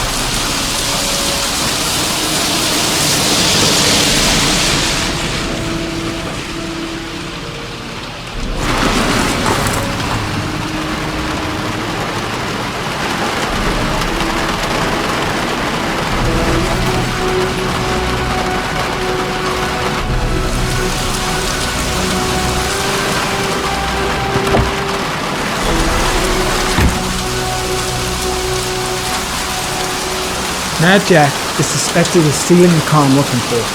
Might be worth asking him a few questions. 24 hours. I've got less than 24 hours if I want to find Sean Mars still alive. Blake wasn't in the office when I left. Don't think I'm gonna miss him. Goddamn rain. Soaking wet. The scrapyard. As good a place as any to tinker with stolen cars. Feeling sick, got the sweats, hands are shaking. Hope this works out alright. Better have a word with the guy on the bulldozer. Tuba trip came, got it in my pocket. Jeez, won't this rain ever let up? I won't be coming here on vacation, that's for goddamn sure. Mad Jack, aka Jackson Neville. This guy's got a criminal record as long as my arm. Better be careful. This is one fucked up sort of place. I'll question Neville and get the hell out of here. Hey, Cracker! What you doing in there? Norman Jaden, FBI. Can we talk for a minute? Yeah? I'm looking for the owner of a blue Chevrolet Malibu 83. I don't give a damn how the car got here, or whether you stole it or not. I just want to know who bought it from you. Sorry, man. Don't ring a bell. I got a real bad memory for names. Perhaps I can help you to remember. If we find out that you sold the car to the man we're looking for, you're looking at some pretty solid time inside, Jackie boy. You trying to scare me with your big talk? I never saw your damn car. Let's take a walk.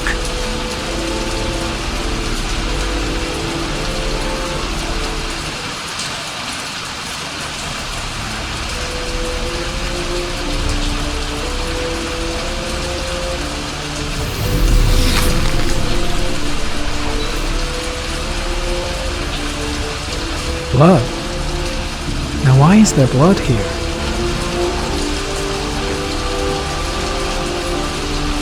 I don't trust this guy.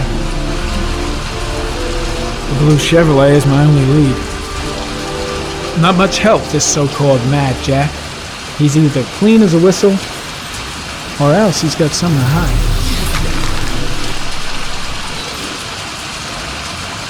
The blood tracks lead to the acid bath.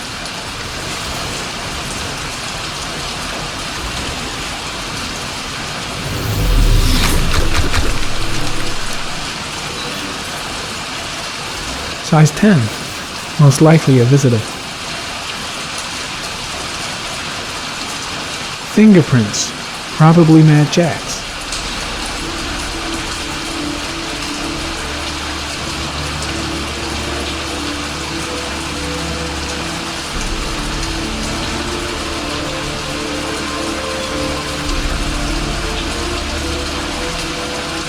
Size 13, must be Mad Jack's size.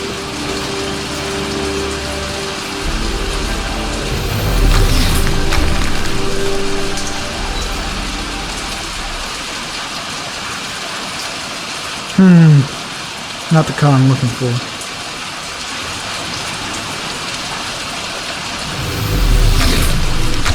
Harry, comment. Traces of orchid pollen in the air inside the garage.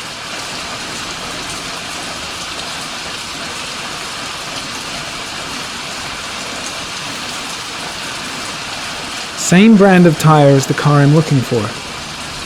Has the killer's car been here?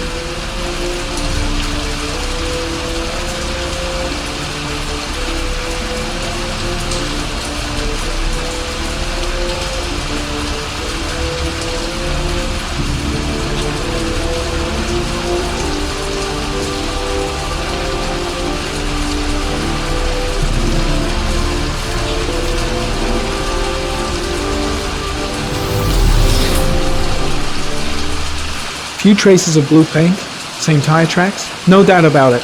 Killer's car was here.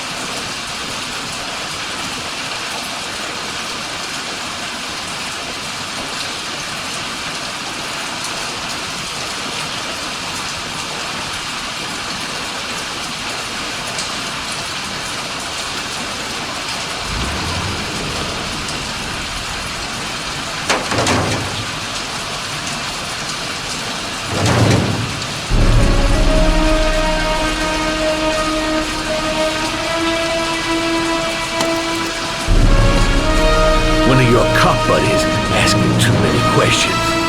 I had to solder up his little mouth. Hands on your head, pig. I ain't got time to be playing around with you. Let's just get you out of sight and finish you off.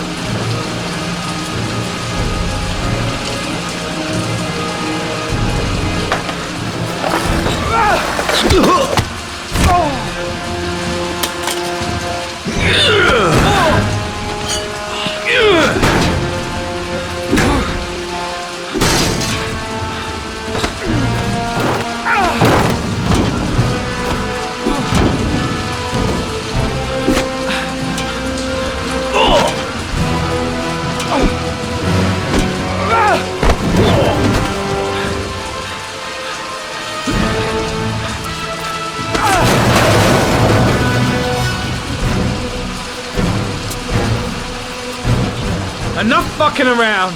You're gonna tell me about the man with the blue car. Go fuck yourself in the ass. Damn! You out of your motherfucking mind, man? Oh shit, Jack. Ain't nothing to it. Just a little bit of self-defense. Page 1 of the police manual. Kill or be killed. Whoa, whoa, whoa. Stop. Enough. I'm starting to remember some things. You be cool. I'll tell you the tale. No, I don't know nothing about the guy. He wanted me to get rid of his dirty car, get him a new one with false plates. He paid cash, and I ain't the questioning kind.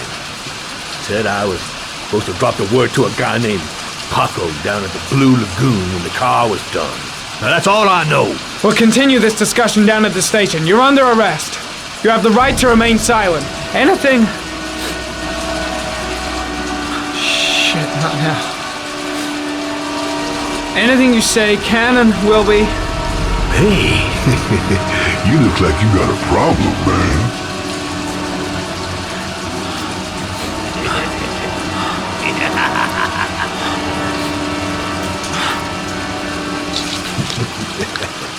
What? They letting you dope heads in the FBI now? God bless America. Now I'm gonna give you a little help with your drug problem, Mr. 5-0. Permanently.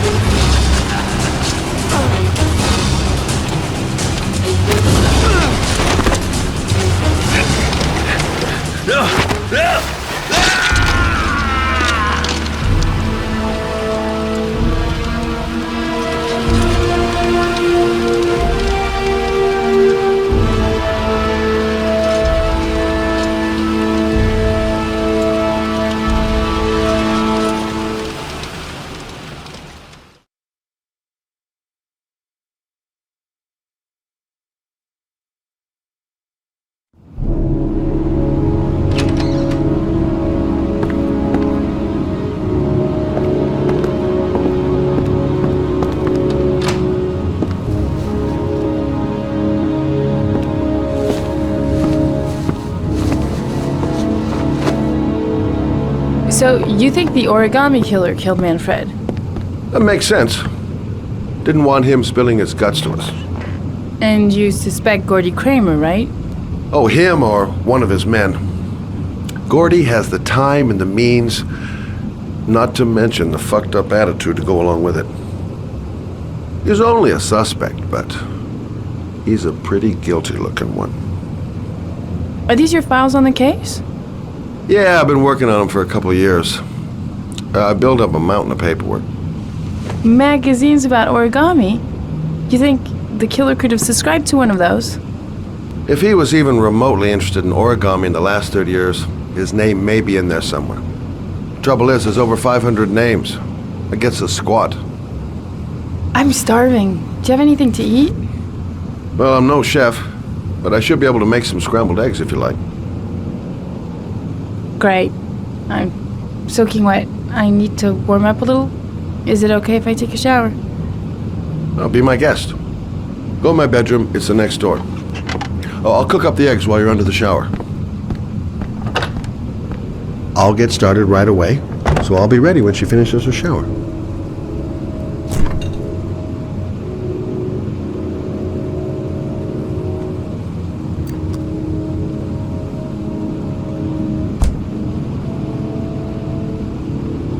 Some nerve, that girl. Some nerve.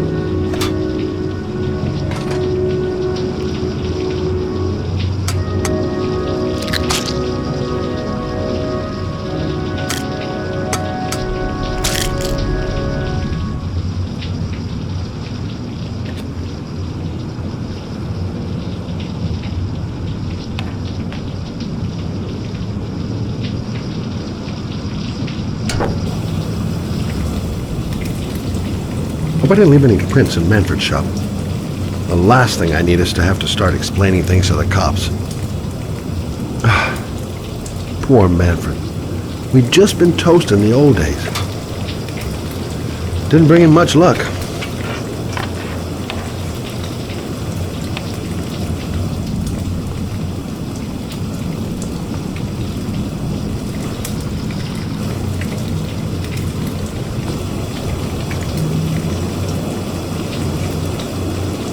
Eggs should be ready by now.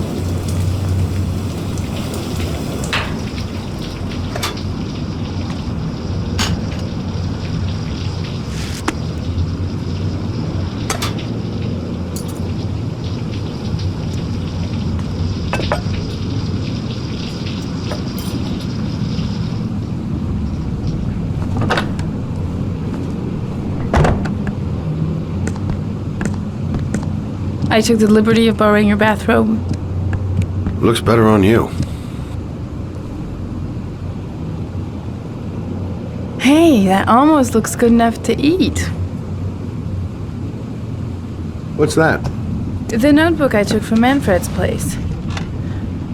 According to this, about 30 clients bought spare parts for Royal machines in the last 10 years. The killer may be one of them. Oh, you know, checking out the alibi of 30 clients one by one, that's a lot of legwork. Except that if we cross-check them with the list of subscribers to Origami magazines, you still got that, right? Yeah, of course. Lauren, wait.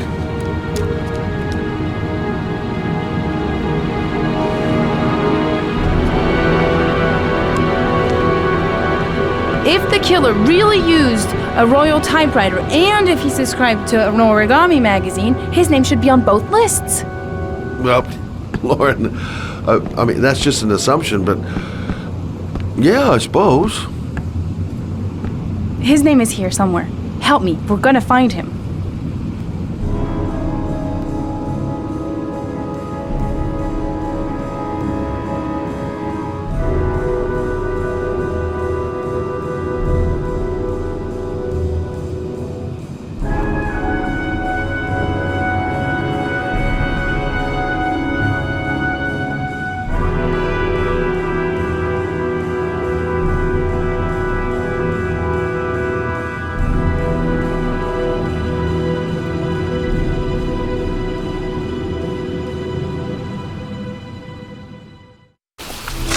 The only guy whose name is on both lists died when he was 10. What are you gonna do now? Dig up his coffin, make sure he's dead? I know it doesn't make any sense. Unless the killer was only using his name. But why use the name of a kid who died 30 years ago? Well, that's what we came to find out. The name is John Shepard. It should be on a grave around here somewhere. You never give up, do you?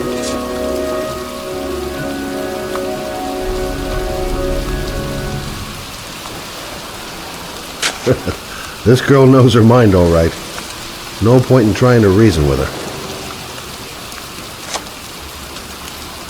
It's cold. It's raining. I'm standing outside getting soaked. Oh, how I love my job. I hate cemeteries. They depress the hell out of me. Gotta hand it to her. That girl is one really determined chick. She's convinced she's onto something. And here's me, thinking we're wasting our friggin' time in the friggin' cemetery. A young boy who died about 30 years ago. His name was John Shepard. You wouldn't know where it is by any chance. The children's graves are in the next plot. Thanks. I should be investigating Gordy Kramer right about now. And here I am, standing in a cemetery, pouring rain, looking for the grave of a kid who's been dead for 30 years.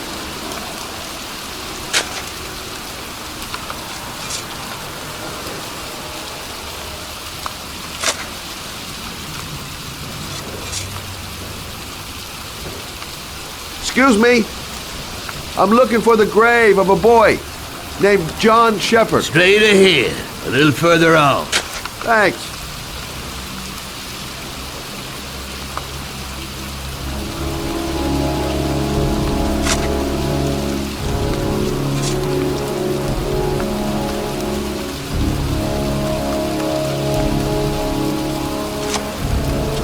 Hey, Lauren!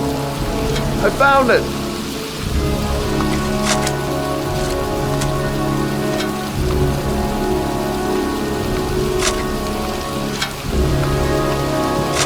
These flowers are fresh. Looks like someone's still tending the grave. Origami figures.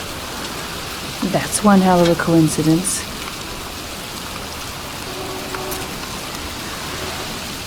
Oh, youngin'.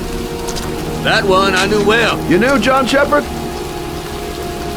I've worked this graveyard nearly all my life. I remember what happened.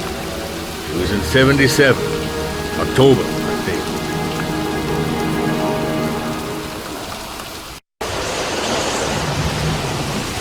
Yeah, good for nothing hoodlum. Get the hell out of here! God! Beat it! You lousy no good brat! Come back when your fucking mother comes home from work! He's drunk again. What are we gonna do? It's pouring rain. We're gonna get soaked if we spend a day outside. Well, at least you won't get beat. Little rain never hurt nobody. Come on, let's go play. Bet you can't catch me! Mom won't be back from work till later. She wouldn't let him treat us like this. Being out in the rain is nothing compared to being in when he's like that. John's right. We can't just stand here all day. Might as well go and play.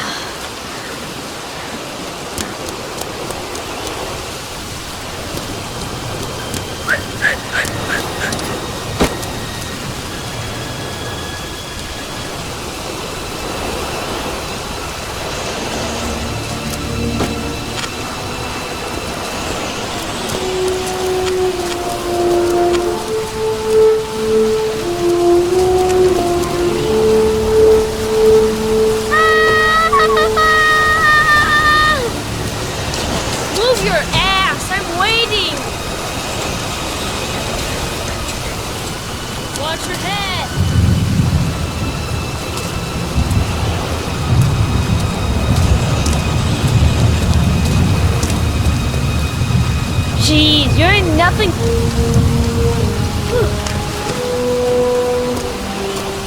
Bet you can't do that.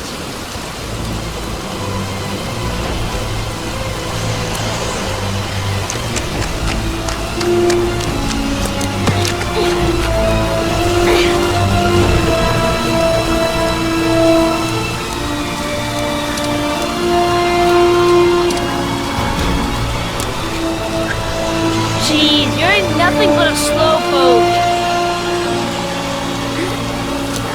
Come on, loser.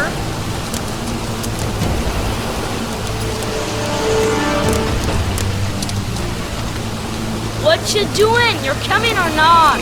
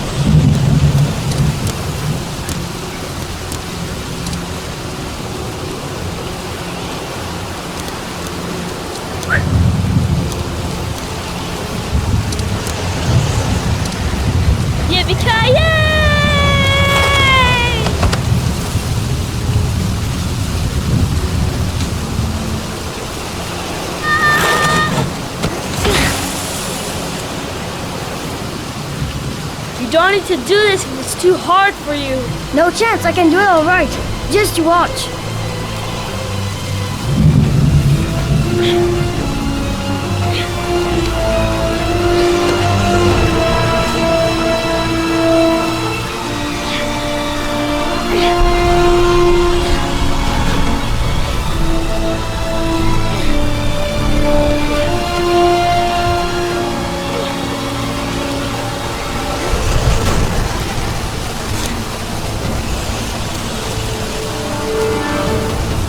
John, wait for me!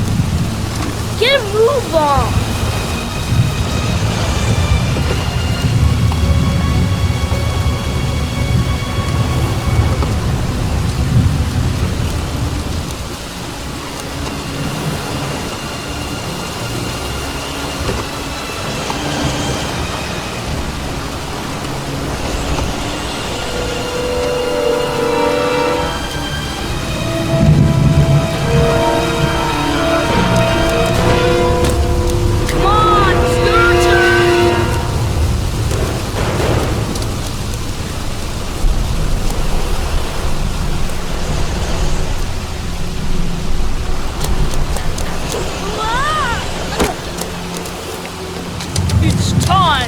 Jump up jack!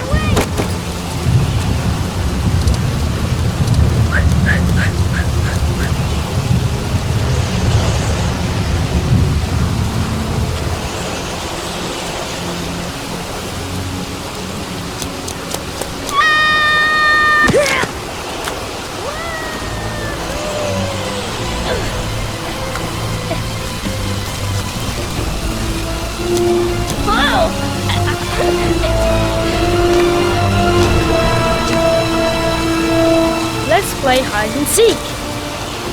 You go and count to 20 and try to find me, okay? 1,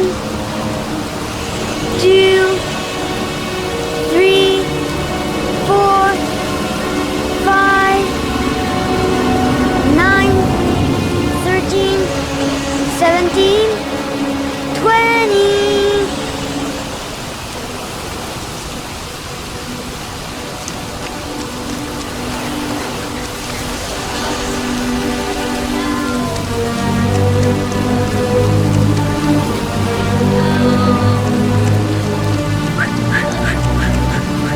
Those cries, that's John's voice. My foot is stuck. Grandpa, I'll put it over there.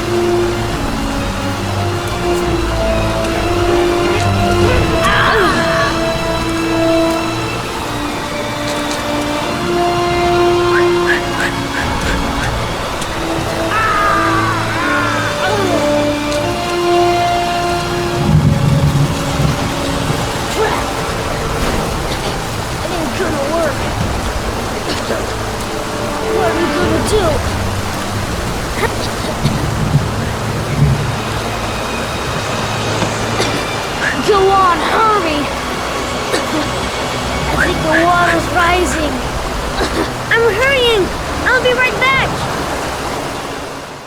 But the poor kid never did find any help. And his brother drowned in a pipe full of rainwater. The boy that lived, what happened to him? Well, all I know is he got separated from his parents. I think he got adopted.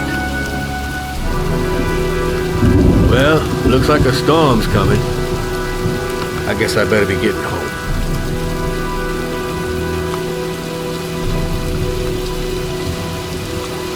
Christ, what a horrible story. John Shepard drowned in the rain while holding his brother's hand. Do you think he could be the Origami Killer? Come on, let's get back in the car.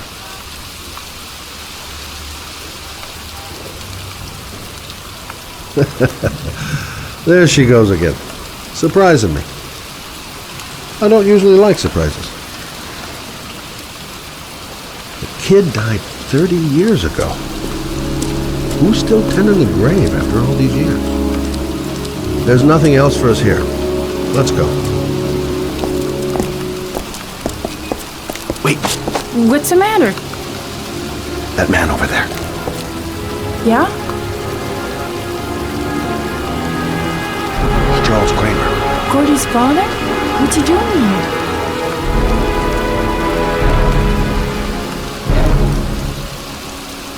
He's putting flowers on John Shepard's grave.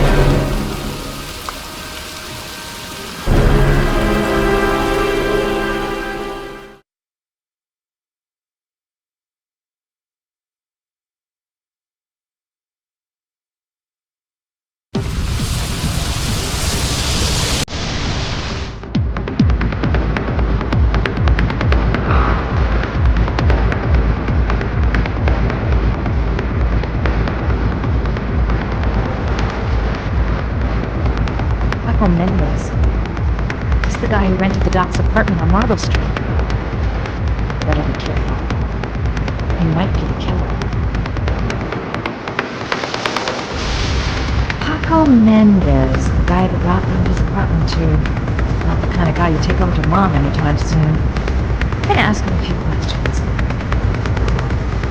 I'm looking for Paco Mendez. Know where he is? He's at his table over there. Does he know you? Not yet, but I have to talk to him. That's not possible.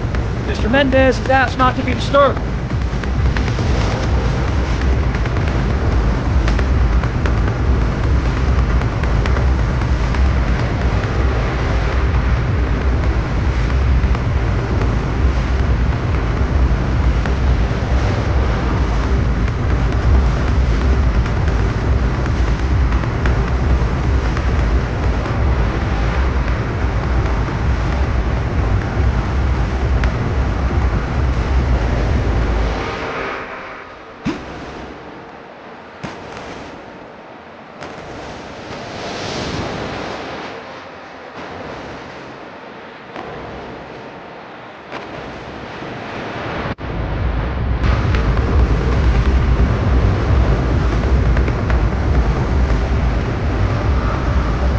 Paco seems to like his real sexy.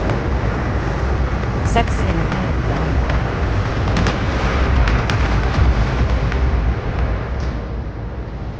If this Paco is one of the buddies of Dr. Death, then I'd better watch my step. Play school for the jet set. Not really my kind of hangout. Maybe I could catch his attention by strutting my stuff nearby. I've nothing against techno, trance, whatever music, but this stuff is really... Time to play the sexy girl.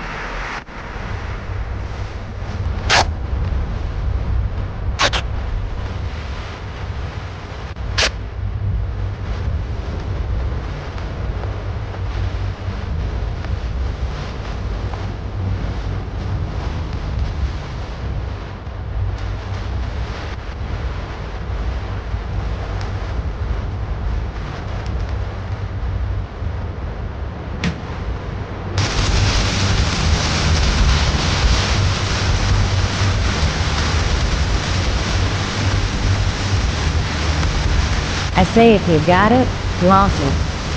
Time to swing my hips and get a little rise out of Paco.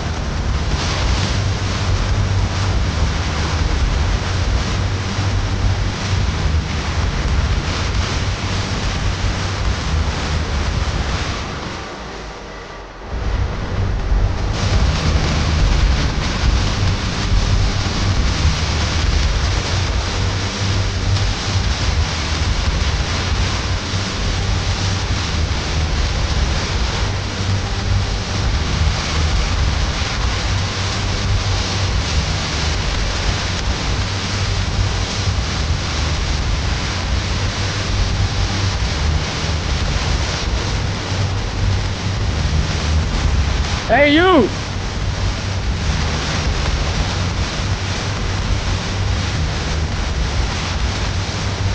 A little flirt, a little tease. How hard is that? Bingo. Sorry, lady. Fight it gets stolen. I don't need to look at that. It's your lucky day, sweetheart. The boss wants to invite you to his table. I don't need to come up with something a little bit special. Hey, thanks for accepting my little invitation. You new around here, honey? I think I would have noticed you before. My name's Paco. You? Madison. I'm Madison. Oh, I like the way you move, Marita. You make me all hot under the collar. Maybe we can continue this conversation somewhere more private. Oh, cool, baby. Yeah, come with me.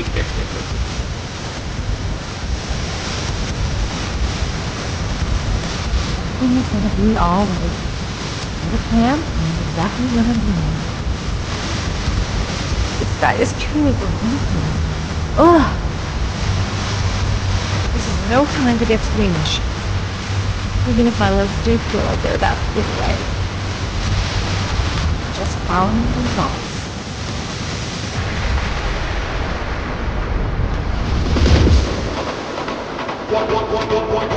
One more time. One more time. One more time. One more time. I go in, make him talk to the gun, and I get out of there before I get into big trouble. Everything's gonna be alright.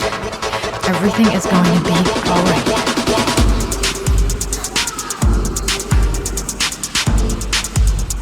So, welcome to my little kingdom.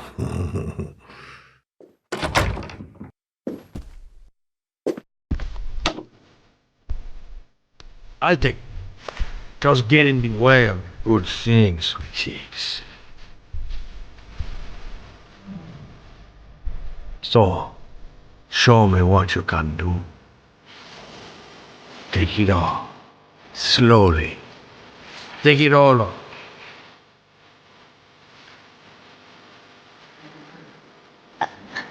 Could I have a drink? You know, just a little drink to break the ice.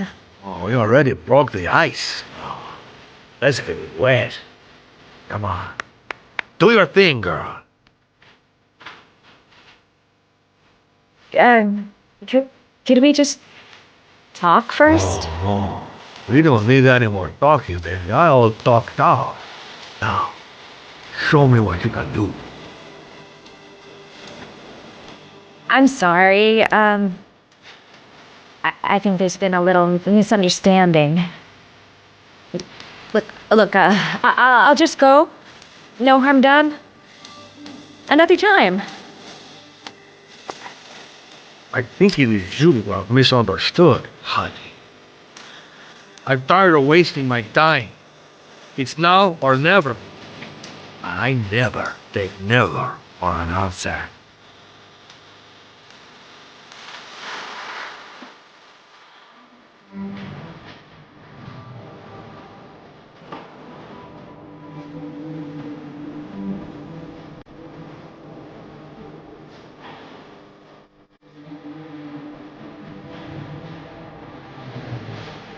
The lamp. If only I could find some way to grab it. Oh, I know!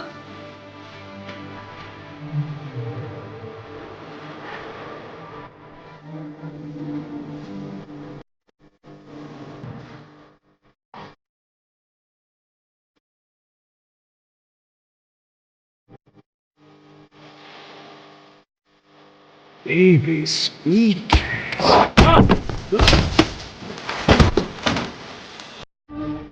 That's how I tell chicken butt.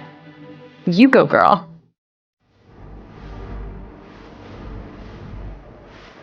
Okay, Act 2. Let's hear Loverboy sing.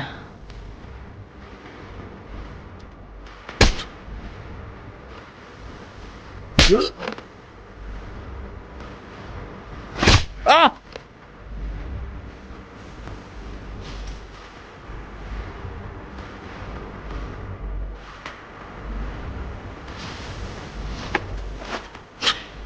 If you call out, I'll kill you. Got it? Shit. What you want? You rent an apartment on Marble Street. I want to know why. An apartment? I don't know what you're talking about. Ugh! You fucking bitch! I'm gonna kill you! You haven't got the balls, lady. But you're gonna know balls when I catch up with you. Boss? Is everything all right?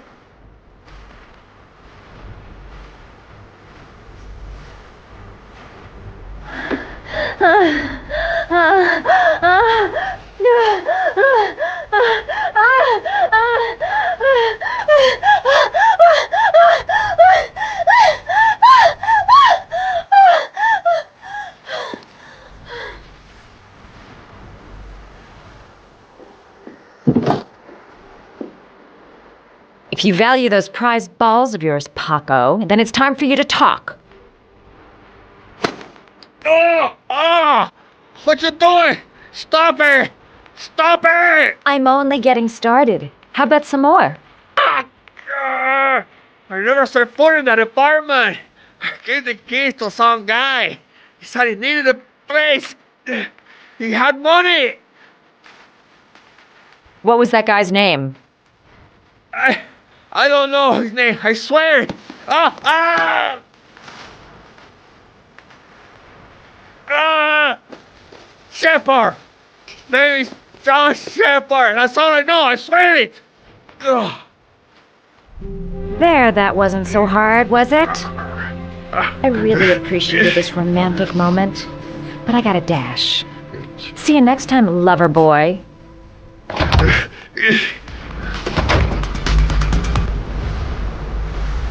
The name he gave me, John Shepard. Could that be the name of the killer? Guess I'll soon find out. Time to get... Well, that was a pretty good way of getting a guy to spill his guts. How about that? You didn't do too badly now, did you, sir? Next time he'll think twice before he takes a cute chick up to his office.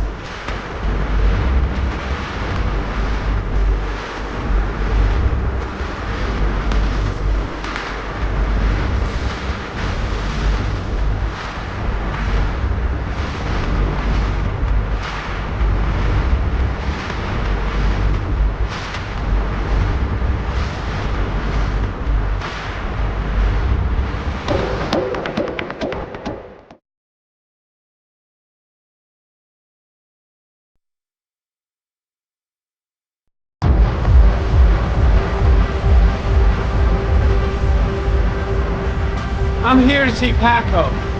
Paco? There ain't no Paco here, fella. Get lost. Are you absolutely certain? He's in his office. Take the stairs over there.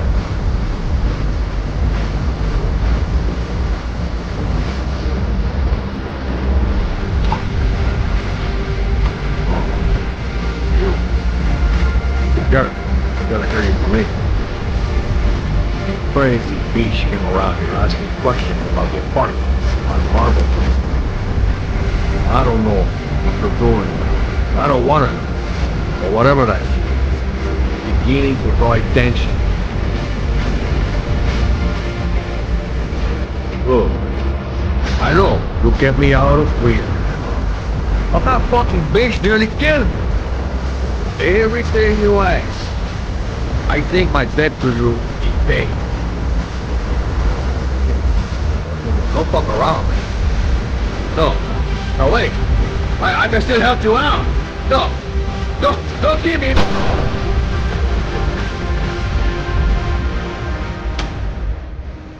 No time to waste. Gotta find Paco.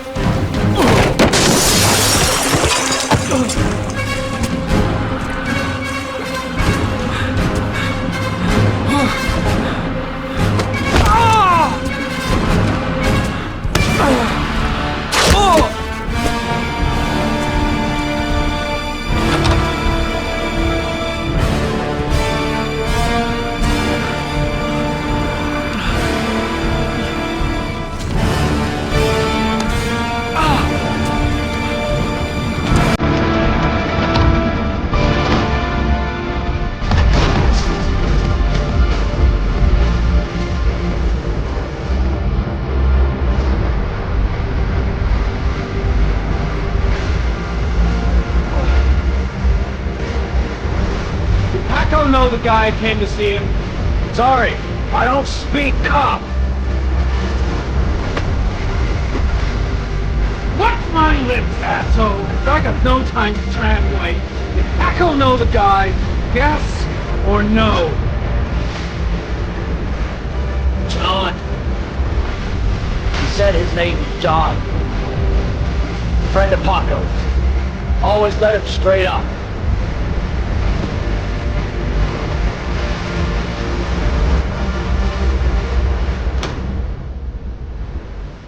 Shit. Looks like a dead end. Road to nowhere.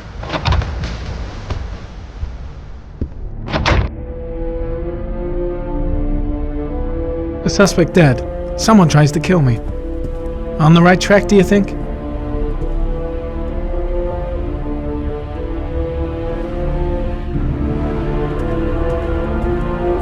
Paco knew the killer. That's why he was killed. He could have killed me. Why didn't he?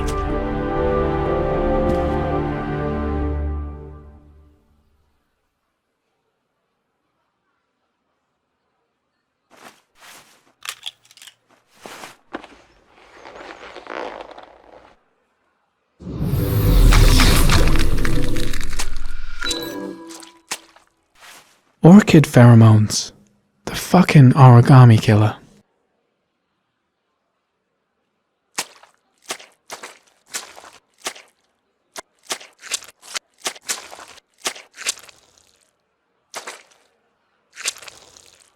Madison Page? What was a journalist doing here?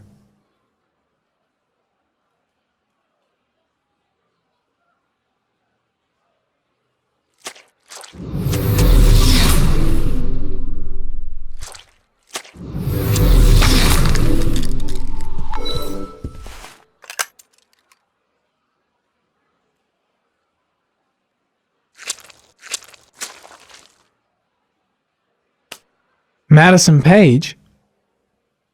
She may be a witness.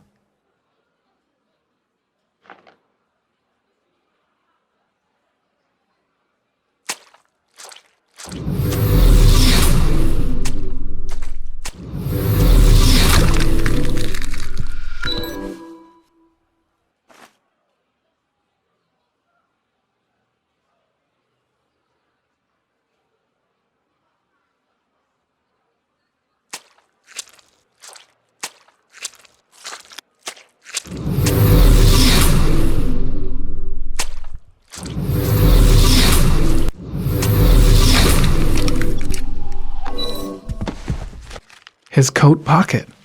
I tore it off during the fight. 2 receipts from the same gas station. Interesting.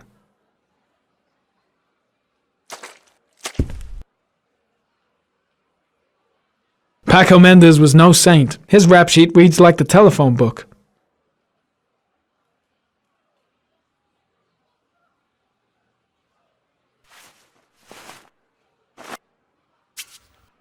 .45 caliber.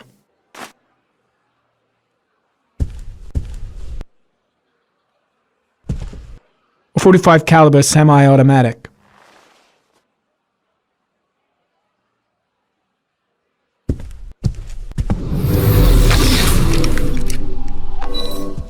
The killer was looking for something.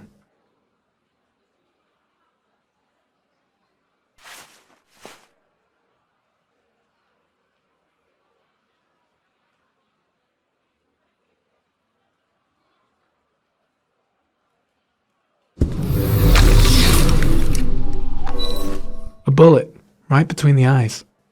Instant death. It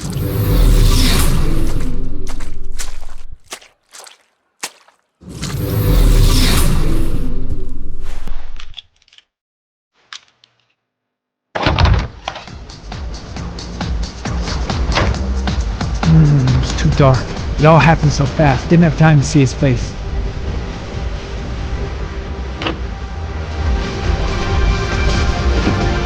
Gotta go. I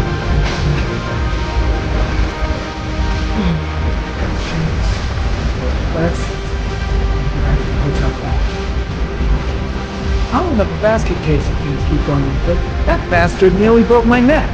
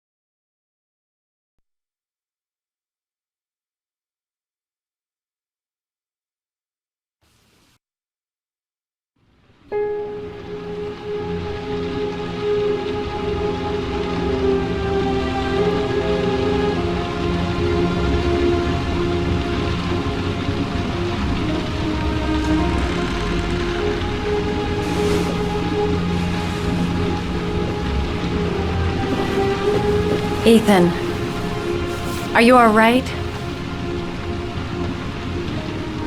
I couldn't do it. I was supposed to kill him to save Sean. And I couldn't do it. You're not the Origami Killer, Ethan. You're not responsible for those murders. I can prove it. That changes nothing. Saving Sean is all that matters now.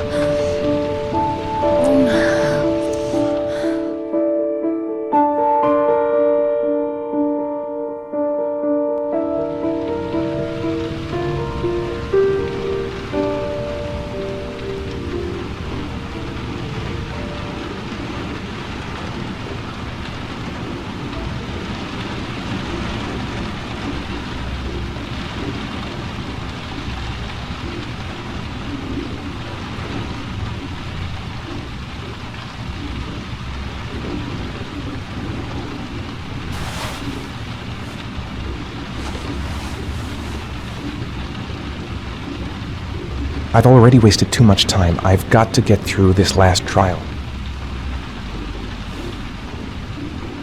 Things might have worked out between us if circumstances had been different. She's the only person I can trust, but now I have to be alone to do what I have to do. Only one more origami figure, then I find my son. She's still asleep. No goodbyes, no explanations. I'll just leave before she wakes up.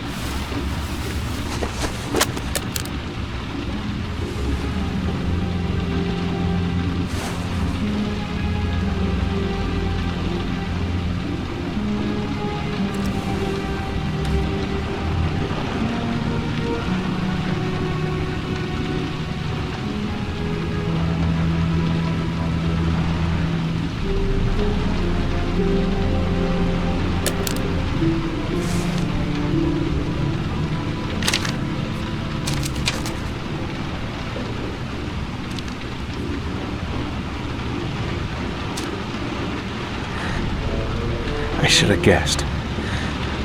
All this time and I had no idea. Ethan, what's the matter? I thought I meant something to you. Listen, You're a pretty good nurse for a fucking journalist! Ethan, I wanted to tell you, but... What kind of article were you gonna write? My life with a serial killer? No. How I caught the Origami Killer. Maybe you'll get a book deal. I hope it was fucking worth it! Ethan, it's not what you think. You lied to me, Madison! All this time you fucking lied to me! I thought you wanted to help me, but you're only thinking of writing a fucking book!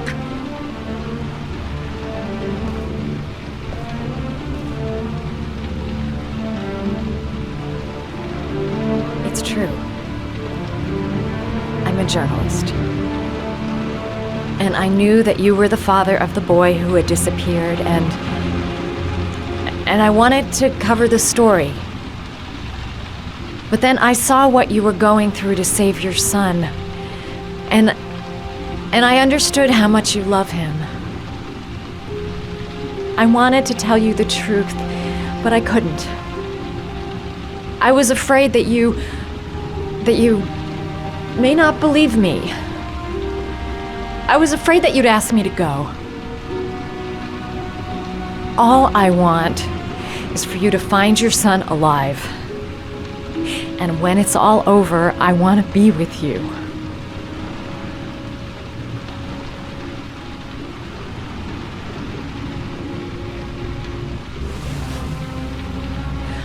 I'm sorry, Ethan. I'm so sorry.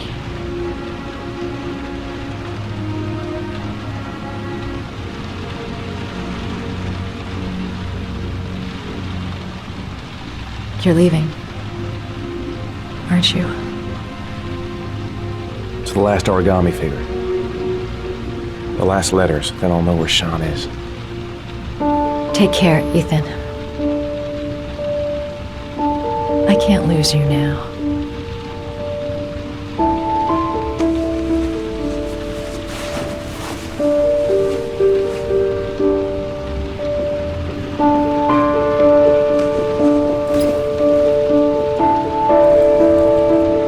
I'm gonna go find something to eat. Wait for me. I'll be back in 10 minutes.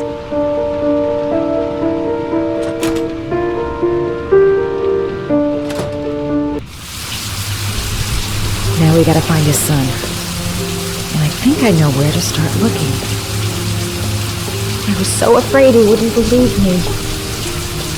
Wrong move, idiot. I should have admitted everything earlier. We'll find his son and prove he's innocent. I'll be able to help him now that he knows who I am. I think I'm starting to fall in love.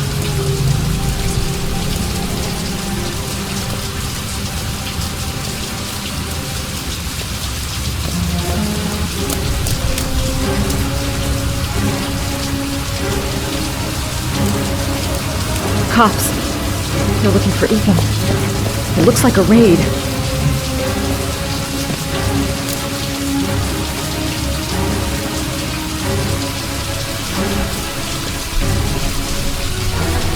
There must be some way of warning Ethan. Think, girl, think. What's going on? Isn't this great? Like being in a TV show. Who'd have thought it? The Origami Killer renting a room here. He registered under a false name, but I recognized his face.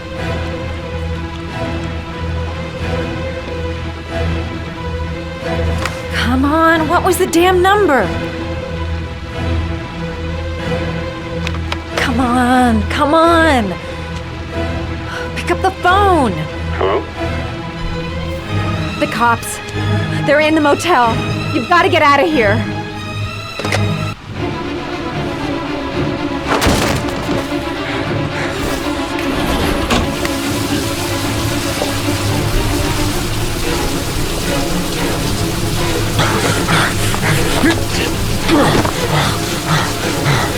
He's still on the move! We get him! He's making a run for it! He's on the balcony!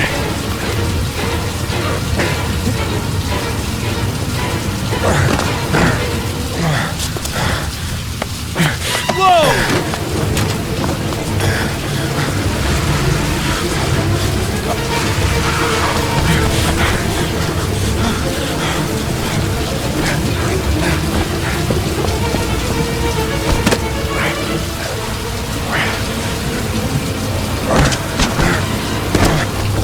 Don't move!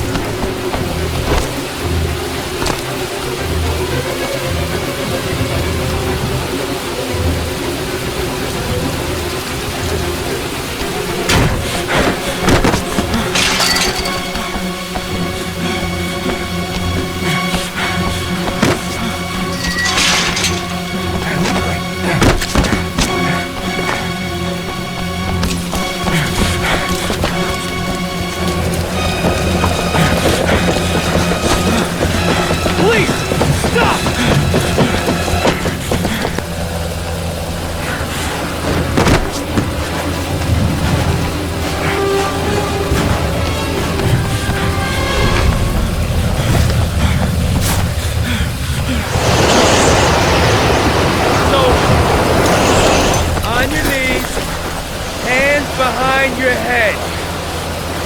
Easy, pal. Nowhere to go. Surrounded. Everything's gonna be all... Holy fuck!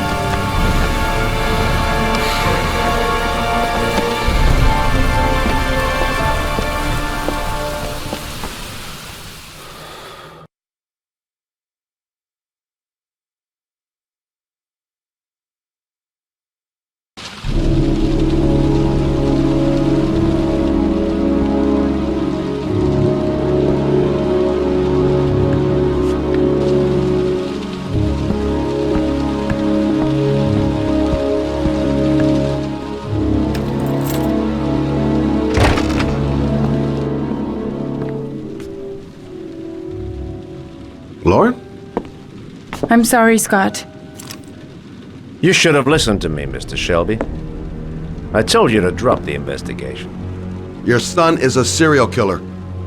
How many people does he have to kill before you turn him in? Gordy has his faults, but he's still my son. You have no children, Mr. Shelby. You can't possibly understand. You leave me no choice. Your investigation is over. For good.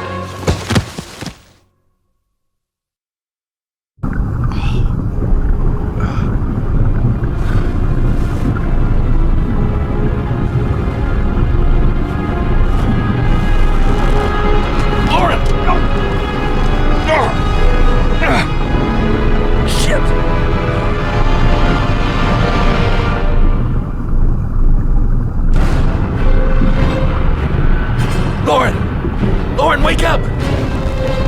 Lauren!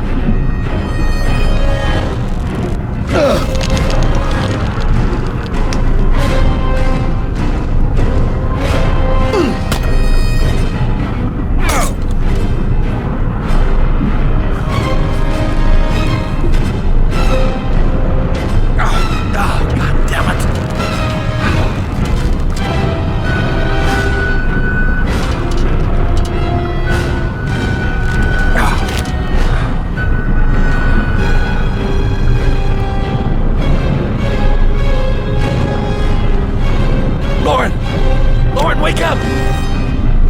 Lauren!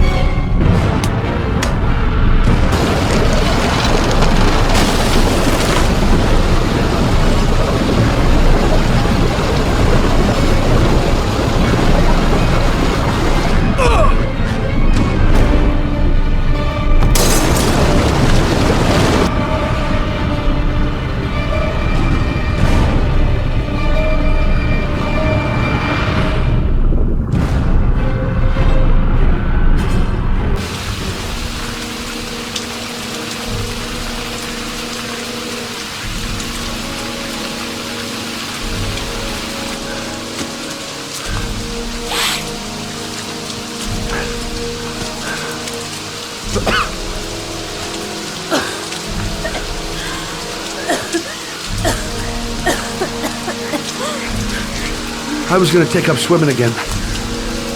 This isn't exactly what I had in mind. You got a car back at your place? Mine's obviously pretty fucked up. Yeah, sure. What are you gonna do? I'm gonna go settle a few scores. Come on, I'll take you home. Oh, lock your doors and windows and don't let anybody in but me. Okay? Be careful, Scott. I don't want to lose you.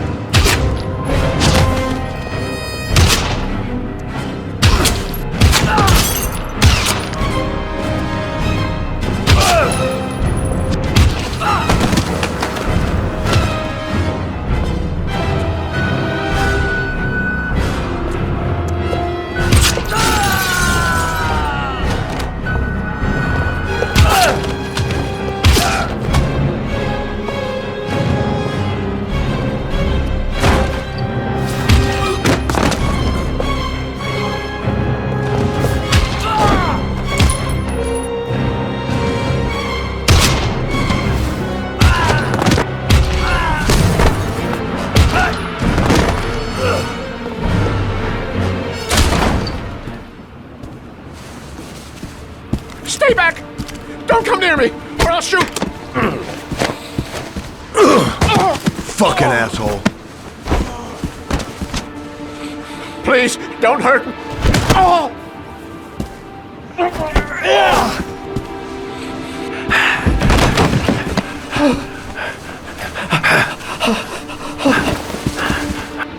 Your idiot son killed all those kids, didn't he? He's the Origami Killer. No! No! He's innocent! He's not a killer! Not a killer!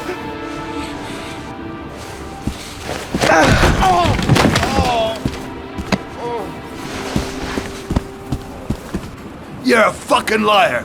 Now tell me the truth. No! No, please! Don't hurt me! Last chance. I don't know! I swear! I don't know anything!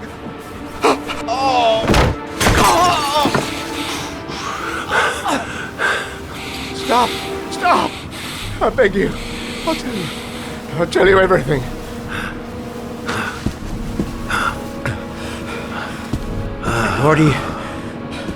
Gordy always wanted his fun, you know. He wanted to be like the Origami Killer. He kidnapped that kid and he held him under the water for a little too long.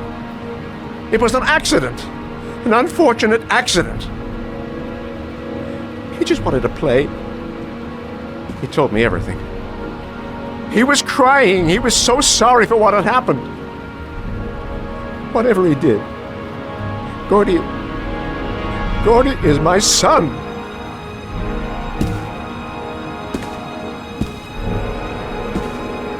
No one will miss him. What? That boy, Gordy killed. No one will miss him. He was street trash, like so many others. Oh, you disgusting pile of shit.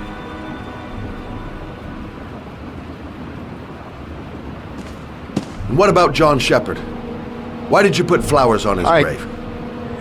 I own the construction site where he died. I never forgot. I've been putting flowers on his grave for 30 years. John had a twin brother. What happened to him? I don't know. He was adopted, I think. His mother should know. Her name is Anne. Anne Shepard.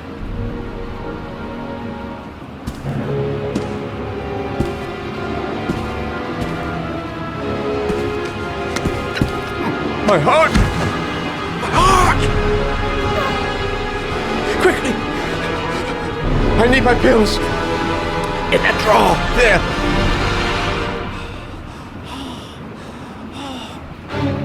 I can't let him die, even though he deserves it. I'm no better than him if I let him die.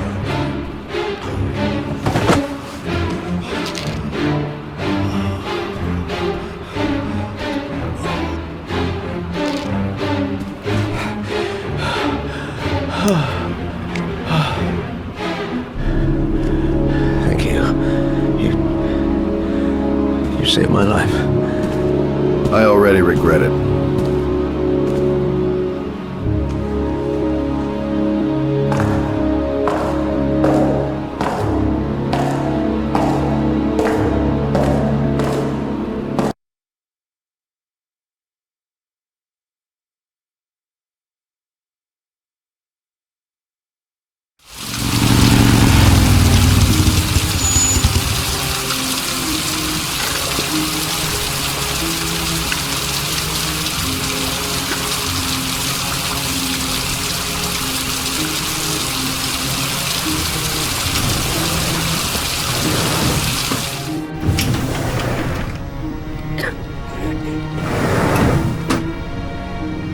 Hello, I'm looking for Anne Shepard's room. Please sign the visitor's book. Are you a member of the family? Yeah, you could say that. Oh, she'll be pleased to have a visitor. No one ever comes to see her. With the Alzheimer's, she has trouble remembering things, but it'll still please her, you know. It's room 19 at the end of the corridor. Thank you. Only a few hours left before Sean Mars dies. Hope I'm not wasting my time.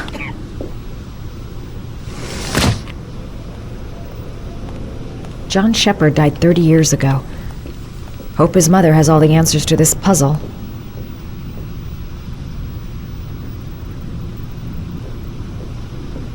Room 19. Where is that?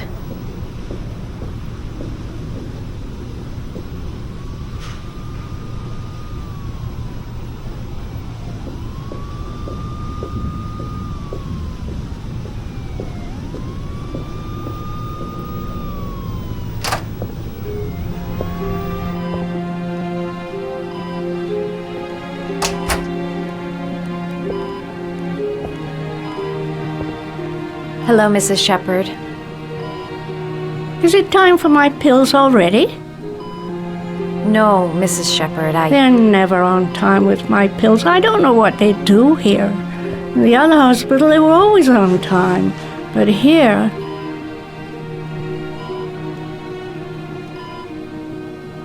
My name is Madison Page. I'm a journalist. I'd like to ask you some questions about your son. I don't like this hospital. The food isn't very good, you know.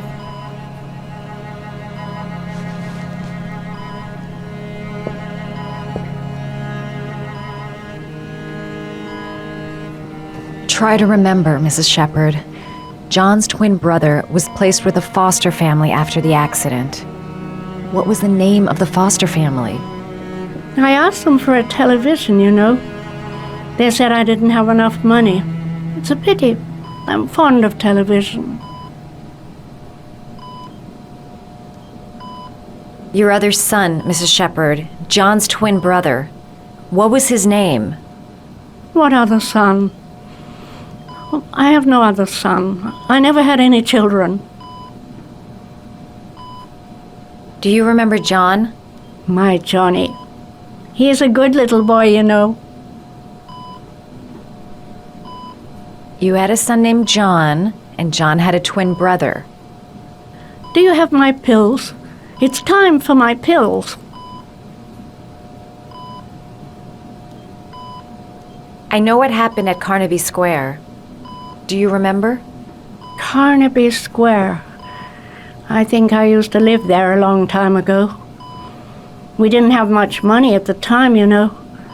We had to make do with very little.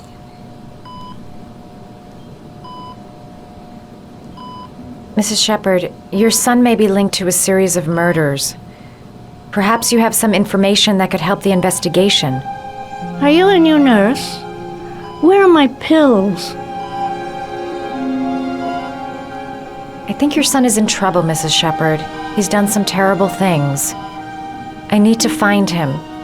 Do you understand? Terrible things you're telling me. He never came to see me, can you believe it? In 10 years, never. No one forgets their mother, do they?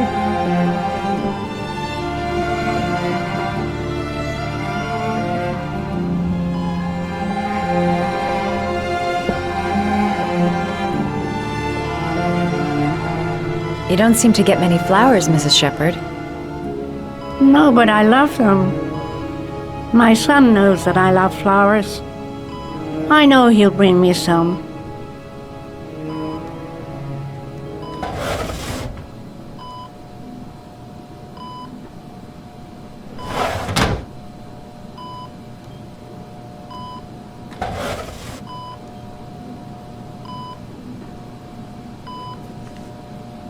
Are these your children, Mrs. Shepard?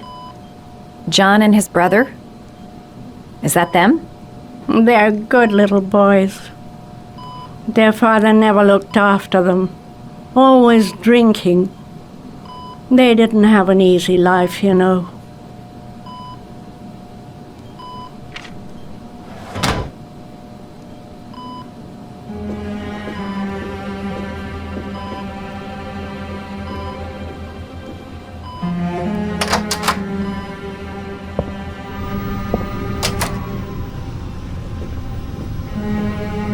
All right, no point in wasting my time. I won't learn anything more by staying here. It seems to be working. She's remembering stuff. Gotta find something else to show her.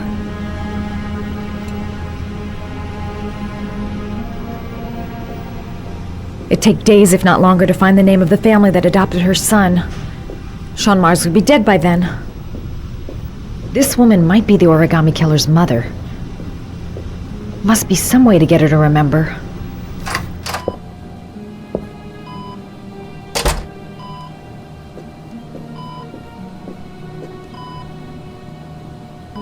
What a lovely orchid.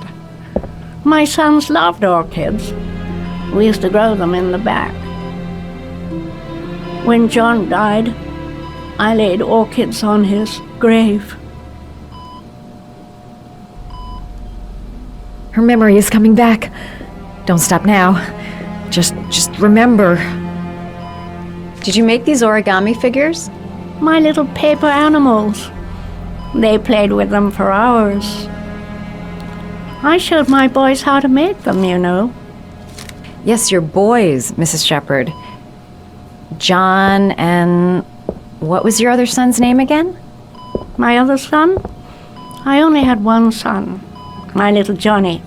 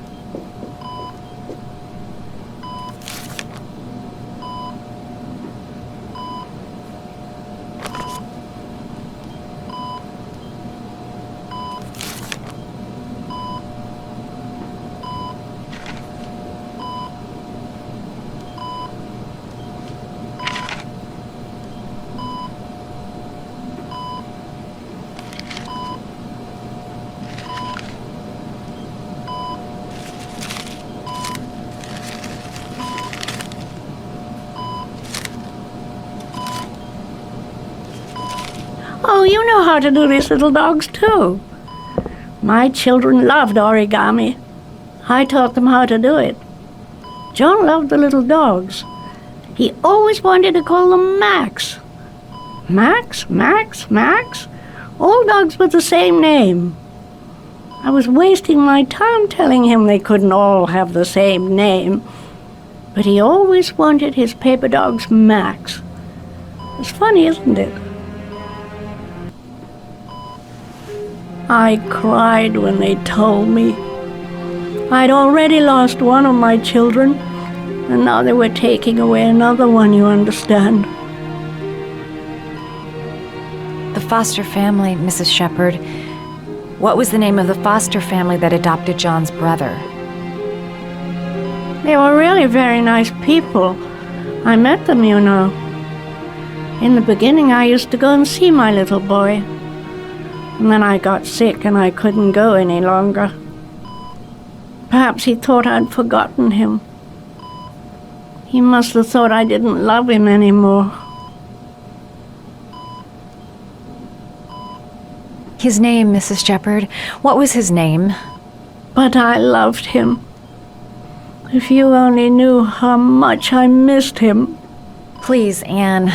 His name. What was his name? Come closer.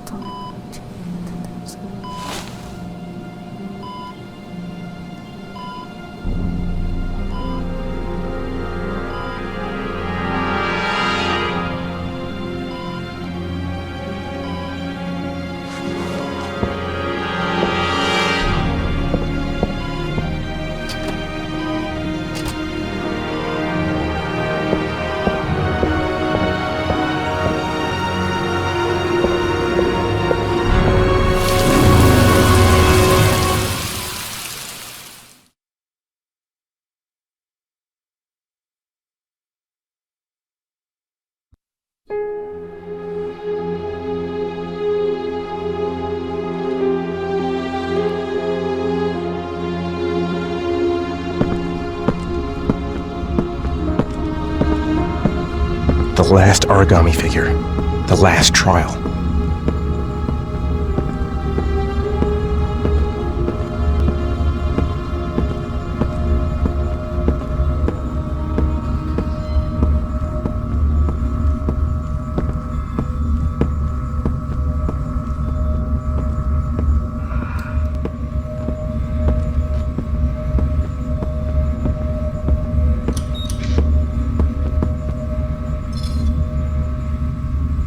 The last trial.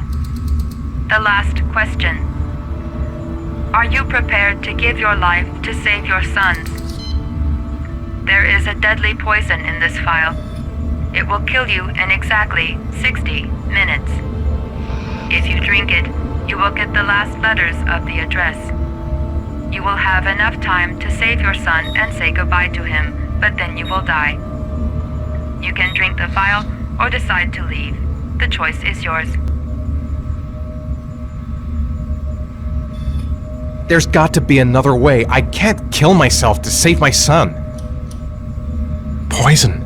So, if I drink this, I'll be dead in an hour, and if I don't, I won't get the last letters. Save Sean and die. Christ. He loses his father, but at least he's alive. Maybe it's the right thing to do. The cameras. He must be watching me. There's no choice. I've got to do it. If I want to save my son. 1 hour to live. Just enough time to save Sean. Am I willing to die to save my son? Nothing to lose. I've come too far to stop now.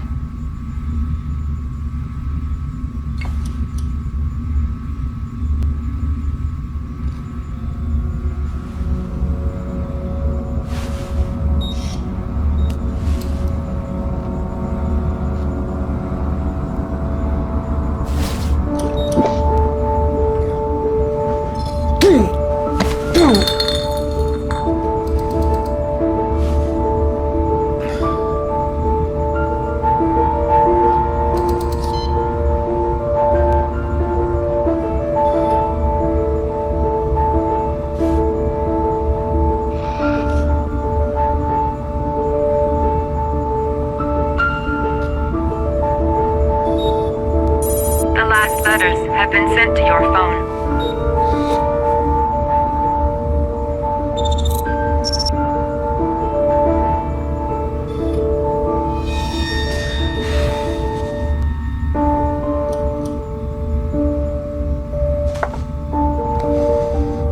I did what I had to, Sean. Your dad's coming to save you.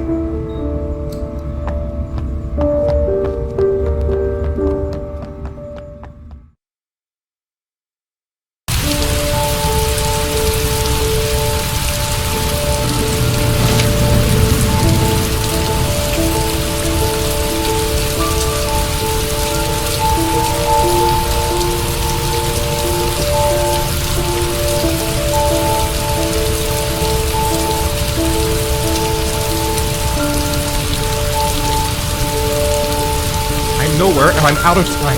Damn fucking shitty letters from this fucking address! Come on!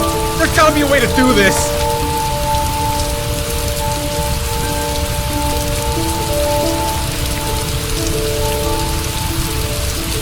Several different addresses fit these letters. God, they're scattered all over the city. I don't have time to check them all.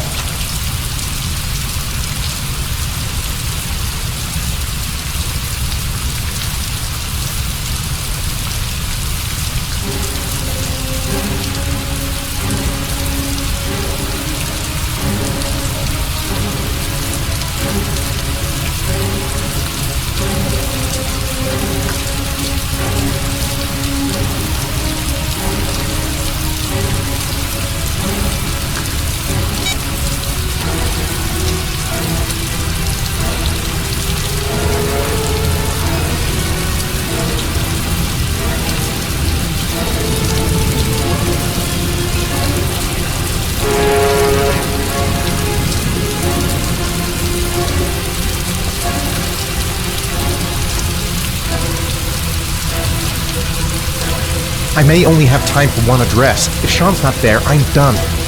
It's a crapshoot.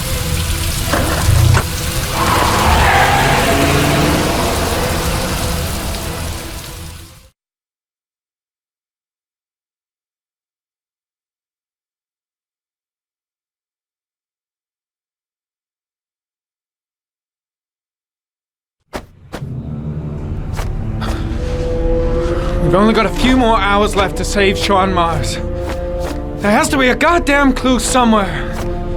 It's probably staring me in the face. This kid's gonna die, and I'm going around in circles!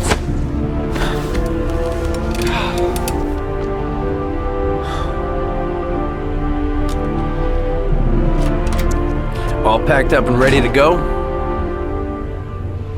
What are you talking about? The investigation's over. We know who did it. We no longer need your services anymore, Norman. So you can ride your files all the way back to Washington. I'd be lying if I said I was gonna miss you. The investigation isn't over. You have absolutely nothing on Mars. Mars is guilty. Case closed. Anyway, it's no concern of yours now. You're off the case. So pack up and fuck off. Blake, you are an unbalanced, psychopathic asshole! I'll take that as a compliment. Honestly, I don't give a shit what you think. I found the Origami Killer. Everyone's happy. End of story. Have a nice trip back, Norman.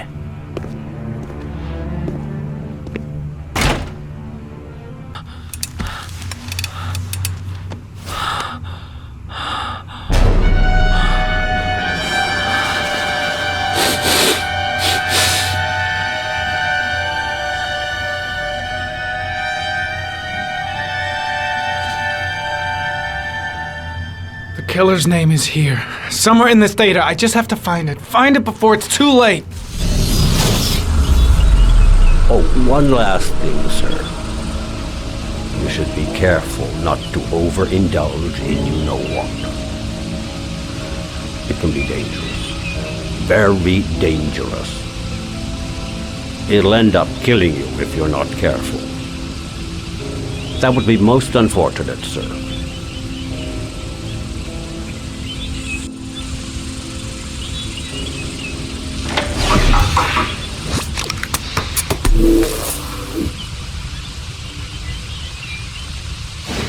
Ari was in record mode when I was fighting with the killer. Perhaps there's something on it.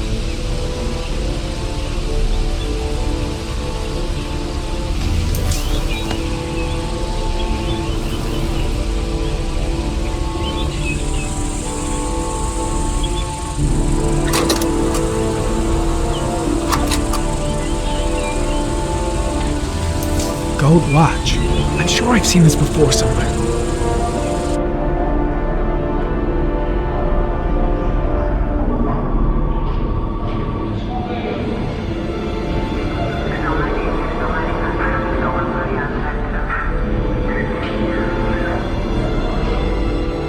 The watch they give for promotions to lieutenant. The killer is a cop.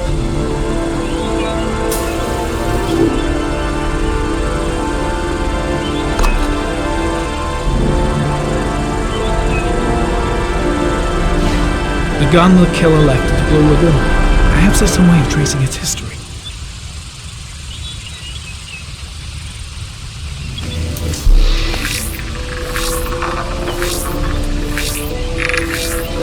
Impounded in a police case 5 years ago, the gun is still supposed to be in police custody. Who checked it out? If not a cop.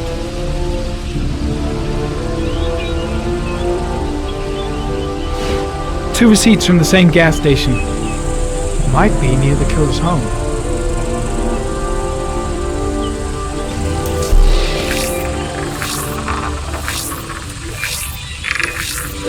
Ugh, that doesn't get us anywhere.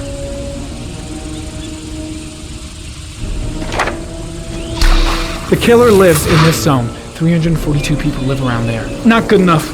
Gotta find a means of identifying the killer more precisely.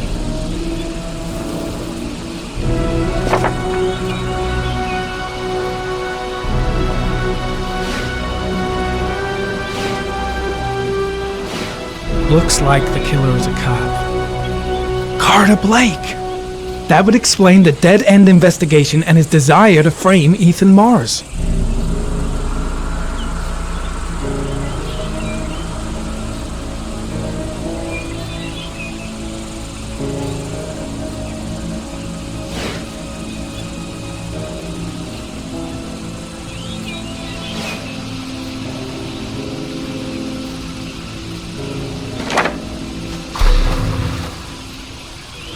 Cop. There's only one cop in that geoprofiling zone. Gotcha. He owns a warehouse on the docks. If I'm wrong, Sean Mars is dead.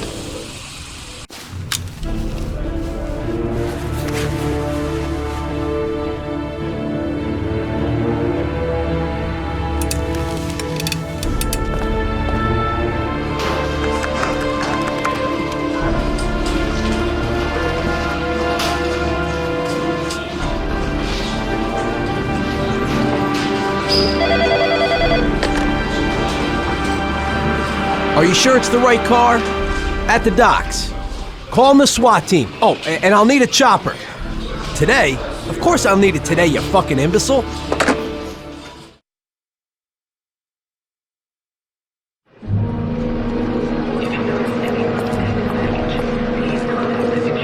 Let me stay with you, Scott. I don't want to go. Look, it'll only take a couple of days. Long enough to get this resolved. I can't just wait while you confront my son's killer. It's the only way, Lauren. Trust me. Now go stay with your mother for a few days. I'll come and get you when this is all over. Tell me who the Origami Killer is. I want to know who killed my son. Listen, when I'm done, I'll tell you everything I know. I promise.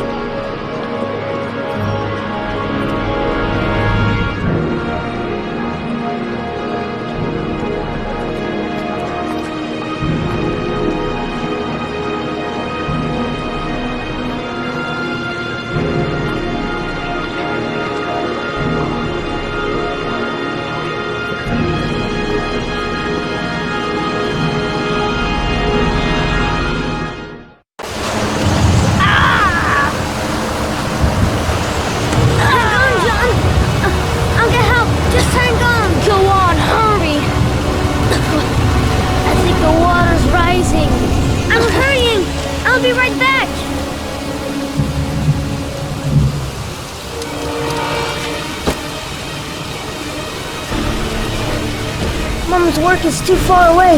I'd never make it in time. Hold on, bro. I'll find someone. Then we'll come back and save you. Need to get help fast. John's gonna drown. John's gonna drown. Gotta find someone. Water's still rising. John won't be able to hang on for long. Dad, I've gotta get Dad. He's the only one who can save John. Gotta move. Dad, it's John. He fell into a bus. He's Get out of here, you little pet. Leave me alone. You gotta come, Dad. Come on, John's gonna die. John's gonna die. Well, that'll be one less greedy mouth to feed, won't it? Go away. Please, Dad, I'm begging you. John's gonna die. John's gonna What did die, I tell ya? Crap! Please, Dad. You've got to save John. I tried, John. I really tried. But he wouldn't come. Please don't die, John. Please.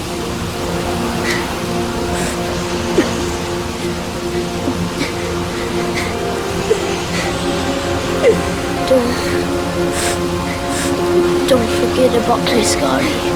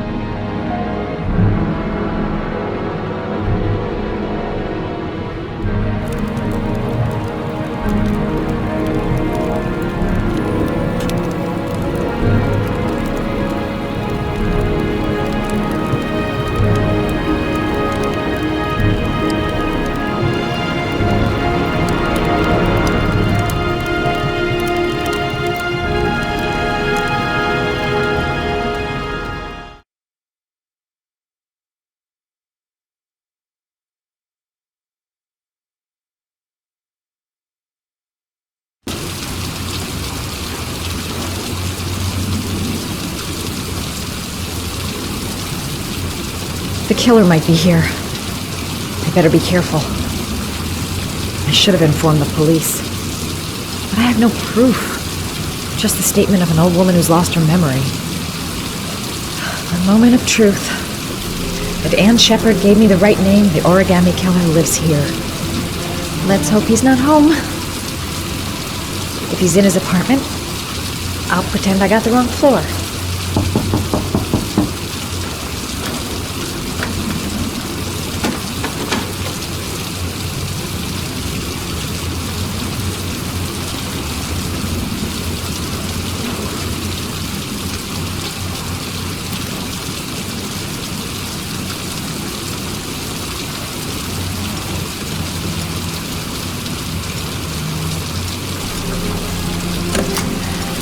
Once you touch, girl.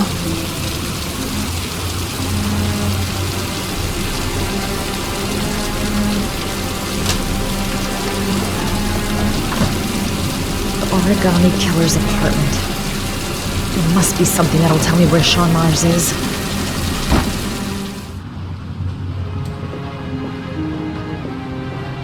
I'll go through it room by room, but there's bound to be some kind of clue.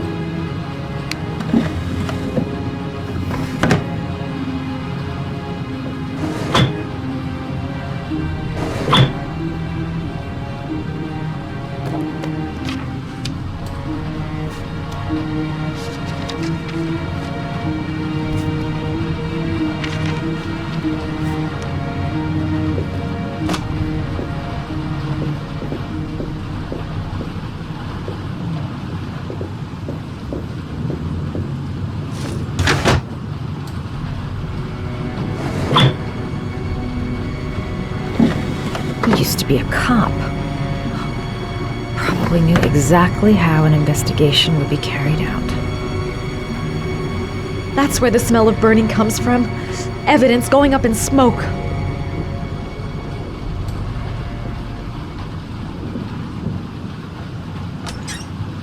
A cop's uniform.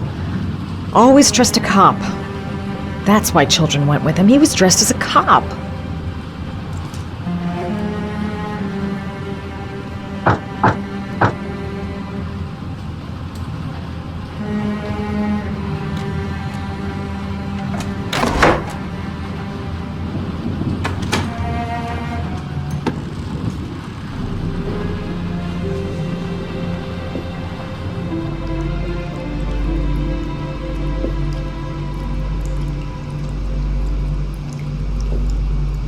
This is where he cultivated the orchids that he left on the chest of his victims. Sean Mars. Oh, the lunatic's been watching him drown. But it's some kind of a well filling up with rain, slowly drowning him. Oh, there's not much time left. There must be something here showing where the well is.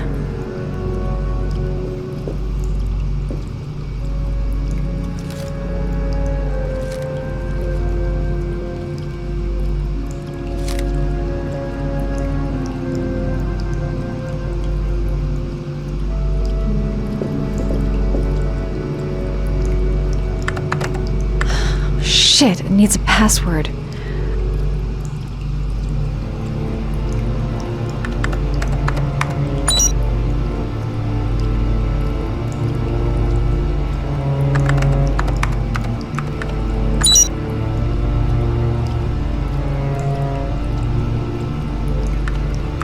Got it. Max. The name John gave to his paper dogs when he was a child. What the hell is that? An address. It's gotta be where Sean Mars is. Hurry. There's no time to lose.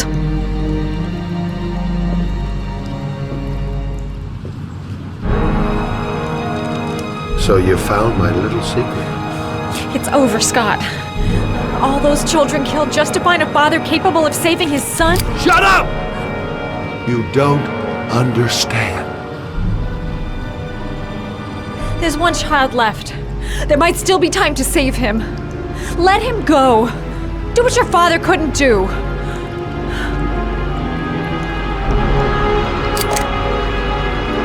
Get in there.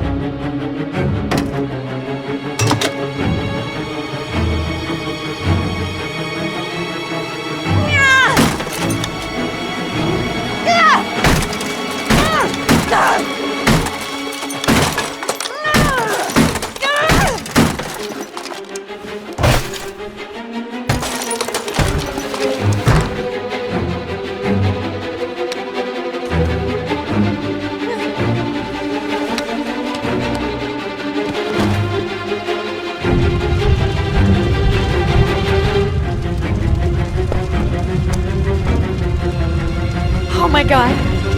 A gas can right in the flames. The whole place is gonna blow up.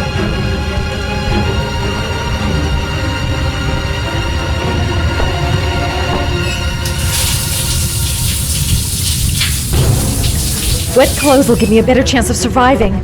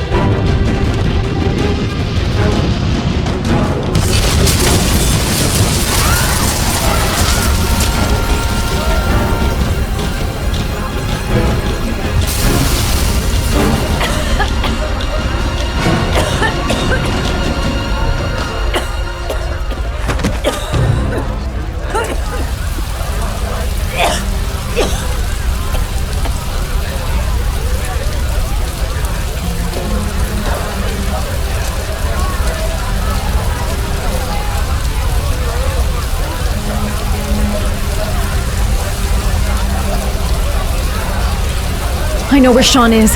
I've got to tell Ethan.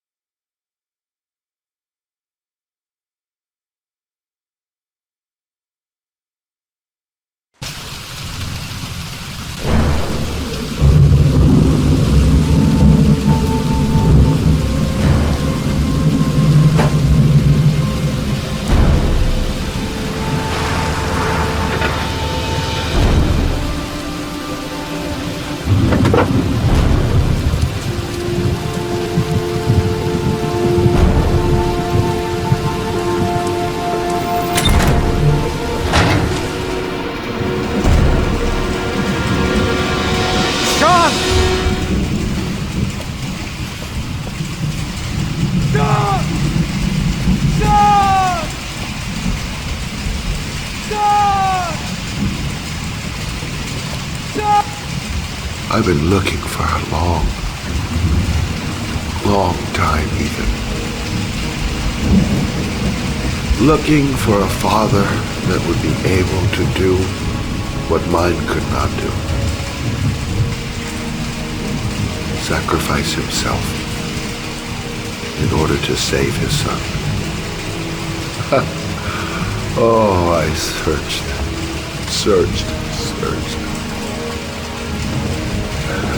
And then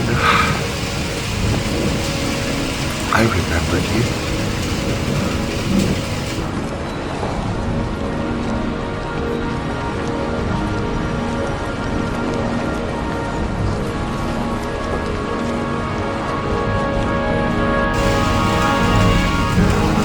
All those murders, just to find a father capable of saving his son. Just to find a father?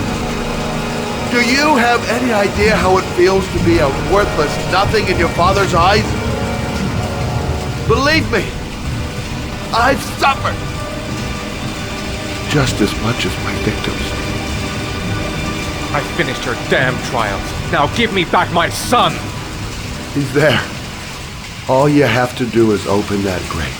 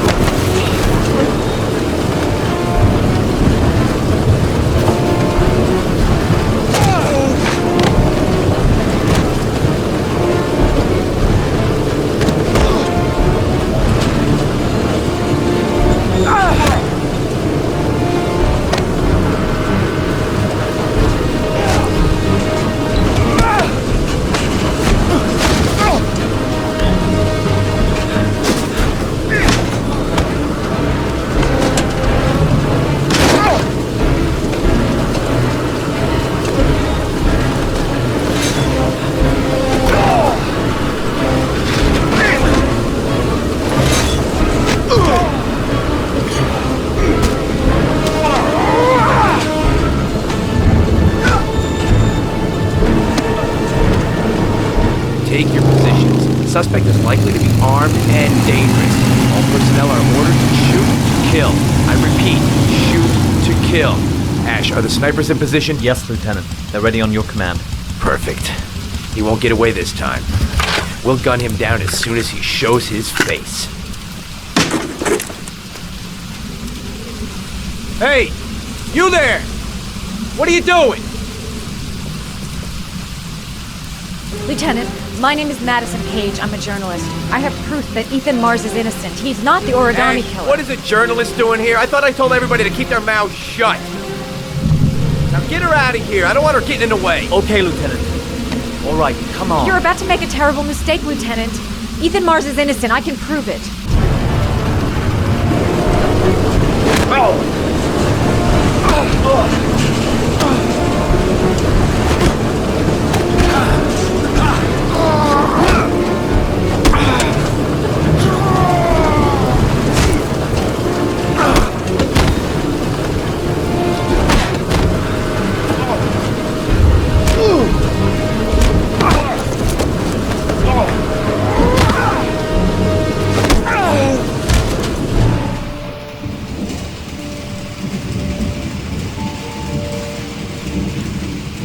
Don't help me, son, please. Breathe. Gotta breathe.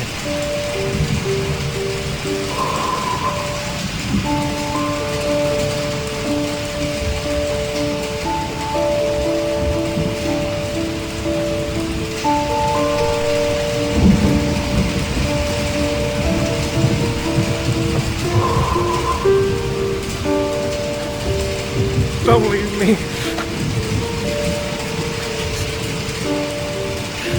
Sean, don't leave me.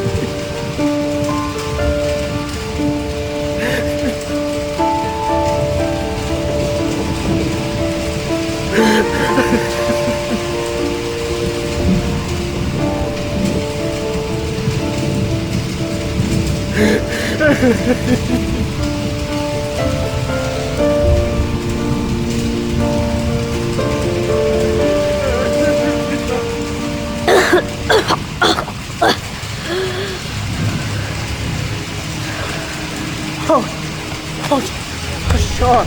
Oh. I thought you were gone. Dad, I knew you'd come and save me.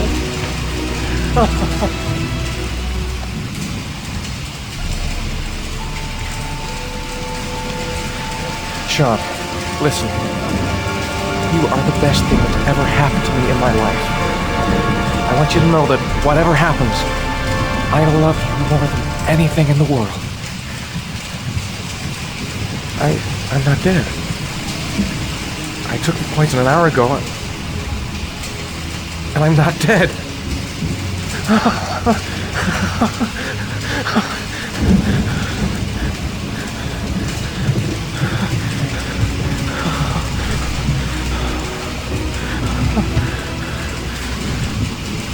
Ash, get her out of my face. Mars didn't do it, for Christ's sakes. He's innocent. Ah! Hey, what are you doing?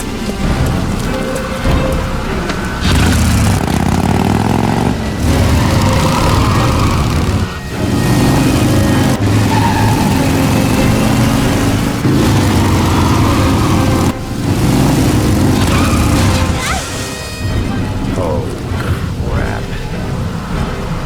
What do we do? Attention all personnel, hold your fire. I repeat, hold your fire.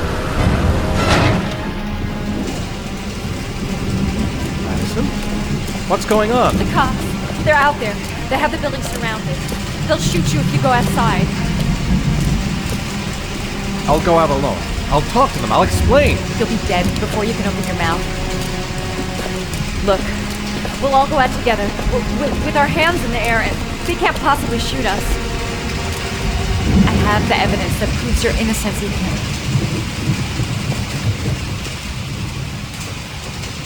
Listen, I'm sorry I didn't trust you. I was only thinking about Sean, and I thought... That's okay. The only thing that matters is that you saved your son.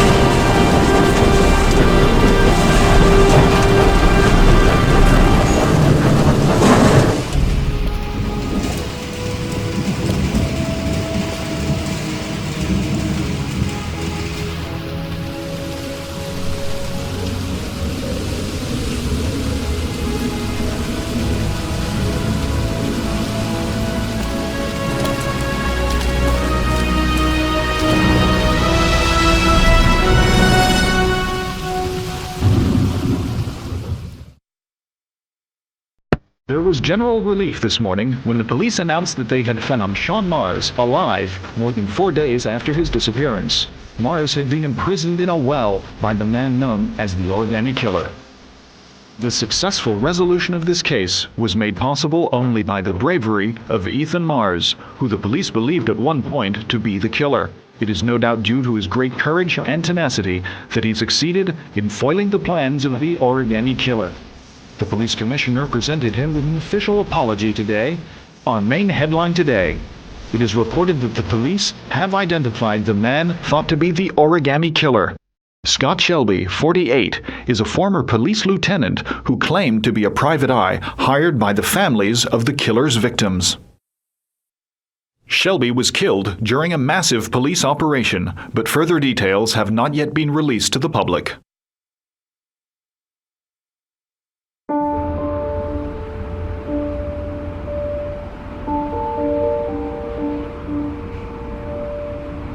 Let's just say a friend of a friend let me jump in line.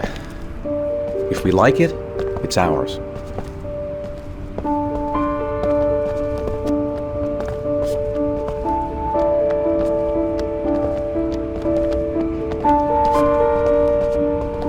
Hey, Dad!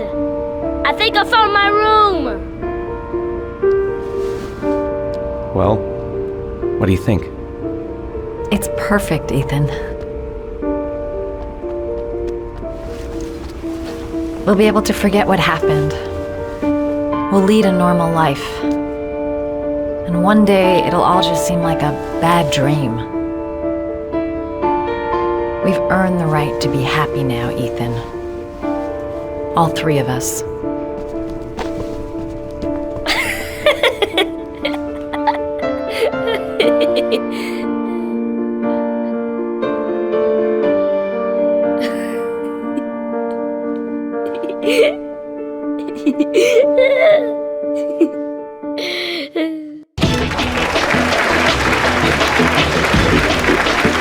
Our guest today is on the cover of today's World magazine this week and has been hailed by the whole nation as a new hero for our times.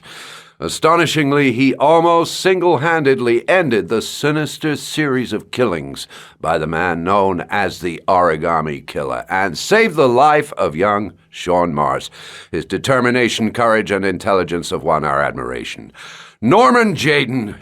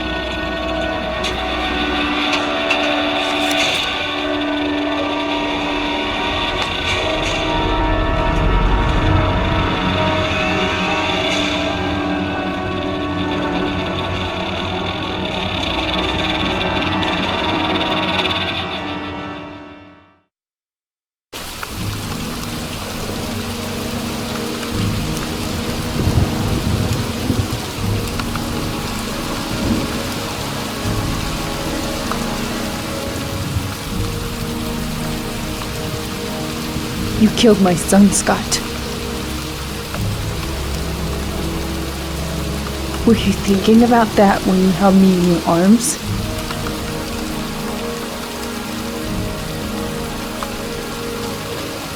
You don't know why you did all this.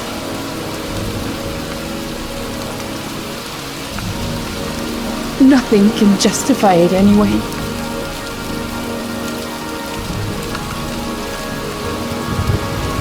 I feel nothing but contempt for you. Nothing but contempt.